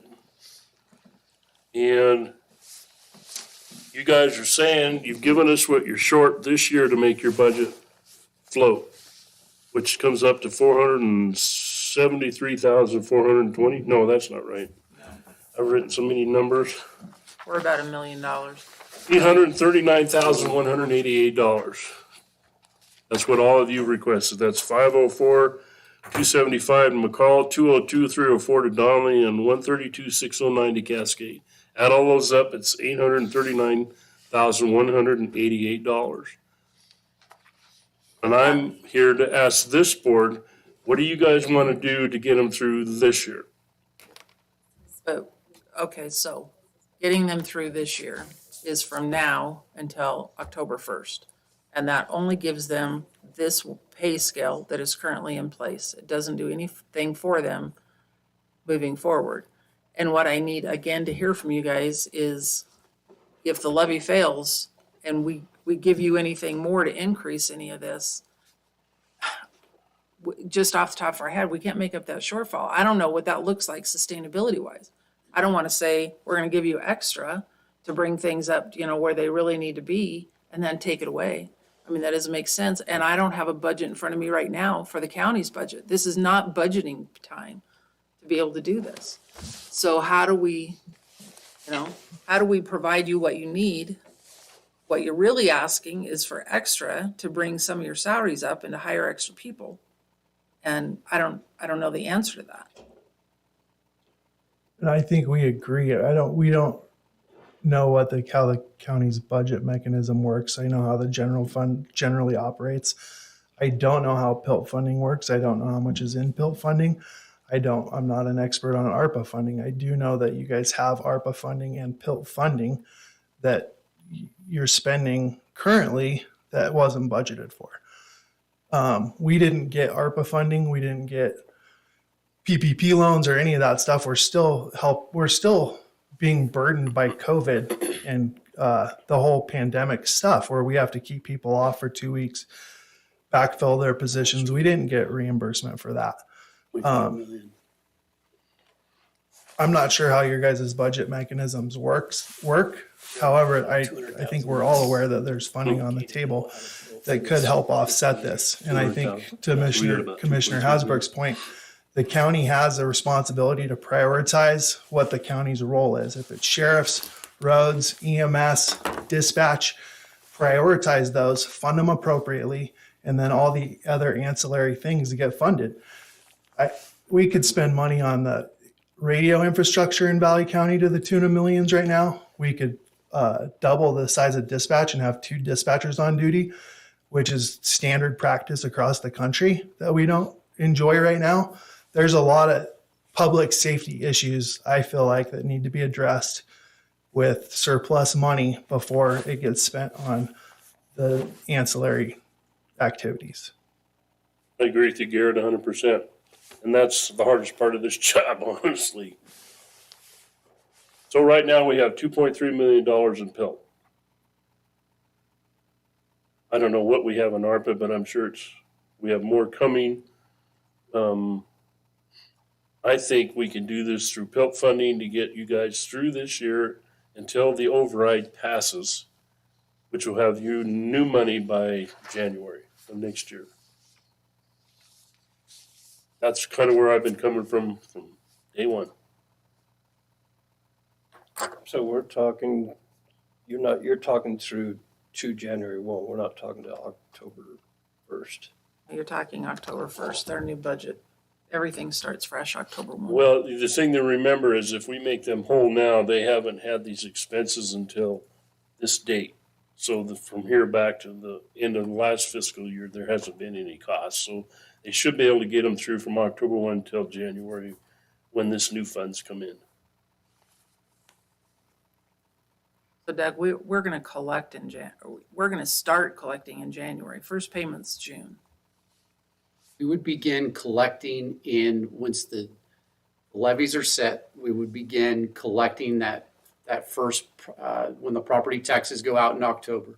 So then we would be collecting that, and then that first distribution of that collection would be done in January of that property tax dollars. Okay.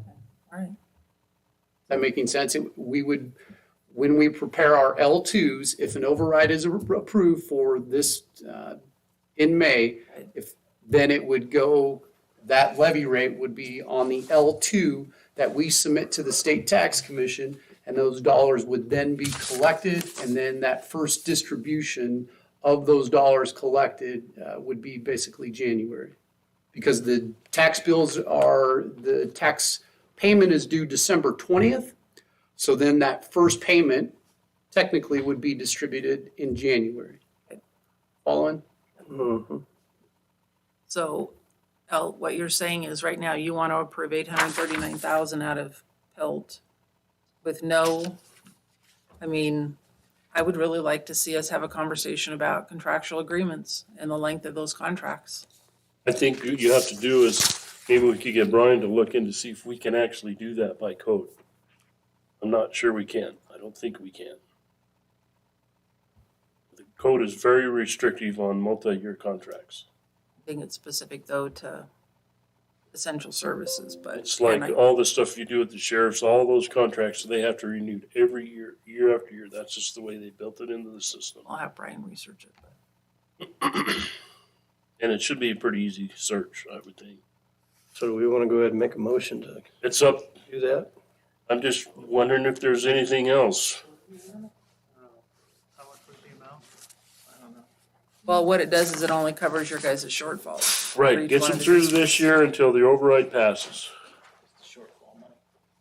839,188, so I'd say the motion would be for 840,000. Cascade's asking for Oh, more. we have more input. I would just like to make a statement and make something clear, at least for Cascade, before you guys make a motion.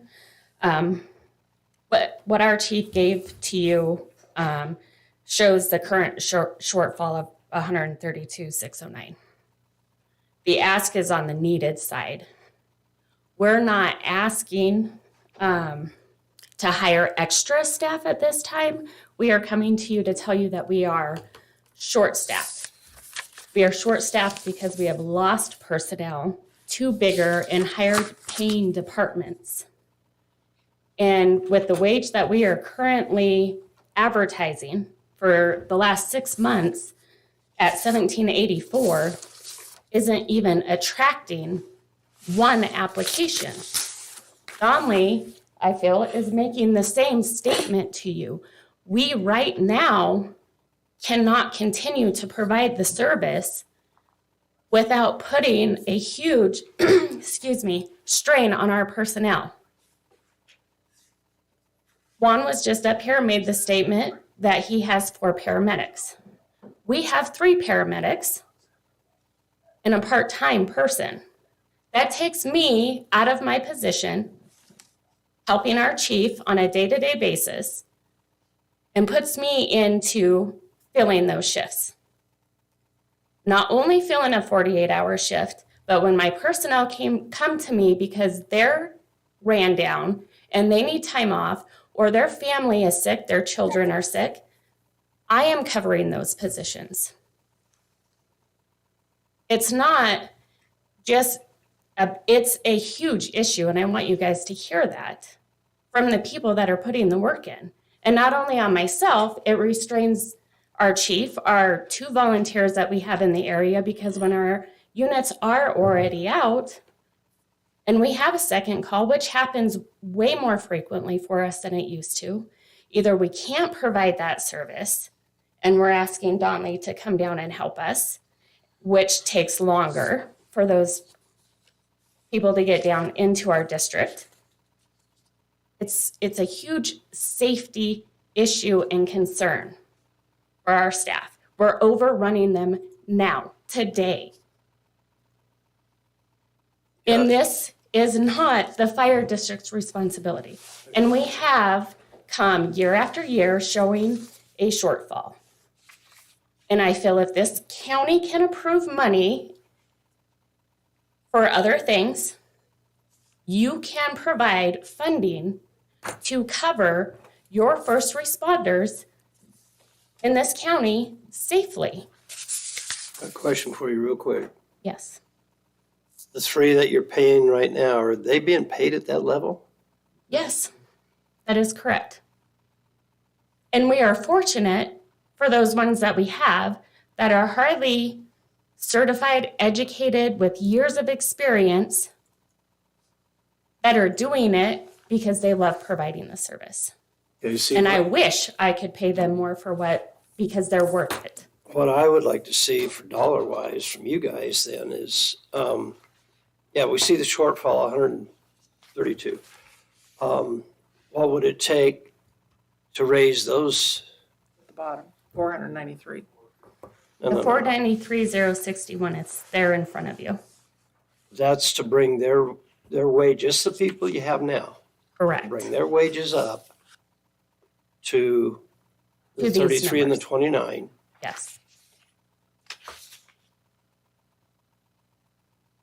On top of the 132?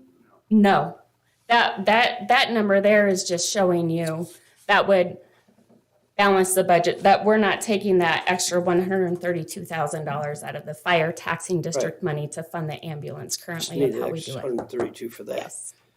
But to pay your people at that other wage, that's the 493 what it would take. Correct. And then Juan, what's your ask? Is your shortfall's 202? What's your ask? The shortfall is for what I currently pay, and right now we're paying $19.50 and $16.50. So if we were to do the same as them, it would be in like $470, $485. It'd be close to the same amount because we're with only a couple dollars off. Take the 911-816 minus what we give them now. Yeah. That'll tell you what you get. So the thing is, now I'm gonna mimic what she said. Is we got 4 people. I said that already. Their average wage is $19.50. Yeah. So I mean, they're a little different, just a couple dollars, but it's still well underneath the 33 of the current 4 people we have. And they're already stressing to me that they can't go another summer of being only 4 with a part-timer coming in and helping.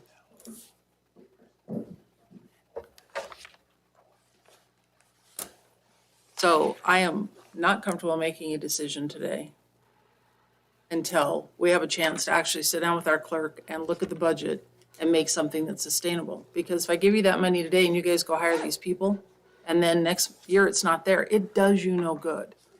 We have to figure out how we For can, the summer, at least. nobody's gonna move here and fill that job, Jim. I wouldn't move here and uproot my family to come and join this and then not find it sustainable. And I can't increase the salary, double what it currently is, and then not have the money to sustain in the future. And we have to look at our budget. I mean, you guys want to give them one-time money, that's, that's I fine. But agree with that. I don't have enough information right now to make a decision on spending $1.2 million. I agree with that. I think that from the fire 1.5. districts, and I use that plurally perspective, the current model is unsustainable. I I think understand you that, can hear Garrett. from everybody, like EMS is hanging on by a thread, and if Donley decreases to a BLS service, if Cascade decreases to a BLS service, if Carrie gets hurt tomorrow and can't cover shift, that burden falls to Donley and us to pick up that slack. I mean, the system it's a sinking ship. The more that the county can do immediately to help the fire districts retain people and hire people, the better it's going to set it up so we can go to the voters in the future and ask for an increase rather than wait until it just absolutely crumbles. And I understand that. I totally do. But on a sustainable model, if I don't have $1.5 million out of the next budget to give you guys, how are you going to sustain it? You go out and give these increases and you give that, if we don't have it, we don't have it. We are legislatively controlled to do certain things. We provide very little funding to ancillary costs. You guys are talking about ARPA funds, and I know where your frustration lies, but those are one-time monies. We have to have a sustainable model moving forward. We can look at PILT. We have about $500,000 in PILT that is currently not utilized, that they've been setting aside for that emergency in the future. $500,000 does not We have cover. 2.3 million in PELT right now. But in our 200,000 annual is our- budget, we have $500,000 that goes into that savings account. That's 5 years' worth of accumulation in there. And we can give you one-time money, but it doesn't do you any good if we can't replicate that next year. That's when you have to figure out what you can do next year. Okay. We're asking for you to throw us a lifeline now. And I Well, think what we is should that this year. lifeline? And I think we should. I think it's a fair ask. Right now, to get you where you are, your shortfall, what you guys are saying is $1,490,003. And I think we could do that either through PELT or we can't do it through general fund reserve because that's our emergency money and that's only $350,000. So that's how tight we are up here as well.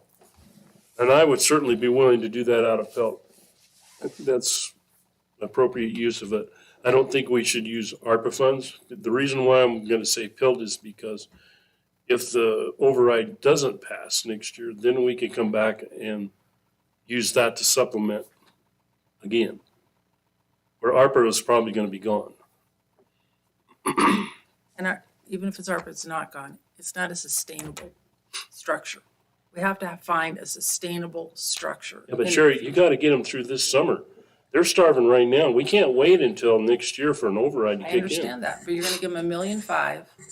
And we're I'm gonna not- start all over again October 1. And if we can't find them funding, we're gonna what, ask for that money back? Because No, they have responsibilities then with their employees to pay it at a higher rate. I so don't know how you fund at a higher rate unless you know the budget is there to do that, starting October 1. do the override and hope like hell it passes. I don't think that's, Yeah, I understand what you're saying, Commissioner Mopin. I get that. I'm a sustainable guy. I mean, you guys are.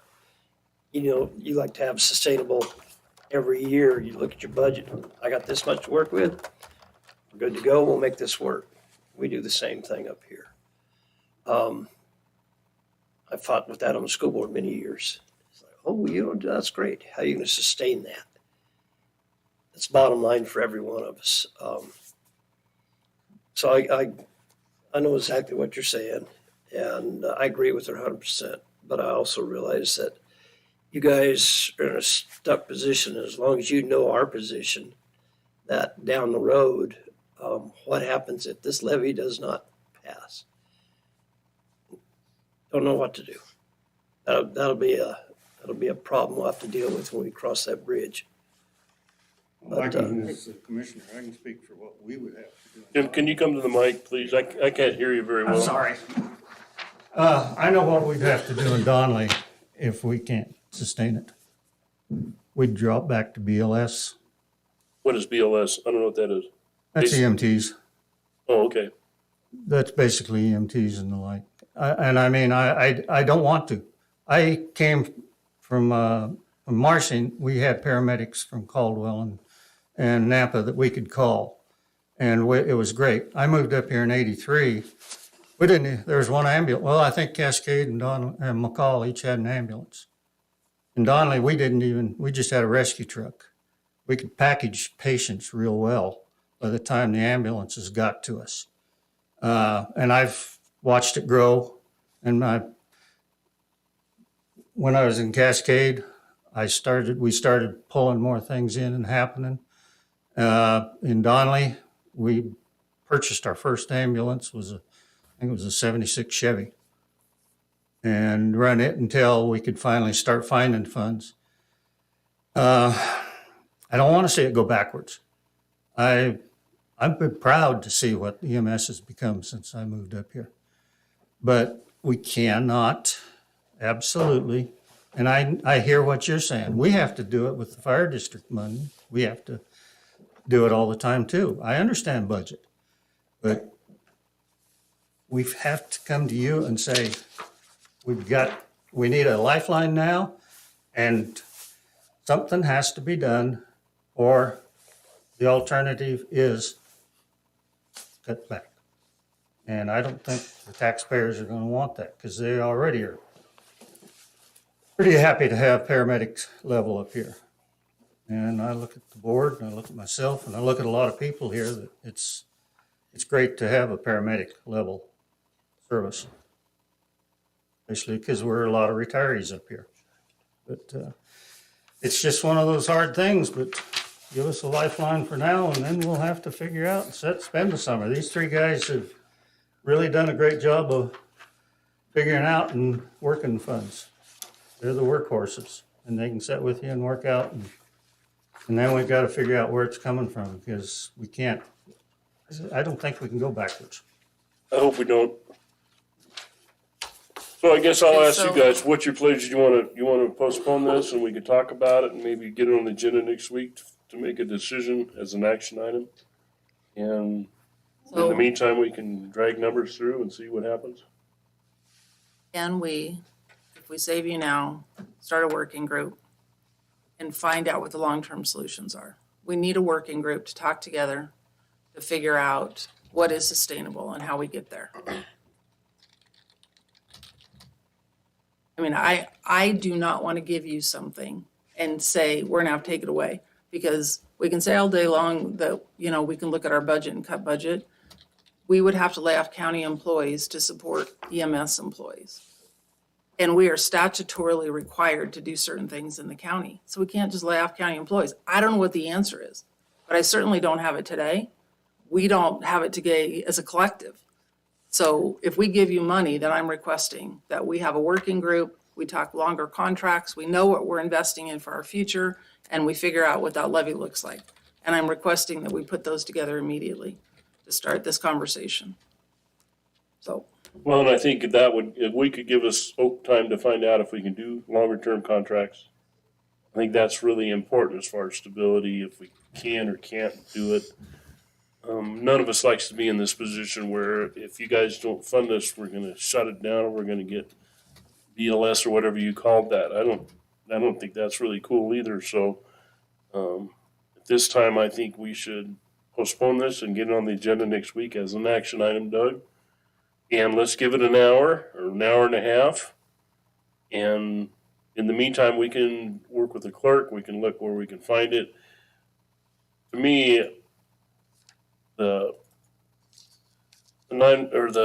PILT fund to me is the answer to get you through this summer. If the override doesn't pass next year, then we would probably have to look at either general fund dollars, which is going to be letting some other programs go, or I know we're going to still have ARPA funds next year too as well as a backup plan. But I really don't want to use those ARPA funds because eventually they will go away.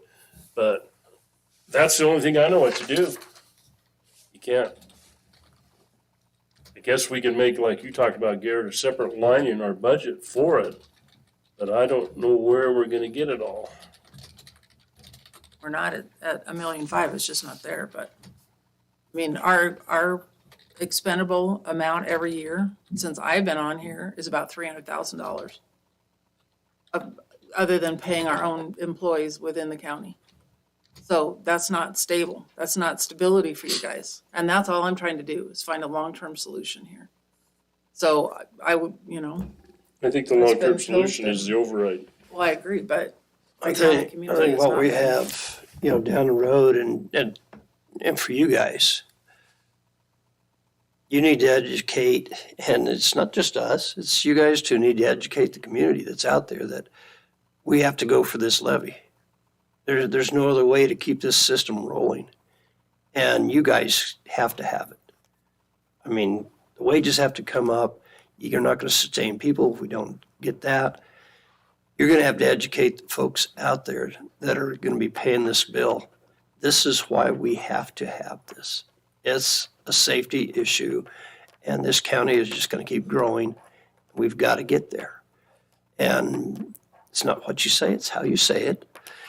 But you've got to get them to understand. I agree that that's really our only option for sustainability.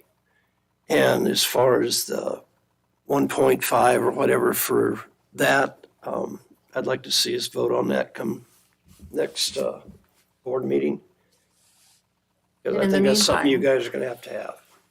we all also need to be talking to the state. The state right now is putting money toward trying to reduce people's property taxes. All we're doing is putting money back on the people's property taxes by doing this. The state needs to fund EMS and take this burden off the local taxpayers in some fashion. So we all need to be talking to our legislators too. What does that look like? If they want property tax reductions, they're going to have to take some of the sales tax and some of the other funding that the state is giving and put in these programs. That's not a bad idea either. So, Well, that's the my issue with the state is like Juan said, well, we were good until they took new construction away. I mean, they keep taking things away from us that we can use, and that's a tough one. Explain that to me. I didn't know about that. That's a whole conversation. We'll have to have one side. We only have 5 minutes left and we're not getting lunch. For a long time. And that's the problem with the levy, to be honest with you, because we go out and we tax the taxpayers and then the state comes in and funds it some other way, and now we're double taxing the taxpayers. I mean, this is a vibrant conversation right now that's happening on every level. We want to take care of you guys. We want you to be our partners in this. We just have to find some way to do that. Will you please all send me your budgets? I'm a budget person. I have a banking background. I need to pull apart a budget. Please do that for me. And I will educate myself, spend the time this week educating myself on this and trying to find something that is a sustainable model as we move forward. And I just want to say thanks for everybody coming in. Hope to see you next week. I appreciate all you guys' hard work and gals' hard work. And I know you guys have been, we should have ran this override 3 years ago. Yep. I don't know why we waited this long. I guess you just needed to pinch us or hit us in the head with it, and maybe that was it. I don't know. But hopefully we can move forward and be successful. Mr. Chairman, do we want to schedule an hour and a half again, or How long do you guys think you need? We, do we want to have? You do a task force group before the meeting to get together and we're just presenting at the board meeting? Is that your thought? I think she was talking about more of a long-term solution. But she's the planner of the group. Want to do that before we meet or? I have time on Wednesday, if anybody can come and join me. Oh, wait, I will make time on Wednesday if anybody can come and join me in the afternoon. Of this week? Yeah, Wednesday's but the if only day not- that I have this week available. we've got a road advisory board meeting at the same time. Mhm. Never mind, that won't work. Skip that. Well, you can Let's, meet in another let's room. look at this and try and figure out what we can do in the short term and then make our planning group a longer term conversation of what we can do. Maybe meet Wednesday to figure out who should be on a long-term plan. I don't know. Talk about this. I'm really interested to see what Oki comes back with because I'm 99% sure we can't do more than 1-year contracts for this, but We're funny. I'm 99% positive we can. That's why we have a prosecuting attorney. this has all been talked about in the Mr. Chairman, past. Commissioners, Fire Departments, I have this matter on the agenda again, March 6th at 1:30. March 6th at 1:30. That way we can get How long? lunch. An hour and a half. An hour and a half. Okay. So we'll see you guys back here on March 6th. Thanks, everybody, for coming. We're Thanks, gonna take a fellas. 5-minute break and then we'll come back and get into our afternoon session, I guess, with no lunch. I'm gonna go get us a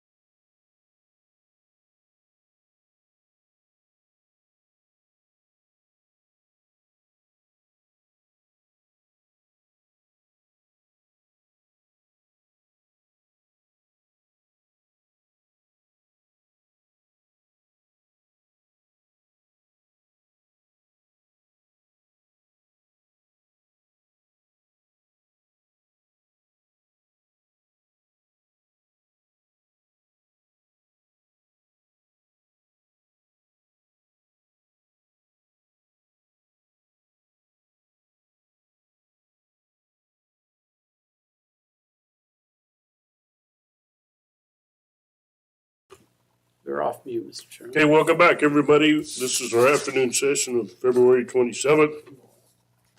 Our next agenda item is an action item. This is a public hearing. Appeal of P and Z Commission decision, Michael Falconer, 505 Collier View Road, and this is on solar panels. Michael, you want to come up to the mic, please? First, ex parte Yeah, I conflict of will. interest and staff report. So I just want to explain to him how this will work. Basically, we'll open the public hearing. I'll ask for ex parte of this board, get a staff report from Cinda. And then you are the appellant, so you'll be able to give a presentation. And then we will ask you for any questions or comments or concerns we have.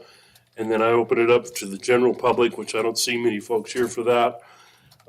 Any rebuttals, anything you have to say, and then I close the public hearing and we'll make our decision after that. So Doug will open up the public hearing at 1:10.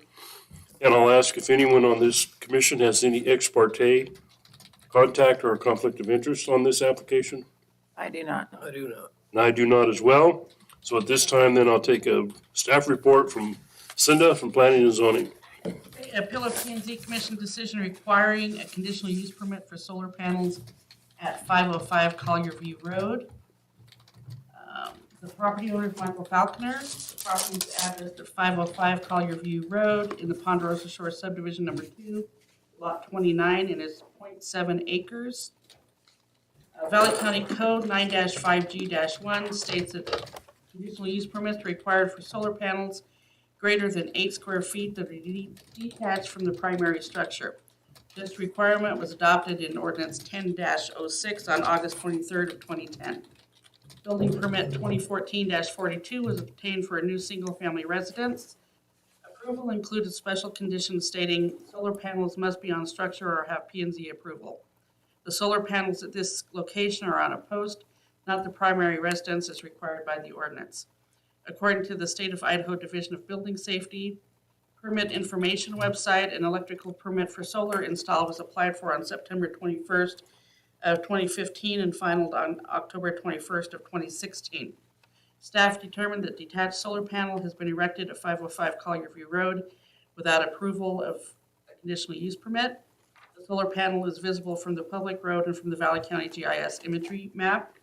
On January 12th, 2023, the Valley County Planning and Zoning Commission determined that a conditional use permit is required for existing solar panels at 505 Collier View Road.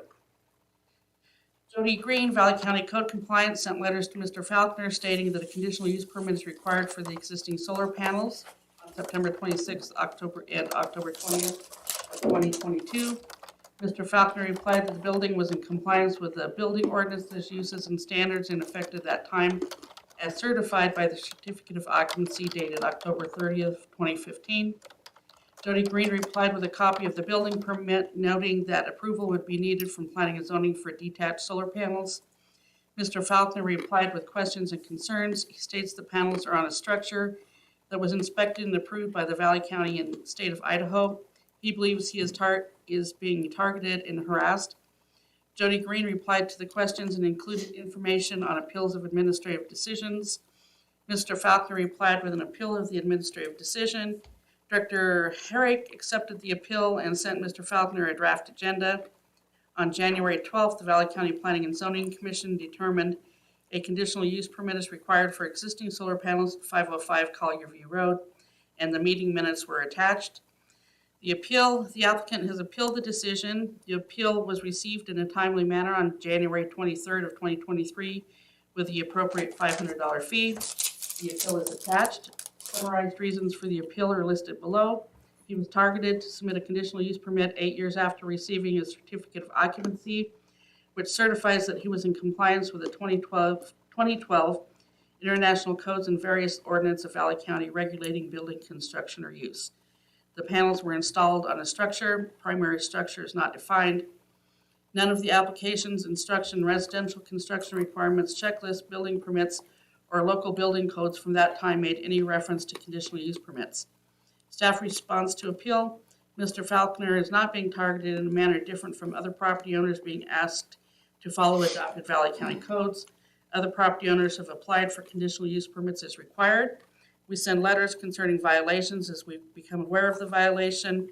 Applications for solar panels and similar letters have been sent to property owners at various locations as follows. CUP 1507 was approved after construction. 15-13 approved prior to construction. CUP 2202 was denied after construction, subsequently removed. CUP 2203 withdrawn. They need a CUP. CUP 2215 was approved prior to construction, and CUP 2254 was approved after construction. So you can see that we're treating everybody the same way there. The ordinance requires panels to be installed on the primary structure in order to be exempt from the conditional use permit requirement, not a pole.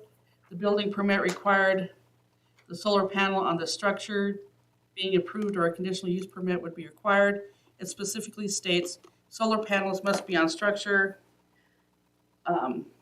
or have P&Z approval. The Planning and Zoning Commission agreed that the pole did not constitute a structure as required in the ordinance. From January 12th, 23 minutes. Director Herrick responded to questions and clarified requirements of the Valley County Code for solar panels and for building permits. The Valley County Land Use Ordinance is in addition to requirements of the International Building Codes.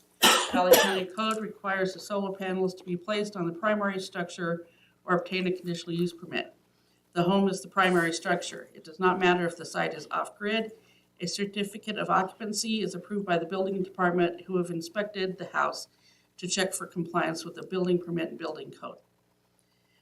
Ordinance in effect at the time required the conditional use permit for any solar panel greater, solar panels greater than 8 square feet in accumulated area and detached from the primary structure.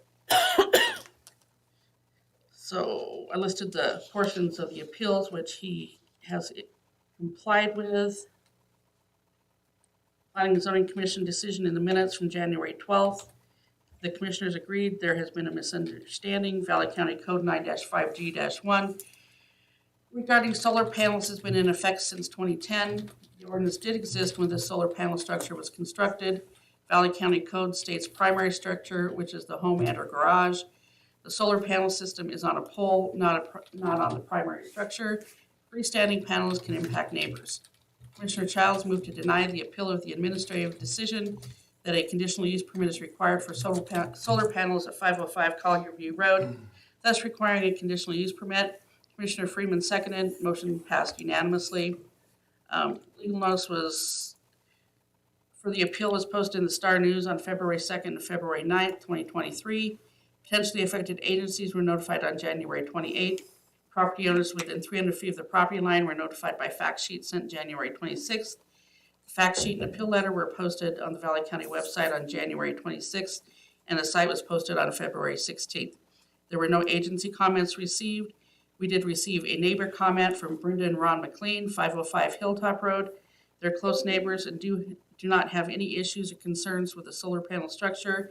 It appears Mr. Falconer is being targeted after a certificate of occupancy was issued 8 years ago, and an agreeable solution needs to be worked out between the parties involved.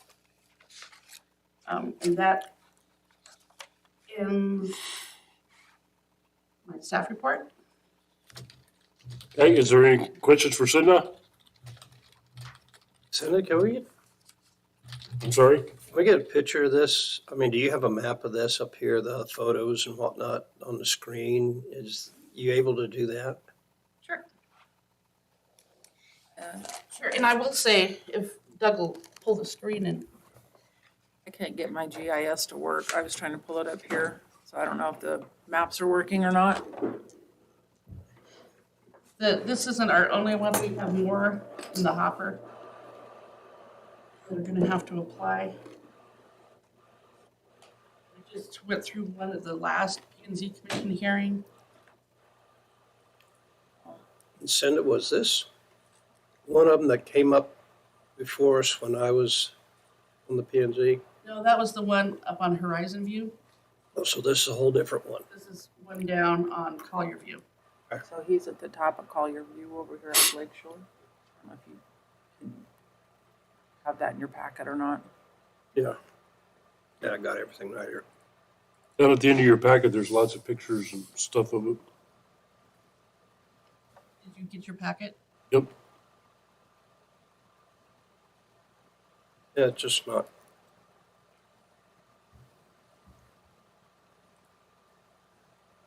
Okay, if not, any more questions? You guys ready to move on? Yep. So I guess at this time then, we will take presentation from the appellant. Mr. Falconer, please come to the mic, state your name and the town you live in. I don't need your address for the record, and then whatever you want to say. Thank you. My name's Mike Falconer. I've met some of you before. And I live in Star, Idaho, and I own an off-grid cabin on Collier View Road in Ponda Shore 2. And the reason that I'm here today is that I want to talk to you about the staff's determination that my solar panels used to energize my off-grid cabin require a conditional use permit, which is 8 years after I received an occupation certificate of occupation. I believe that the use of inaccurate and arbitrary definitions and disinformation has contributed to a biased review process. I'm also here because Valley County has no ombudsman process for me to go to for help. So the only way that I can go through an appeal is to pay a $500 fee, cash or check, non-refundable, in order to be here to present my case to you in this case.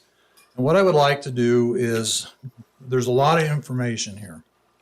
And what I'd like to do, with your permission, is just kind of go through real quickly, kind of a little bit of background, some for the record kind of information, talk about the facts, the definitions, and then I've got 3 examples I think should clarify a lot of the things that I've spoken to before. And if I may, one of the things that I would like to, well, let me hold off on that for a minute. And just for the viewers at home, wear your sunscreen. We got a bunch of guys in Florida and Arizona that are listening.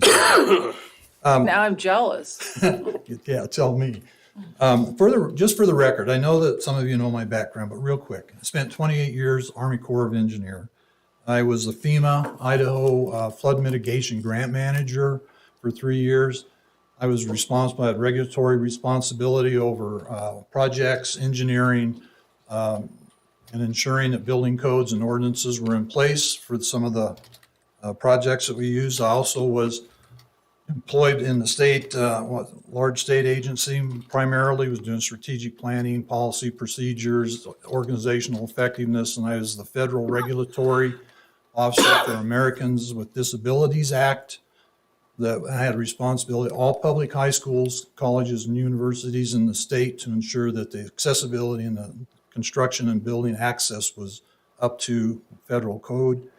And then I've also been a founding member of a charter high school. The contact I've had with you, again, kind of just so we all know where I'm coming from. Back in 2018, I wrote a letter to the commissioners that was about public safety and roads in Ponderosa Shores 2. And I know you two know all about Ponderosa Shores 2. After that, in June, I went to P&Z and asked for a public records review of Ponderosa Shores 2. I was not given full access, but Ms. Herrick provided me with the appendixes that I provided to you in the next letter, which was in September of 2020, when I wrote to you again asking for help with public road in our subdivision, as well as public safety issues. And as a result of that, I ended up testifying before the commission in October of 2020. That was about road maintenance help. I talked to you about hold harmless protection because of permitting that was not being done.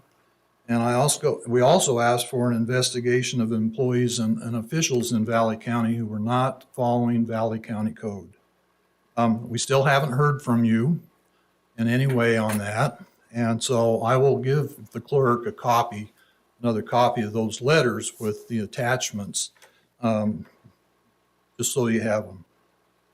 In June of '22, we appeared before you as the Board of Equalization because of our 80% increase in property values. In July of '22, we went back into P&Z and were able to get full access of Ponderosa Shore to public records. In December of '22, you were hearing an issue on converting a driveway ATV trail in our subdivision to a private road. And I wrote to you then. I had a number of questions, concerns, but my issue that I asked for was for you to delay that hearing until the summer when when the snow's gone and residents in Ponderosa Shores too were able to come in and actually look at what you were doing. That was the real focus of my letter to you in December. I've exchanged emails with Commissioner Hasbrook on several occasions. I've written articles in the Star News. It's been critical of the lack of road maintenance and public safety issues. I've been busy. So I guess what I'm asking, Michael, are you going to address the issue with the Yes, solar panels, or is this going to be all about I am. roads? And that's, I don't Thank you. want to talk about roads, Commissioner. Thank you. We'll come back at another time and do that. It's just that I wanted to disclose to everyone that we have had contact before and briefly what they're about. Could But I let's ask talk a question, Michael, real quick? I'm just reading on here, on there. How did the CUP from 8 years prior have anything to do with solar panels? Say that again. He didn't have a CUP before. He had a building permit Mhm. that required P&Z approval before he put in solar panels unless the solar panels were on the structure. Oh, so that had nothing to do with the solar panel then? You just have a building permit for the structure? Got it. He has not obtained a conditional use permit. And now that we have code compliance, we've requested a conditional use permit application. So some of the facts here. In May of 2014, I applied for a building permit application. And in your packet, you have the building permit application. And subsequently, I received a building permit. And there's been a lot of crosstalk back and forth about this being the permit or this being the permit. So just clearly, this is the application, and from that is issued the permit that was on the structure, along with all my other notes and checklists. In 2015, the PV system was permitted and approved through the processing, the permitting, and inspection through the state of Idaho. And then in 2015, I received the certificate of occupancy. And in that, it states all of the different standards. I have a copy that I'll leave with you. But most importantly, it talks about that it meets all of the uses of Valley County. So the first thing is, I can provide you copies of these codes if you want, but I want to talk about what Ms. Herrick was talking about earlier, the code that says 8 square feet of accumulated areas detached from a primary structure requires a CUP. I have no argument with that. Obviously, it's in code and obviously it's there. But the only place the term primary structure is found is in that statement or in a table that is in Title IX that uses the term primary structure. But let's look beyond that. There's 4 standards for that panel. One of them is no closer than 15 feet from the property line. Mine's 43 feet. No glare onto public roads. I have an upper and lower, it's a slope lot. There's no way that the glare can access a public road. No taller than 30 feet. ground to top of the rack at center pole, 13 feet. Neighbor impact is the determining factor. I haven't found any, is that pizza for me? We don't get lunch. We get crabby when we don't. You go ahead. Get lunch. We don't want his crabby. And we just vote no when we're crabby. While you guys are getting your napkins out, if I. Sure, yep, absolutely. Let me just give you, this is before the panel, the array was completed. This was a series of photos that I took, some of them from last fall and then some of them during construction. There you go. So anyway, the panel, the array meets or exceeds all of those standards. You can see from some of those pictures that are in there. This is an engineered structure. It meets all of the wind and snow power, exceeds those. And you can see the process in there. It has been kind of labeled as a post or a pole, and it is far from that. It is definitely a complex solar tracking system that we have installed. But I couldn't find any metric on on what impact it has or what the neighbors think. So I sent all of them an email, at least the 10 neighbors that I have around me. And 2 of them are for sale, and they're people that own them are out of state. But I had 8 responses of the 10. One was a lengthy verbal conversation with one of my neighbors.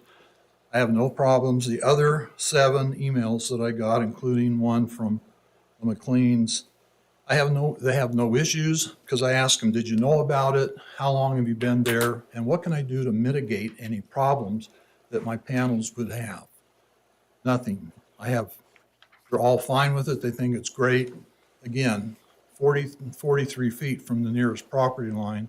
And as you know, that is a very rural area. There's not a lot going on down there. So with the building application, it does state it must be on the structure or have P&Z approval. But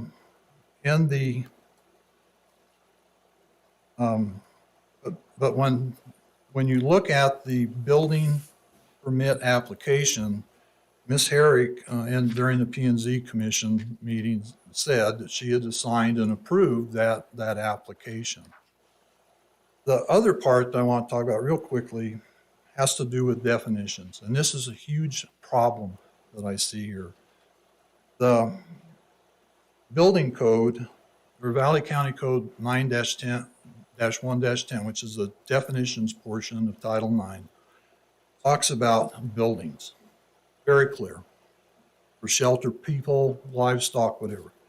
It goes on that a structure is built or constructed as an edifice or a building of any kind. It's built of composed parts in some definitive manner. It is not simply a post stuck in the ground. That is not a structure. What you see before you is an example, especially from the back, of this is a very complicated and professional structure that's been composed. There's even in the title, accessory building, but it refers to it being subordinate to a principal building.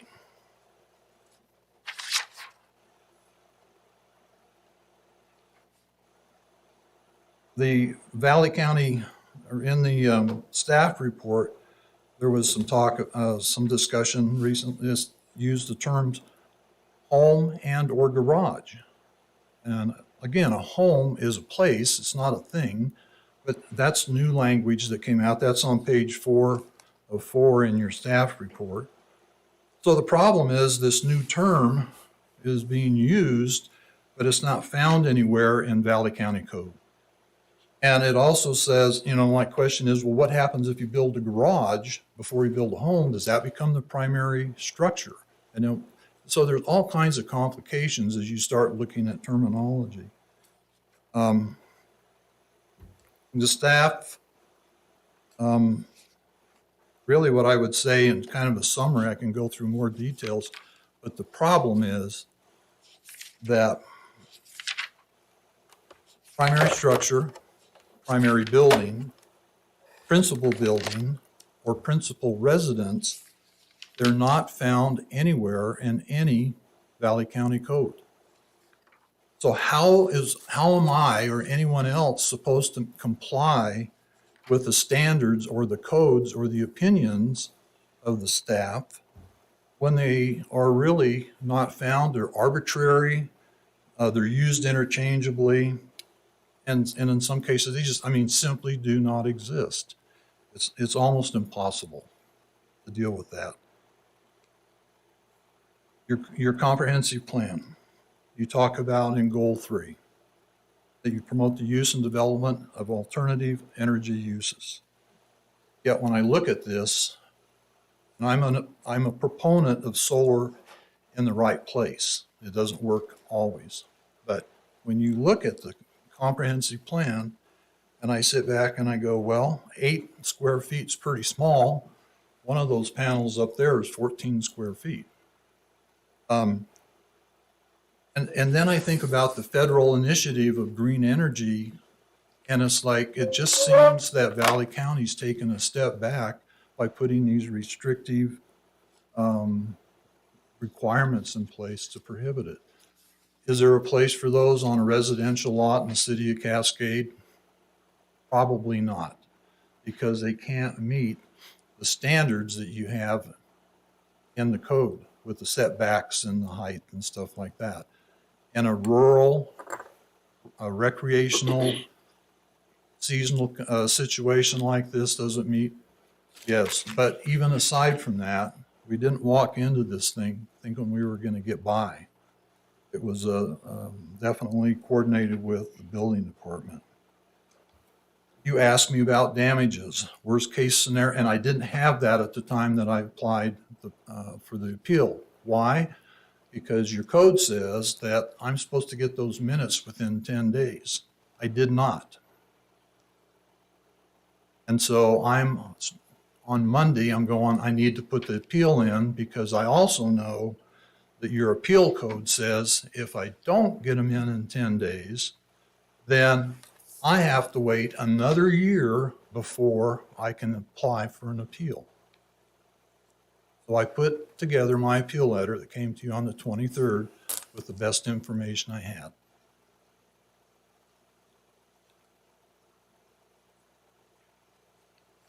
Why am I not wanting to fill out a CUP?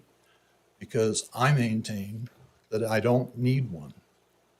I've met and exceeded all of the standards that you have in code that are there for guidance, not opinion or somebody's feelings or some other terminology that's floating around. I simply do not see that I need that. Commissioner Swain in the P&Z meeting actually got to that point. I was surprised that he voted against this, to be honest with you. But at the end, he said, I have the time lag on that if you want to know where he said that, but it was, but he said in essence, he said, it isn't that I'm not aware of the conditional use permit, it's that I don't need one. And that is exactly the point of this exercise. I have met the requirements, and therefore I don't need a CUP. The other problem of why am I not complying with it is that Miss Green, in one of her letters, I asked her a couple of questions. How often am I going to have to reapply for a CUP? Every year? No, she says.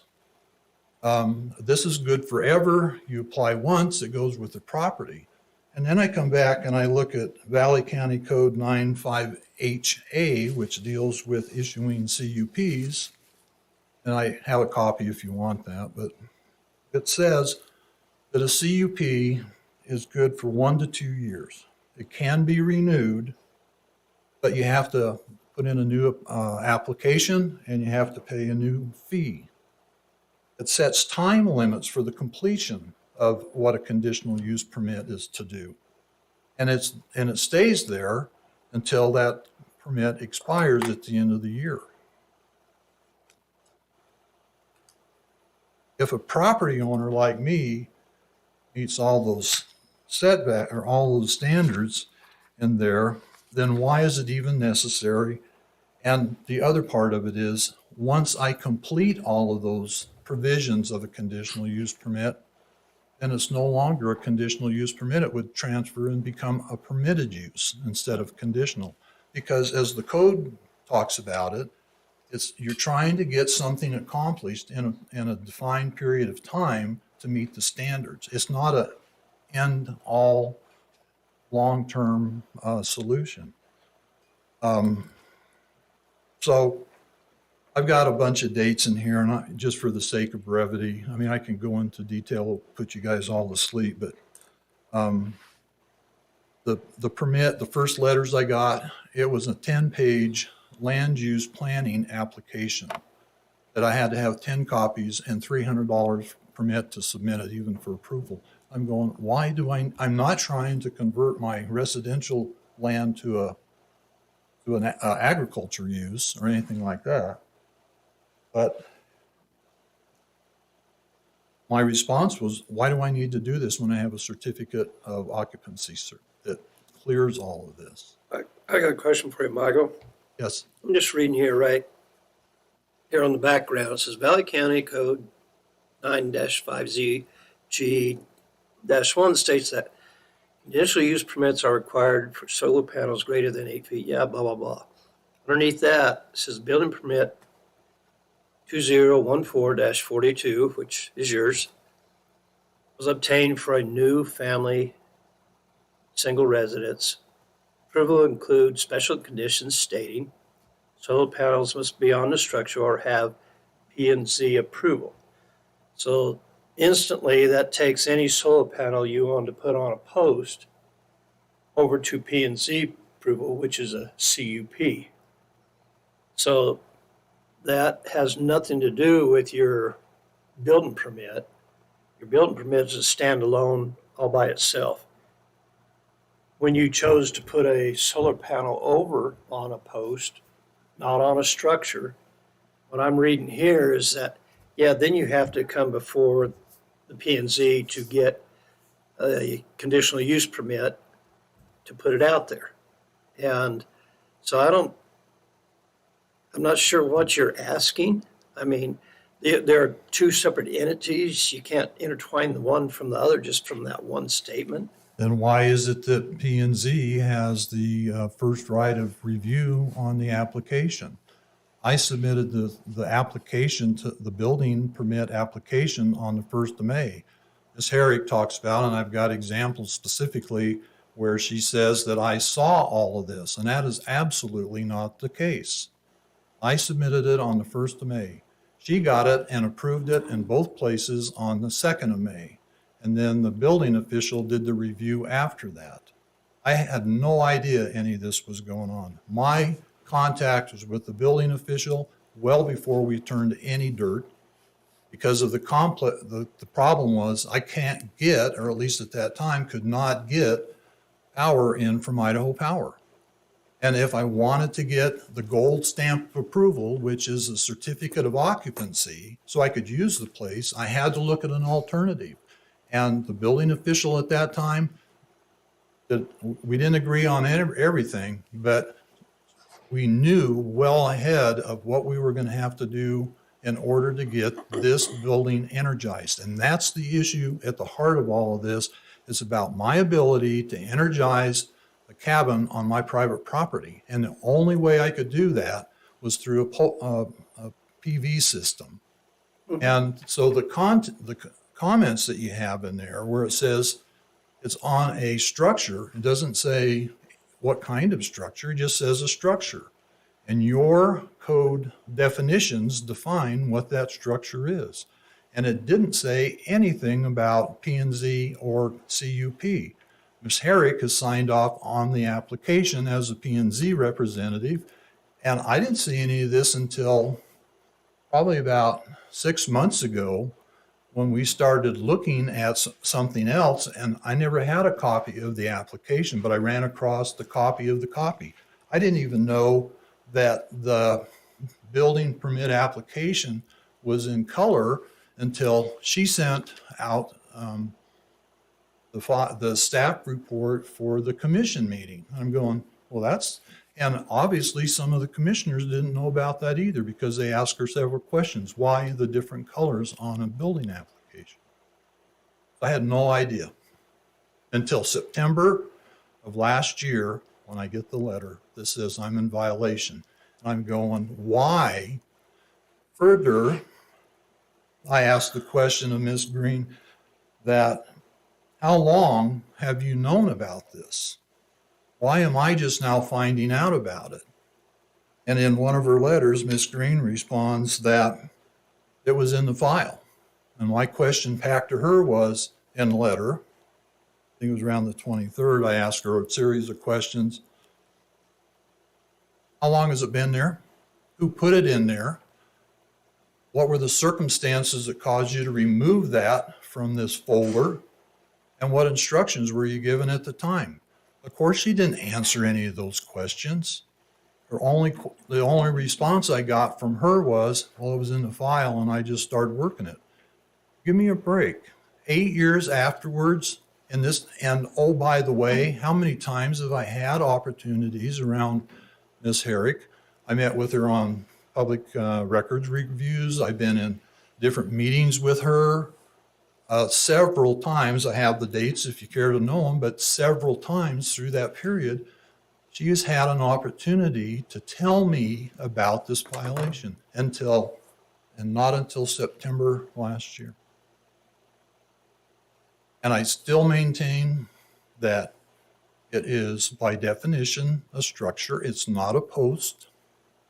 It's not a pole. It is a structure.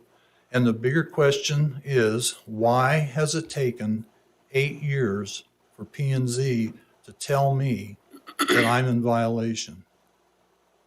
Mr. Falconer, I wanted to ask you on your original building permit, was solar panels listed on that permit? You were going to put solar panels on your house? Yes. The original, there's a portion of that that's redacted, okay, on the special instructions. I didn't know, I couldn't remember what I put in there. That was like 9 years ago. And so I asked the question of Ms. Green, what was redacted on that on the building permit application? And her response was the term off-grid. I'm going, okay, but why would you redact that? Ms. Herrick, in testimony for P&Z, has said in response to a question from Commissioner Childs, is there any different process in the way you do things with it off-grid? And Ms. Herrick says no. And she admits that she probably crossed that out as she was approving the permit. But it's like, what difference does it make? Whether it's off-grid or not, the process is still the same, the definitions still apply. I still had to have the energy, the electrical done by the state of Idaho by permit, by inspection and approval. All it was saying that the situation with this cabin, just so you guys know over here on the county side, is a little bit different. It is not connected to Idaho Power. It's different. And so I don't know why it was redacted. I don't, and I'm not sure if it makes it doesn't make any real difference to me. It's just suspicious, Commissioner. And I get back to why, after almost 9 years since I submitted this, am I now finding out about it? And it's like, you will put in a conditional use permit. And I'm going, why? The system, the structure exceeds everything you've got out there.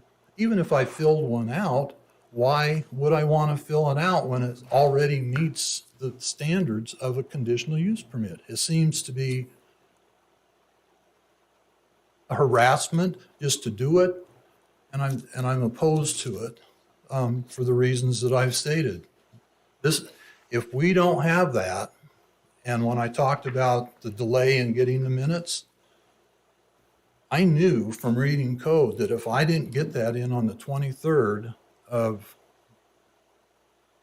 last month, whenever I lost track of my dates, the January. 23rd, that I would not be able to use the cabin for a year because the way the code's written, I would have to wait a year before I could reapply for a conditional use permit appeal. And I just, So, Mr. Falconer, a couple things. So first of all, from what I'm understanding, I'm just gonna reiterate, so I think we're on the same page. First of all, I understand your frustration. It's been 8 years.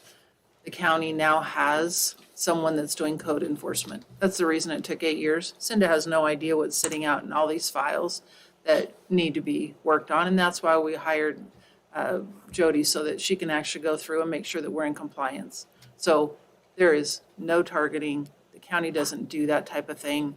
I knew that I recognized your face, but I had no idea why. So your name doesn't even ring bells with me as far as all of the work that we've done together. That there is no targeting. This is an enforcement of code. Now, on the flip side of that, hold on one second. My hesitation in this, and I'll ask Cinda and maybe Annette, I'm looking at a building permit application that you signed. We added verbiage to it after it was accepted, and you may not have ever seen that verbiage, and probably should have been caught by a building inspector at the time that was completed. So during this 8-year period, you had no knowledge that you needed a CUP because you didn't see that additional note we added to the building application. So I'll need clarity on Does that. it specifically say a CUP? It does, yes. Then why wasn't that divulged in this process to begin with? The one that has been modified? Well, we probably should have enforced it right up front before you ever got your occupancy permit. Or subsequently, when it became even in your copy today, because this was an issue in the commission meeting. And I'm surprised then if there's another copy floating around out there that it wasn't included in. I'll cut to the chase. Sometimes I feel like you guys aren't getting the full picture of stuff. And I know I haven't been getting it, but at the end, I do feel like I've been targeted and harassed. You may not feel like it, but as you know, it isn't you, the one that has, it's me, the one that's the object of it. And I do feel like that, and I do feel like I've been harassed just by an omission of fact. And what you just described, ma'am, is an omission of fact. It was bad enough that I didn't know about it for 8 years, and now you're telling me there's other modifications to documents that I haven't been exposed to. And the question you may ask yourself, did I go look at the public records on my folder for my house? No. You know why? Because my past experience looking at records in here, the records management and public records is questionable. The second time we looked at records last July, we found an incredible amount of information in it. We had no clue. But I can kind of bring all of this to a close and answer some of your questions. I don't disagree that the county has a right or an obligation to have code and to write them, but I do believe, and I certainly don't disagree with what you have written, but I do disagree that our world is so complex and we are in a litigation society. And it is imperative, I think, upon all of us. I've been coming up here since 1955, so I feel like this is my home too. I feel it's imperative that the language that's used and the definitions that are used are accurate. And the way to steer away from that is not to get too specific, because you can't come up with a definition for every conceivable situation. But it needs to flow together and it needs to make sense. And in my opinion, it needs to be focused on your customer. And I am your customer. I am not the customer of bureaucrats and employees that work here. It's the whole system is turned around. I don't need to prove that I'm innocent. You need to prove that I'm guilty beyond a doubt. And what we've talked about here, this omission of information, gives me the impression that I'm never going to get ahead. It's just that I use a term, you guys come up with another term, and it's where's that one come from? And it's just this dog chasing the tail. Yeah, I could go through, I went through the commission meeting. And the nice thing about closed captioning is it adds in creating almost a transcript. The summary, the minutes of the commission meeting are not accurate. They don't tell the full story, and they never will, because that's not the purpose of a minute, is to give this broad overview. But to rely on that as factual data in the processes is wrong, in my opinion. It's just not set up that way.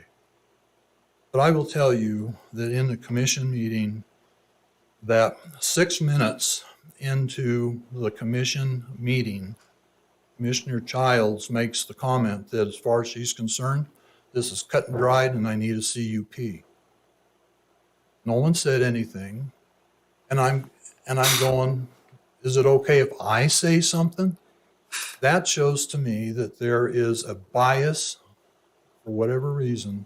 And I really didn't expect anything different to come out of the commission meeting than what it did. And all the way through that, the commissioners in the last portion between Commissioner Freeman and Commissioner Swain are asking questions. And the question is, how do we define primary structure? That was the whole thing. It went back and forth. Eric's throwing in opinions. And in the end, those are all well and good, but until they're written down, it doesn't matter. You need to put that down so that people like me and others can understand what it is you're talking about. She talks in terms of, at the end, pointing to my structure. Ms. Herrick says repeatedly to Commissioner Freeman, that structure is the kind of thing that we don't want those structures in our county. We want to make sure they're properly located. And I'm going, exactly. Even she uses the term structure to define the structure, and the process, the end state of that, of properly locating this thing is exactly what the code does by establishing those 4 criterias of setback, height, whatnot. I'm frustrated. And I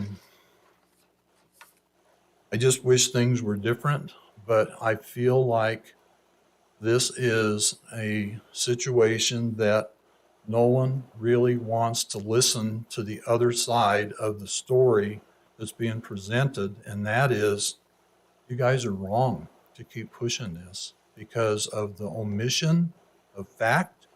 And for 14 years, this code's been in place. Surely I'm not the first one that's brought up the question, what is a primary structure? I'm just reading more of this on here, though.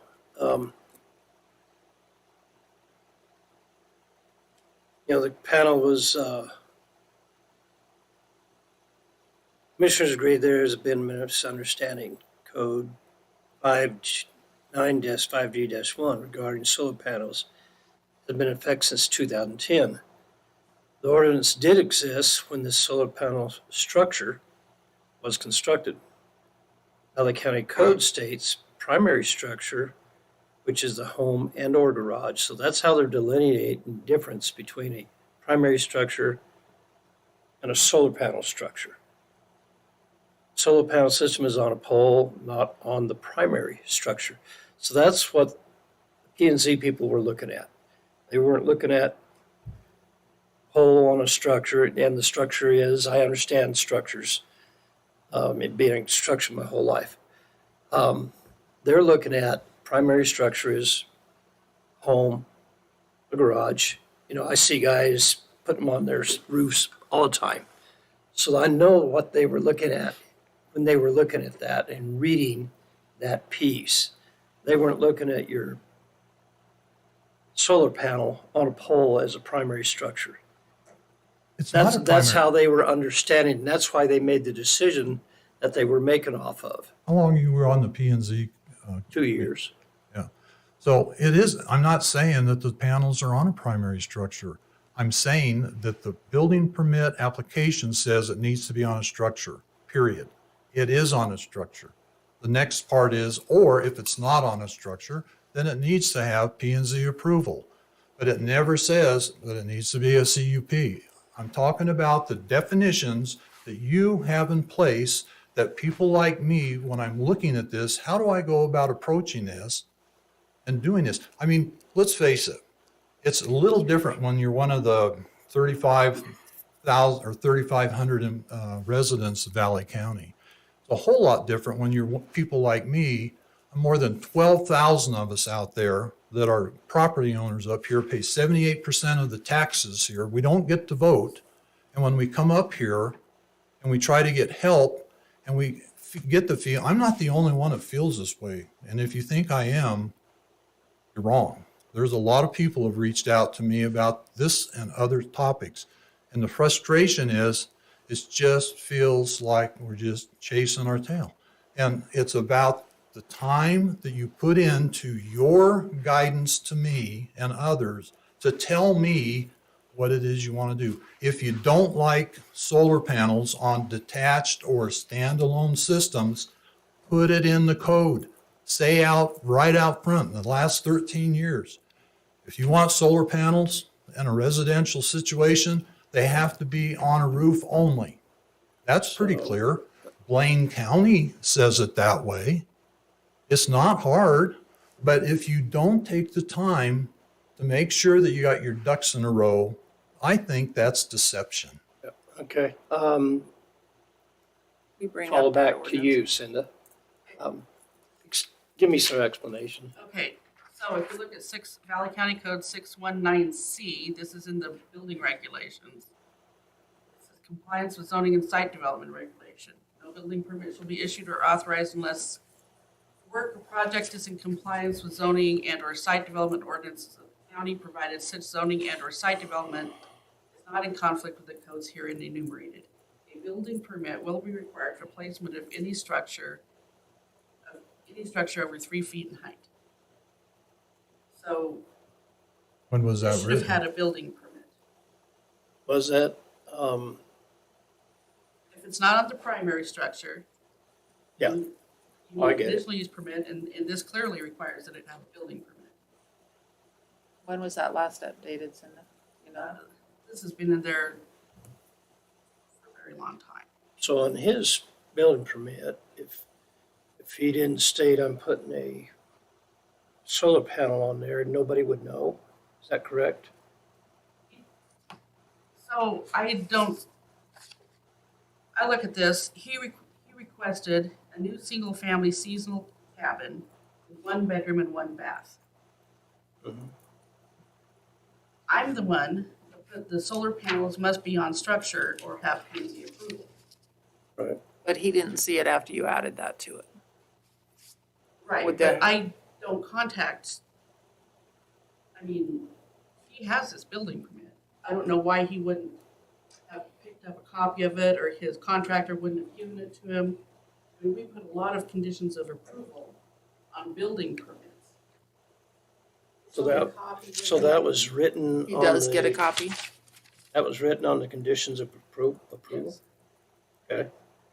And then, just, back to the code, I just want to run through it real quick. 9-4-3-2.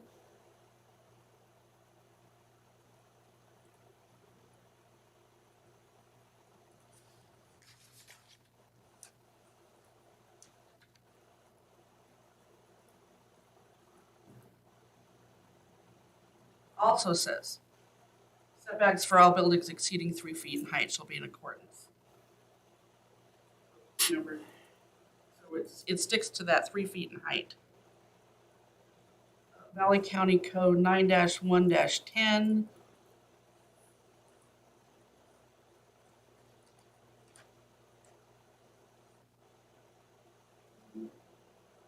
Definitions states except as defined hereafter, any term not defined herein shall be given the meanings ordinarily applied to such words as used in a zoning terminology. And So what- I Googled primary residence and it says, your primary residence, also known as principal residence, is your home. I mean, there's interchanging of primary structure, primary residence, home. They all have the commonly accepted. But was it specifically stated? Because when you wrote on this, it says solar panels must be on a structure. No, it doesn't say on a structure, it says on structure. On structure. Referring to the single family residence. I think we need to define that a little better next time. I think that's probably the main issue we have right here. Well, it says on structure, that's. the Because you can't structure just being lay them on applied the for. ground, they get buried in the snow, so you gotta have them on some kind of structure to get them above the snow. But I think that's where Mr. Falconer maybe was a little confused, as a structure. If it had said primary residential structure, then we wouldn't have an issue. Well, it doesn't, it just says on structure, he was applying for a single family residence. So solar panels have to be on the structure. So back when, right when he got the building permit, you know, we knew there was gonna be a solar panel put out on a post. We did not know that. That is not what he applied for. Well, you didn't have that information back then. And I think that to add on to that argument, no one caught it until we hired a code enforcement. And then when we got her on staff last year, she was the one that discovered it. That's why it was delayed for the, whatever, 8 or 9 years that you were talking about. And this isn't our first one. We have a few others out there that are gonna have to come in for these permits that we've discovered since we adopted that. I mean, by just driving around, she spotted a solar panel and people didn't know they had to get a CUP to, I'm following you. Yep, so like the one at Clearview Lane, which is one of those CUPs, planning and zoning actually denied it, and they had to remove it. That's because it was placed where everybody could see it, and the whole neighborhood was upset. Yeah, it was a Something glare. like this, where the neighborhood isn't upset, would most likely get some sort of a permit. That's why we do the conditional use permit, so that they're not placed That's, in a contrary location or their neighbors, view shed. that's the purpose of a CUP, is to work out the problems with the neighbors. Go ahead. Well, a couple of quick things. One is, there's nowhere that you use the term it's viewed from a public road and it's viewed from the county GIS map. You say that in the staff report. And it's like, where is that written? Is that now a new criteria? Is instead of the four standards for a CUP, do we now have 6?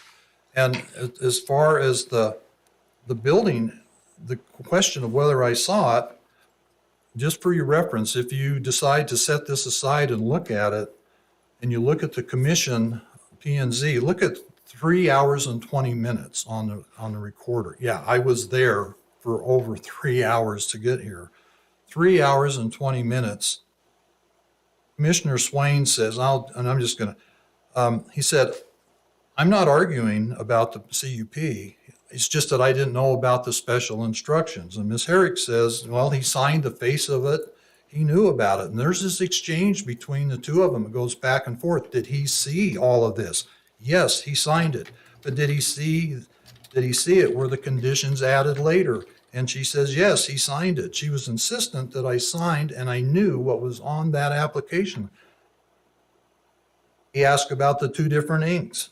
She says several people reviewed it. He then says, asked me, did I see those copies? And I said, no, I had a copy of a copy. Finally, he says, my argument isn't that I didn't know about the CUP. My argument is that it's a structure and therefore I don't need a CUP. But this exchange was in the context that I knew about all this stuff. Why? Because she said I signed it. Yeah, I did on the 1st of May. That was the last time I saw it until I got a copy of it. The other part. Let me clarify that So- really quick. Yes. Yeah, thanks. Because I think that when you pick up your plans from the building department, that you get a copy of all of that. Did you build your own home or did you have a builder? I was a general contractor on it, but So I you picked it up and I have all of the checklists and requirements that came with the permit at the time. I have them there. There's nothing in there anywhere that says anything about CUP requirement. Nothing. Does it happen today? Yeah.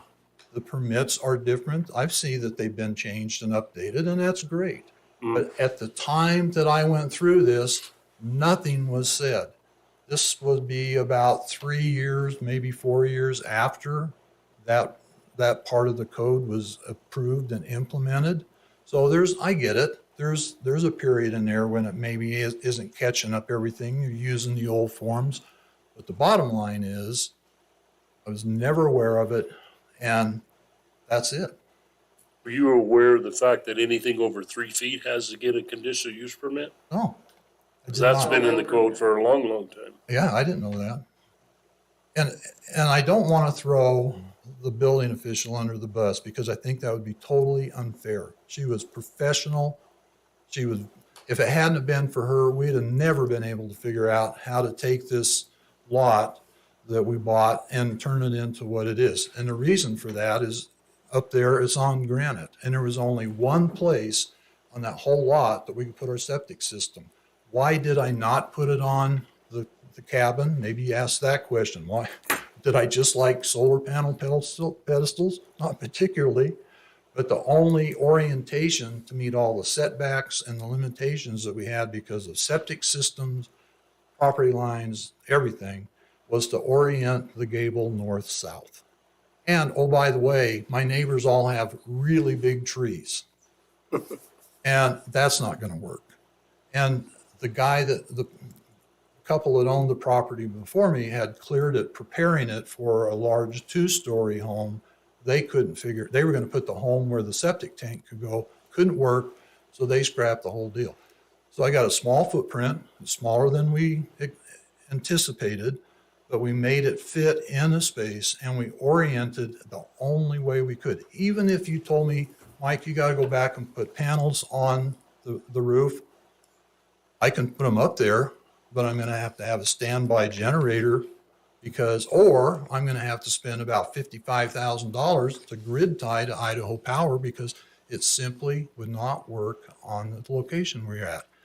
And Ann, the building official, was great in helping me get all of these components in place before we ever started digging holes. If it hadn't been for her, we'd still be in a mobile home or trailer.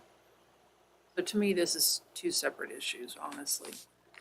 Mike, I hear your frustrations with, the way the process was at the time. I mean, I wasn't in place then. I can't respond to that. I know. Hopefully the system is much better today. I believe it is. Yeah, I hope think these- the bottom line is the meaning of the word structure and how it was applied at that moment in time.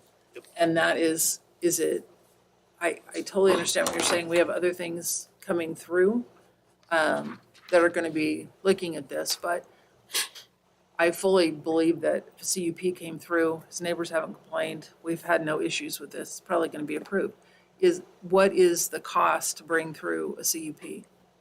What I might throw in here is we have the ability as this board to refund him his appeal fee if he would use that towards a conditional use permit to get this through planning and zoning. That's what I'm wondering. But Commissioner, honestly, what good is it going to do if I get a CUP?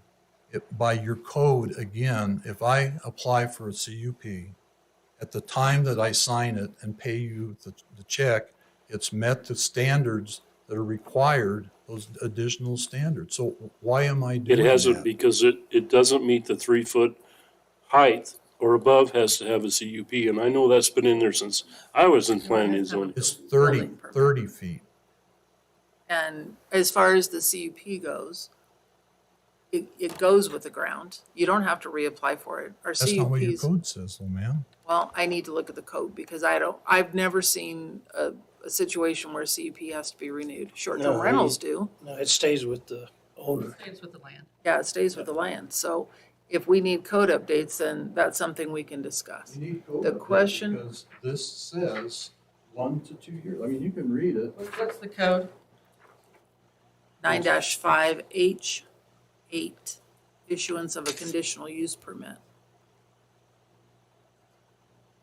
The other thing that just if you, there's an out here, the one thing I would ask, and I was going to ask in my closing, is at least give me a written definition from the Board of Commissioners that clearly defines what a primary structure is. Because I'll be honest with you, I have no intentions of going through the CUP process by your code that I'm going to have to do this again 1 or 2 years. So this is stating that if you have not complied with the CUP within 1 year, you'll need to reapply. So you've already complied with, you know, the intent of the CUP. We're just trying to, what we're trying to do with this process is hold everybody to the same standard. You're stating that you're being singled out. We want to make sure no one is feeling like they're singled out. Everybody has to go through the exact same process in order to comply with our CUP ordinance. That's fine. Did they wait 8 years to find that out? Yes, there are a lot of them right now that we are going back and enforcing CUPs. No. There is another option for you. Because this is my energized system, if I don't have it, I'm not energized, I can't occupy it and stuff. And because it was permitted by the state, then by code, you guys really don't even have the need to hear this as an appeal, because what's contained in Valley County Code 6- whatever it is, that if you don't act as the appeal authority for electrical, plumbing, or mechanical. And that because that's up to the state. I'm just giving you things to think Well, I about. understand that as far as electrical or sewers, that's, because they do all that kind of inspecting. They issue those permits. What I'm trying to do is reach a middle ground here where if you would be willing to come in and get a conditional use permit to make sure that it's on the record that none of your neighbors have any conflict with those panels. Everybody's good with it, then I think we could let it rest and let you go on. But you gotta be willing to go through that CUP process. And I'd be so bold as to say, I'll even refund you your appeal permit, You just waive the fee. or we could waive the fee, whatever. I already paid you. I'm sorry, I already paid the fee. So however that works for the CUP or for the appeal? for the appeal. How much is a CUP? That's what I was talking about. There's no other method. Versus 500. There's no method to appeal to you unless I pay a $500 appeal fee. And That's the way the county works. That is the way I our process I is in understand. place. I do understand. I'm just telling you that that's it. And it's, I have the emails with me. And I can hand them over to you before I leave, but I would definitely want to redact mailing addresses and that kind of thing. But I have them. And you probably aren't going to like some of the comments that are in there because they kind of get off onto some other areas. But at the central issue, my question is, did you know about it? Was it a problem? And if it is a problem, what can I do to mitigate that? And I have none of them. They think it's great and they think it's unfortunate. And some of them think that it's sad that others don't do it. But again, it doesn't work well in all places. Yeah, but it's, and I go back to what Cinda was just saying, there's a lot of people out there don't know about it. They didn't realize that they had to have a CUP to put up a solar panel. And a lot of people are using that. I get it. Anything to save energy costs and whatever. But as a county, and now we got somebody who's going around and seeing those things, they've got to approach the people and say, I need you to get a CUP. Just take it before the board. Let's go through this process. Let's move on. And that's kind of what we're asking you to do is, use that money for your conditional use permit that you've already submitted. And I could probably get $200 back, I believe. And let's go through this process and let's move on. And I think the reason why we should do that is because there might be somebody that's afraid to speak up, one of your neighbors, or maybe even somebody across the valley that at noon, it gets a glare right through you'll hear all kinds of stuff on solar panels. But people should have that right to say, I don't like what he's doing with those solar panels. Get through that CUP process and nobody complains, and I think we're okay. do you not also have the authority as the appeal board and the board of commissioners to simply say, in this case, that we're going to grant you an administrative approval and make this a permissible use for this address and for this system, as long as it doesn't change? Well, I don't know if we have that authority or not. We probably have that authority, I but would is it the think that right you thing to would. do for everyone else? Because then we're singling you out for special Would favors. you setting a precedent? As I deserve Yeah. to be singled out as being special. I think, your neighbors should be able to weigh in and write letters, and if they all may say, great, no problem, then issue the permit and we'll live with it. I guess I resist against the issue that I've already exceeded the standards. And if I have, why do I need to go through a CUP process? And this is about the energizing of my property. I mean, that's the central issue, but We get that. I mean, it's the same issue for every single solar panel that comes in, Mike. I mean, you're no different than all the other people that are having to go through this right now.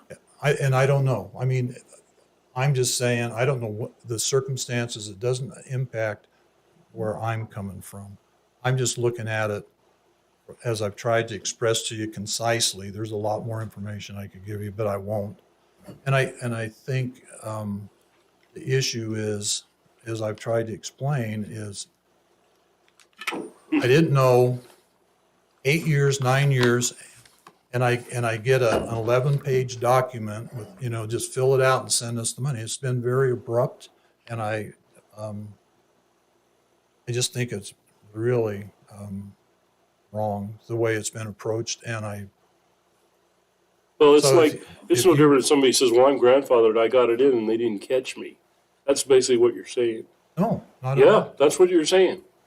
Because we didn't have anybody that was looking at that, wasn't driving that road when you built that in there. You didn't come in and get a permit because it wasn't over 3 feet high, which you're supposed to do with any structure. That's in the code, that's been in there forever. know And to that. me, it's like our only other option then is to deny your appeal and make you come in through a CUP and go that route. Or to push me up to the state appeals board, Or you could go to court. or I could go to the state building code appeals. Because I it's don't think it elect- works Well, that way. Here, you go to district court. If you don't agree with our decision, you take it to district court. This is a planning and zoning issue, not a, What I would appreciate from you, Chairman, is to put into writing, or at least maybe call me and we can talk about exactly what it is that you're suggesting that I do. Because I don't want to have to go through a review process every couple of years. And it just seems to me that the code as it's written is misleading. And I'm looking at it as it's written, and it says that it's good for a year, renewable for the second year, but there's an end point, and that's why you have conditional use permits. It's to get them to a point of correction where they now become a permissible use. Once your permit is issued and you're done, you don't have to come back There's in a no year or coming two. back. Those are Yes. for CUPs that keep getting delayed. They don't actually get built. And after 2 or 3 years, you haven't built what you're gonna do, the code has probably changed, and so you're gonna have to come back in and get a new permit. That's what that issue's for, not for this. What this is I built this, and it wasn't really up to what the code said at the time, but because there's a little bit of squeamish between what the definition of a structure and a primary structure is, I'm willing to cut you slack and say, hey, we'll give you back your appeal money if you'd be willing to come in and get a CUP so that I know that all the neighbors are good with it. That's all I'm asking. Do I have to fill out the 11-page CUP or application? You have to go through the process just like anybody else that wants solar panels. Can I get back to you on that? Or do I have to make a decision today? no, there's. No, we have can 14 make days the to apply for decision. reconsideration. Hmm?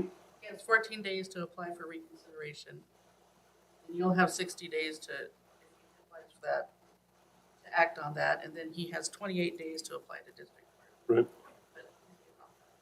Right. But other The than reason- that, the you reason could I'm just stalling- ask for the CUP and move on. We just denied the appeal and he would have to get a CUP. We're way behind. Yeah. Okay, is there, The reason I'm delaying that is I don't have permission from all of the recipients of my emails to release that. And so I'm sensitive to some of the other issues that have been brought up. And I at least have some time where I can go back to them and say, can you rewrite it? Or, They will have the opportunity to write new ones to- for the CUP? Sorry, I didn't mean to interrupt. excuse They will me, have the ability to be a proponent at the CUP hearing. You don't have to use any of I the gotta things come you back currently for have. that. Okay, so at this time, I'm going to continue on the public hearing. Is there anyone in the audience as a proponent of this appeal? Please let the record show there is none. Any uncommitted? Please let the record show there is none. Any of those opposed to this appeal? Please let the record show there was none. Okay, Mr. Falconer, is there anything else you want to add before I close the public hearing? Okay, so then I'm going to go ahead and close the public hearing, Doug, at 2:25, and we'll bring it back for deliberations.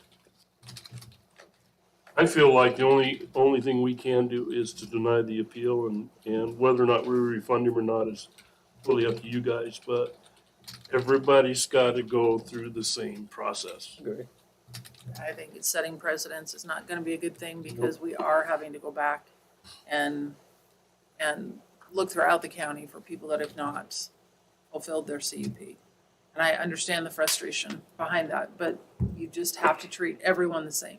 That is what we're trying to do here is everyone has to follow the same process. And I think, and it helps for the building department, to realize that you gotta say a whole lot when you're giving somebody a building permit. So there's no wiggle room there. Now, we can take back some of the That's- recommendations on updates to maybe ordinances, the verbiage in an ordinance, making sure that before anybody gets their occupancy permit, they have met every one of their requirements. The primary residence. Well, and definitely make sure that if we're gonna put anything on the building permit, that it says a primary residential structure instead of just structure, I guess. So I would Chairman, I need, would move that we deny the appeal of 505 Collier View Road. Second. been moved and seconded. Any more discussion? All in favor, please say aye. Aye. Aye, motion carries. Please come back and try to get a CUP.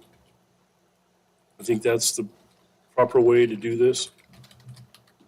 Would have been a lot easier and a lot cheaper than to come this route, but I understand your points, and I think they're fair points. But I still think this is the right thing to do. Pictures that were submitted and stuff, so I can file. I don't have any. Oh, here. Okay, we're gonna take about a 5-10 minute break here, and then we'll come back. I'm sorry, Melissa and Allison, we're running a little late, but we'll, huh? We're rescheduling, Mr. Chairman. That'd be At awesome. least their presentation, so they have more time. I'm sorry. So then we gotta wait till 4:45, Doug? We have a We have- 2:45 matter, Mr. Chairman. Oh. Clearwater. Okay, so we'll see everybody back here at 2:45. What about our setting our commissioner dates?